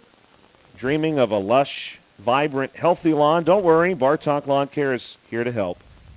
Offering custom blended fertilization and weed control packages, aerification, hydro seeding, and much more. Bartok Lawn Care has your lawn and local sports fields covered. Contact Jared today at 724-366-3303 or visit bartoklawncare.com. Welcome back to Bailey Park. Joshua Scully and Tony Hanula here with you tonight, along with Carl Childs behind the camera. We've reached the bottom of the 6th inning in a 7-inning contest. 2-1 is the score in favor of the Albert Gallatin Colonials. Of course, Albert Gallatin occupying a relatively healthy part of southwestern Fayette County as far as its geography is concerned. Takes its name from Albert Gallatin, who for many years lived in that part of Fayette County. He is considered one of America's founding fathers, served as Secretary of Treasury for a very long time. Today, speaking of that, Tony, is the anniversary going all the way back to 1792. Today, in 1792, Congress passed the Coinage Act, which established the U.S. Mint and gave birth to the form of currency that we know today in the United States, although it's gone through quite a few changes over the years. From that point onward, states were discouraged from printing their own money, and of course Albert Gallatin some years later, under the presidencies of Thomas Jefferson and James Madison, would serve as the Secretary of the Treasury, and I suspect he saw his fair share of American currency during that time. We've got a new pitcher on the mound for the Uniontown Red Raiders. It will be Braden Hinsey.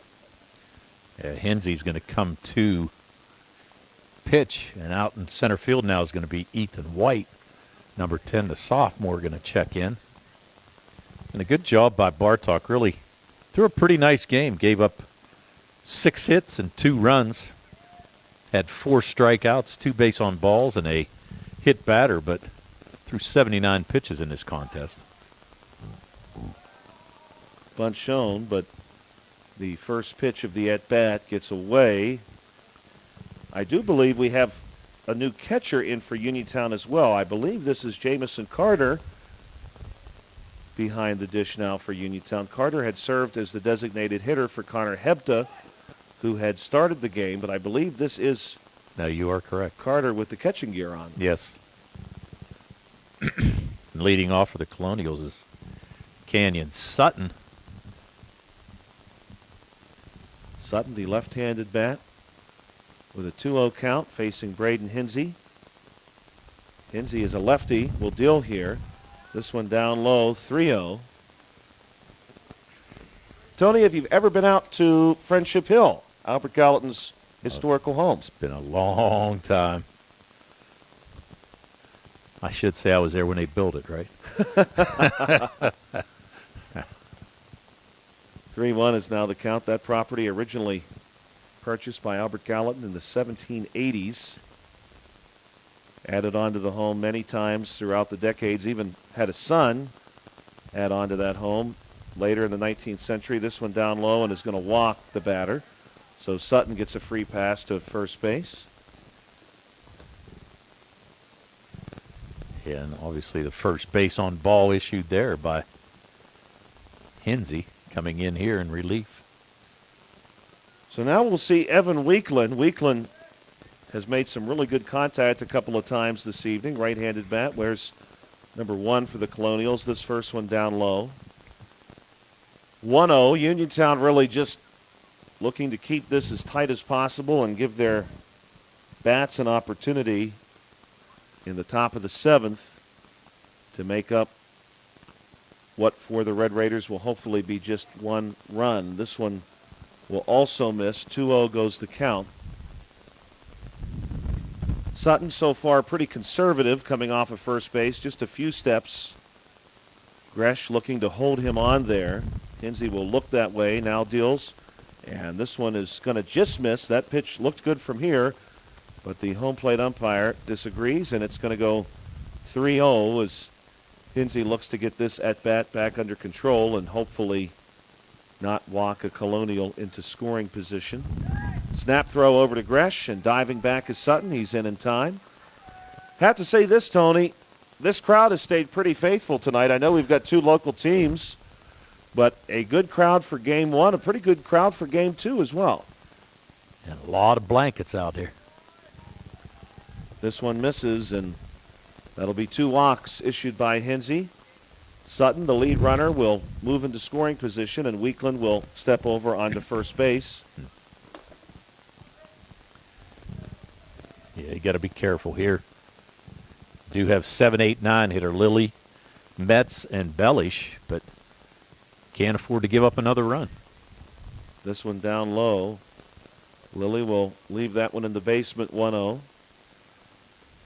Yeah, Hensey just needs to kind of relax a little bit, take a couple deep breaths, and come on back, throw a strike, get a little bit of confidence back right now. 2-1 is your score. Bottom of the 6th inning, scheduled to play 7. This one is going to be popped up. Gresh will watch it. Leave play, nearly striking a light pole. And a little kid. Yeah, a couple of children over there helping us with the baseball. I've never seen that cat come back, I'm sure. Yeah, well, that might have been his 9th live. Yeah. My goodness, that was very close. I'm reminded of that highlight they show every baseball season of Randy Johnson blasting apart that poor bird. This one going to be hit into center, so here comes White. And this one's going to drop in, a miscommunication there. Martin ends up with the ball, throwing on to Smitley. Over Smitley's head, then off the links, and Smitley scoops it out of the dirt. And so the bases are loaded full of Colonials now. White came a long way for that ball, and we've seen that happen tonight. Outfielders losing track of the baseball. Yeah, Martin was out there, but that would have been a really tough catch for him. Yes. And White was playing pretty deep. Obviously, you're trying to guard against any extra base hit, but just one of those things where it just fell in the right spot. Martin would have virtually had to catch that over his shoulder. Yes. First pitch on the way here, a called strike, and certainly would like to see that theme continue against Hayden Metz, who has struggled with the strikeout tonight. The Red Raiders could really use an out here. Bases full of Colonials. 0-1. This one misses inside, 1-1. Hayden Metz has struck out 2 times this evening in a 2-1 ball game. Canyon Sutton leading off at third base. Pitch here from Hensey. This one will also miss, 2-1. Sutton represents a 3-1 ball game. If he is able to score, he's got a really sharp pair of cleats on. White with a gold design. This one swung on and missed by Metz. That'll even the count at 2. Yeah, really would need a big out here. Metz has gone down twice via the strikeout. Hensey looking to make it 3. Pitch on the way from Hensey. This one struck back up the middle, knocked down there, and the play is thrown on to get Metz, but unfortunately a run will score. Shane Kelly doing a nice job as the second baseman for Uniontown, knocking that down and staying with the ball the entire time. But a run does score for the Colonials, and that's going to make this a 3-1 ball game with 1 out in the bottom of the 6th. Yeah, and a good job by Kelly just to knock that ball down and keep it from going in the outfield and increasing the damage. And actually, Hensey nearly got clipped. Yes. Ball came back through the close. box pretty close to him, but unable to make the play. But good play by Kelly, but even so, the Colonials tack on another run.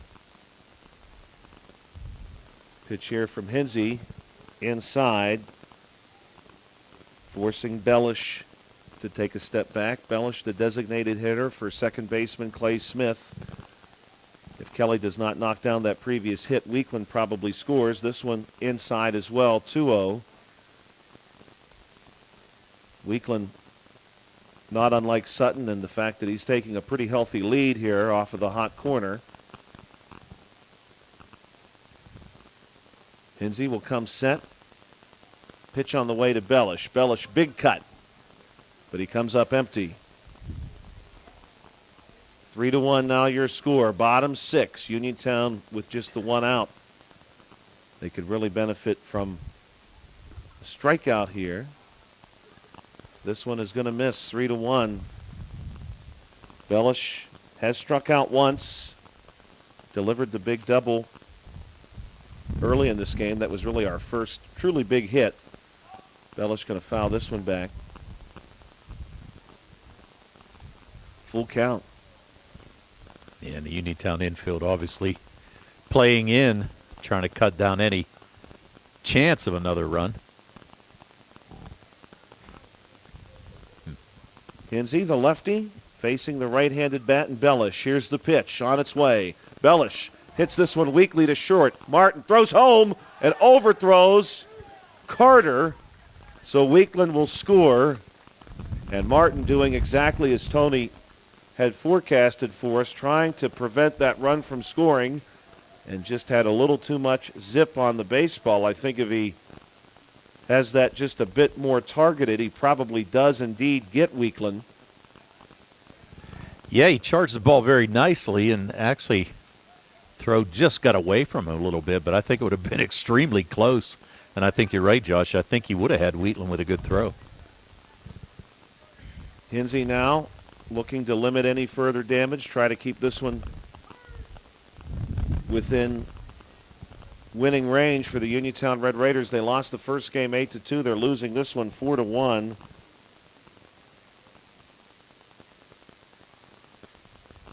And we are back to the top of the order for the Colonials. This is an 0-1 situation to Matt Malinsky. Hinsey steps off the mound. Runners on the corners for Albert Gallatin. Malinsky has found his way on base every time so far tonight. He fouls this one back to Charles Street. Actually, 2 hits and got on an error. Scored a run in that 5th inning. Has proven himself pretty spry on the bases as well. Hinsey snap throw over to Gresh. Ooh. And Gresh. Great save Yeah. by Gresh right there. I thought that was going to be trouble, but Gresh somehow came up with that catch. He's able to step over top of Bellish there to secure the baseball. Here's the pitch from Hinsey. This one going to miss down low. 1-2 now the count. You know, interestingly enough, you thought that you would have saw Bellish take off. Try to get another runner in scoring position. True, especially, and there's a strike called, and that's going to be a strikeout against Malinsky. I was just about to say, Tony, especially with the success that Malinsky has had at the plate. Right. You might put the game out of reach if he finds the way to deliver another single for you, or even a situation that would have produced an error. Malinsky had proven to be both good and lucky early in the game. Big swing here, and my goodness, that wind gust had my life flash before my eyes as the shutter on my side has fully closed. So we're going to count on Tony to tell you what happens with Luke Wilson. Wilson, the dribbler, fouled down the third baseline. And we had talked about this. We had joked about it earlier, the possibility of these shutters coming shut. And thankfully, I'm okay. I'll be back in school tomorrow. Tell all your students. Yes, if anyone's listening, Mr. Scully's still Mr. in Scully's one piece. still For alive. better or worse, they're probably thinking, we were that close. Day off. This one misses. I know that thing came down pretty quick on you, It too. did. Yeah. I was surprised Carl trying to work on the one on his side. Carl kind of caught it, so he was good. And they're going to allow the runner. No, the Well, strike is called, so it strikeout. does not matter. Okay. Well, Uniontown ends on a strong note. They keep it at 4-1. We'll go to the top half of the 7th inning here at Uniontown's Bailey Park. We are all safe and in one piece, so we might as well finish the game on a C. Harper Auto Group High School Sports Night on WMBS and the Trib Live High School Sports Network. Experience the C. Harper Auto Group difference, the best price every time, all the time. C. Harper will beat any competitor's price or will pay you $1,000 cash.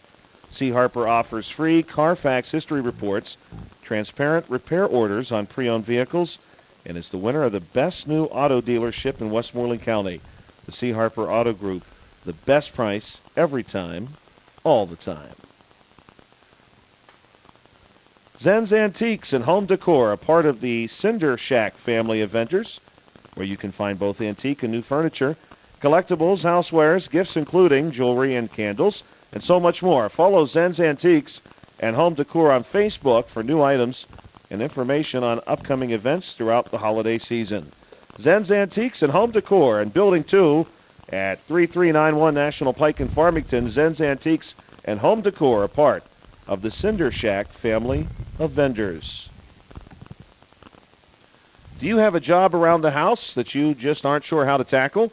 Then it's time to call Fulham's Full Service, your Best in Fayette County Gold Medal winner for professional maintenance and handyman. Fully licensed and insured, owner Cody Fulham does it all, from home renovations and repairs to landscaping and auto detailing. He is ready to help you. Call Fulham's today at 724-466-4194 and follow them on Facebook to learn more about their projects and the work they can do for you. So Uniontown down to their last 3 outs. Gary Smitley, he'll be followed by Caleb Bartok and Jamison Carter. Count even now at 1-1. Valenti back in. Unofficially, I only have that he's allowed 9 more pitches. I could be wrong, but Smitley now 1-1. Make it 1-2. Big cut there. Right now, Uniontown just in need of some base runners, and I'm sure they would be glad to take those however possible here in the top of the 7th. And Smitley fouls this one back to stay alive. Uniontown got a really strong start there out of Caleb Bartok, and really, truth be told, Braden Hinsey bore down on the Colonials at the end of the bottom of the 6th. Just a rough start there. Had some calls not quite go his way. A couple of pitches I think he thought were going to be strikes. And here's Smitley reaching out and hitting this one into left, and it's down off the fence. Smitley around first base, full speed ahead into second, and Gary Smitley is in with a leadoff double. Look out. Get out your tomahawk. The Uniontown Red Raiders are in business here in the top of the 7th inning. Smitley with the 4th hit of the night for Red Raiders, and right now, perfect timing and a good start. And that's going to do it for Valenti. As we said, I had him at 72 pitches, so now you're going to bring in Malinsky. Looks like you're going to have a courtesy runner, too, for Gary Smitley. Number 20, Cam Culp, the junior outfielder, will replace Smitley. Smitley, what a hit. And, Tony, he just sort of reached out with the bat. And at first I'm thinking, well, that's the kind of hit that maybe he pokes just over the third baseman's head and he drops it right here in front of us. But, my goodness, the strength. He drives that one deep into the outfield. And, again, I think we saw an example there of the outfield not getting quite the response they wanted because, as we've seen from the Uniontown Red Raiders outfielders, hard with the lights to track that ball the way you'd want to. And a little bit of a slow jump on that ball allows it to get down. And it's a double to lead off the inning for Uniontown. Well, yeah, and the thing of it was, too, Smitley, the way he hit the ball, I mean, it started to curve away from the left fielder, and he had a pretty tough time with it. Tried to angle it off there, but really just kept slicing away from him. And Smitley with a leadoff double, and the Red Raiders trying to pick it up here. Down 4-1 right now, nobody out, no runner on second base. Matt Malinsky will move from shortstop to the pitcher's mound. While he loosens, we'll share a word from our sponsors. From 20 years, Bigley Tree of Somerset has been providing premier land management services across the region, offering a wide array of services, including vegetation control, right-of-way restoration, land clearing, building demolition, erosion and sediment control, access road installation, and more. Bigley can do it all for you. For more information, visit bigleytree.com. That's bigleytree.com.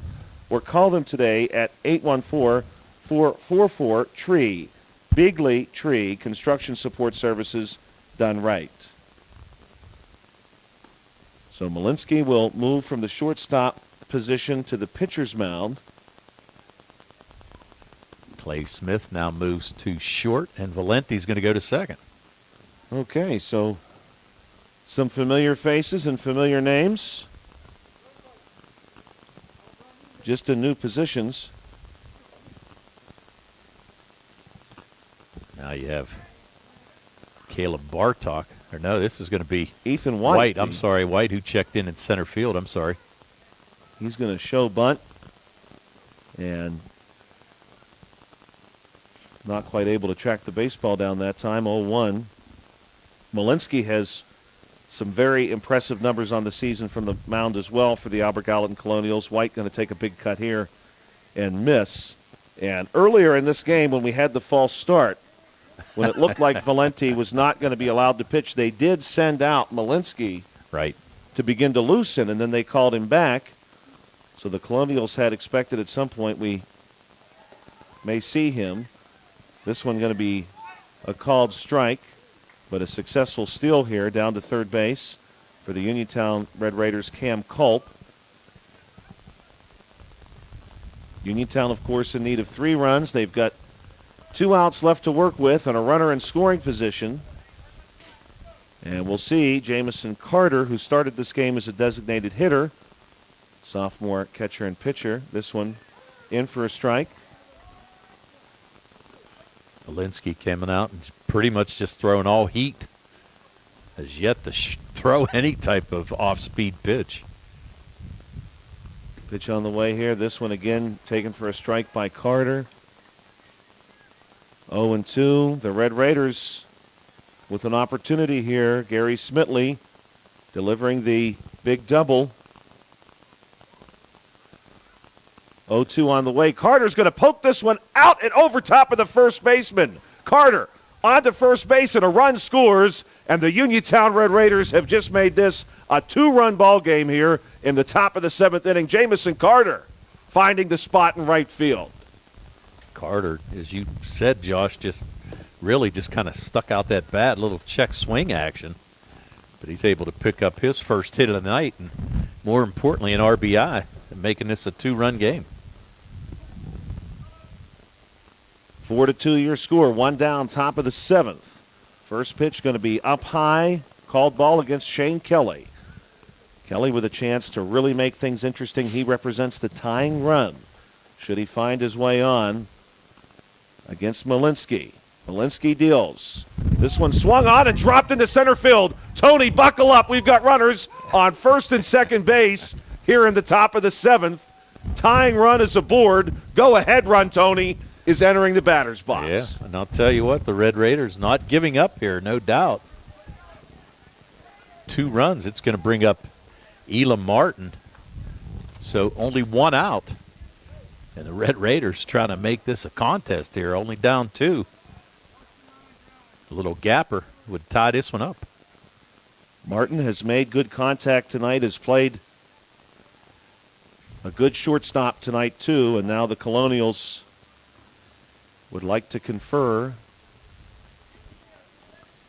Now they're going to kind of talk about a little bit of who's going to cover and who's going to do what, but also, you know, you've got a runner on second base, so you're worried about the signals. But the thing of it is, if I'm Uniontown right now, I'm sitting dead red because Malinsky has yet to throw an off-speed pitch. So wait on the fastball and pick one you like and try to drive it. Malinsky will pitch here. Big swing by Martin. Yeah, I mean, you know what's coming. There's no doubt about that. Martin looking if he cannot continue the success that the Red Raiders have found so far here in the 7th inning. Martin turns away from this one.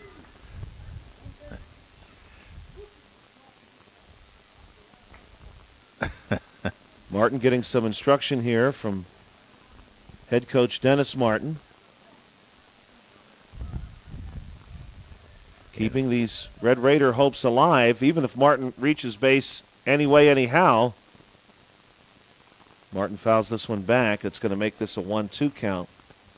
Yeah, taking some pretty good cuts there. Just missed that one. Malinsky does not strike me, Tony, as a pitcher who's going to throw many balls. He looks like he's working the heart of the plate. Yep. Heart of the plate and all giddy up. 1-2 on the way. Martin is going to lean out and look at this one. Double still, no, just a single still here. It's going to be successful. Coach Martin not happy. Shane Kelly didn't get the signal. And obviously that's what Coach Martin was yelling at Elam Martin in the batter's box to take a look. So Kelly will stay on first. 2-2 is the count. Malinsky check the runners and deals. Martin chops this one back to the Colonials dugout. Yeah, and that could be huge. I mean, Kelly missed that sign. If he gets the second base, I mean, a base hit here ties this game up. That would be huge. Still an opportunity for that. Kelly, bit of a conservative lead, more of an aggressive lead here off of third base right in front of us. Martin leans out, looks at that one. The pitch gets away, and we're going to have a play at the plate, and the Red Raiders have scored down across home plate. Jamison Carter, hello. It's a one-run game here in the top of the seventh. Well, more importantly, Kelly able to get to second base now, and now he's in scoring position with only one out. A huge turn of events for the Uniontown Red Raiders, who had a difficult bottom of the sixth. Oh, and it's a full count now on Martin as well. So a walk here puts another runner on for the Red Raiders. Malinsky chops this one back toward the pitcher. Martin to Malinsky. Malinsky gloves it and throws on. But now, Tony, how about this? Shane Kelly stands at third base. He is the game-tying run. There are two outs. And due up is Adam Kramer. Kramer in the 9 spot. And anything that gets past, I mean, do you try to score Kelly? Third baseman is playing way off, so you can get a huge lead. I'd get Kelly down a little bit further, because anything that gets past that catcher, you might want to try to score him. I mean, you figure you want to go even with what the lead is the third baseman's giving you. So you're right, Coach Martin kind of showing him where he wants him to go. I'd go down even further than that. You can get back before the third baseman would come to cover. Kramer fouls this one back to make the count 1-1. Tony, I keep sensing myself leaning forward to see what's happening, and then I've got one eye on this shutter and one eye on home plate. We're going to have to give you a hard hat the next game. Yeah, maybe. 2 down, 1-1 count. Tying run on third base. Here's the pitch. This one way up high. Kramer will leave it. 2-1. If Kramer is able to reach, let's say hypothetically via a walk, we go back to the top of the order for the Red Raiders. As Tony pointed out, Kelly can be aggressive here. It's a 1-2 count. Malinsky with the pitch. Kramer swings on, comes up empty. 2-2. But, Tony, you raise a good point. There is a reasonable amount of space behind home plate here. Sure. If a pitch gets away from Lilly, there is an opportunity maybe. Yeah, I wasn't really kind of looking at Kelly. I don't know what kind of speed he has.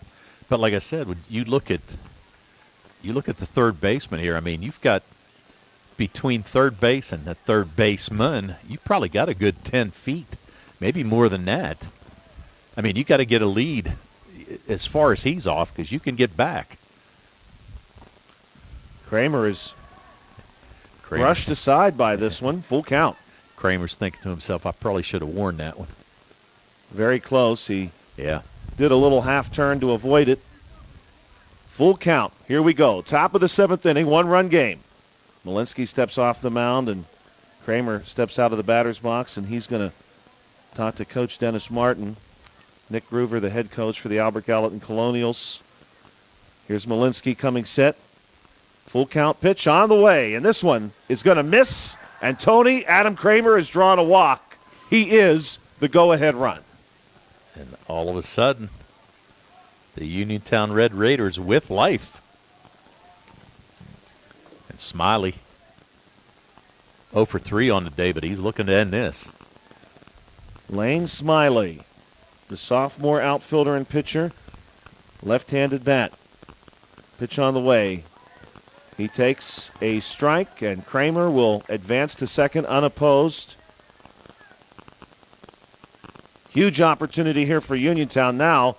You have to imagine any sort of hit has a good chance of scoring 2. Pitch on the way. This one, I believe, Tony, the call there was down low. It looks like the scoreboard operator agrees, 1-1. Yeah, it looked like it was just a bit outside.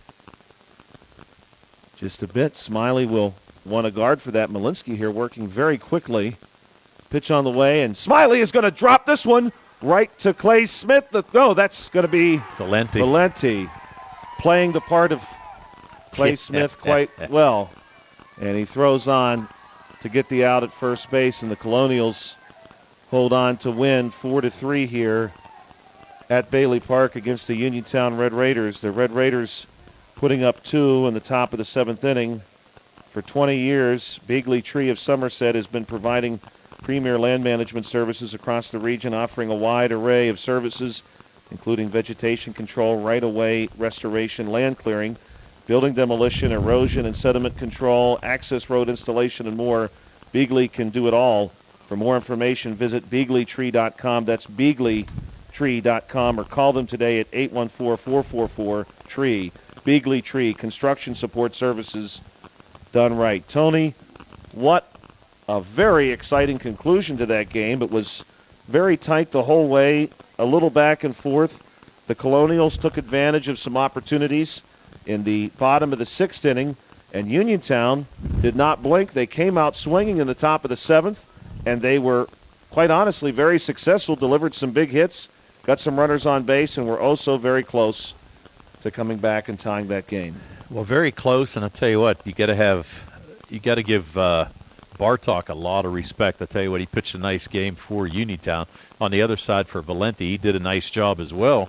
The bats came alive for Uniontown just a little too late, and really, you know what, a pretty good ball game played by both teams, and you hate to see Uniontown go down there, but they gave it a pretty good effort towards the end and had the tying run in scoring position, but just couldn't get it done. So very close.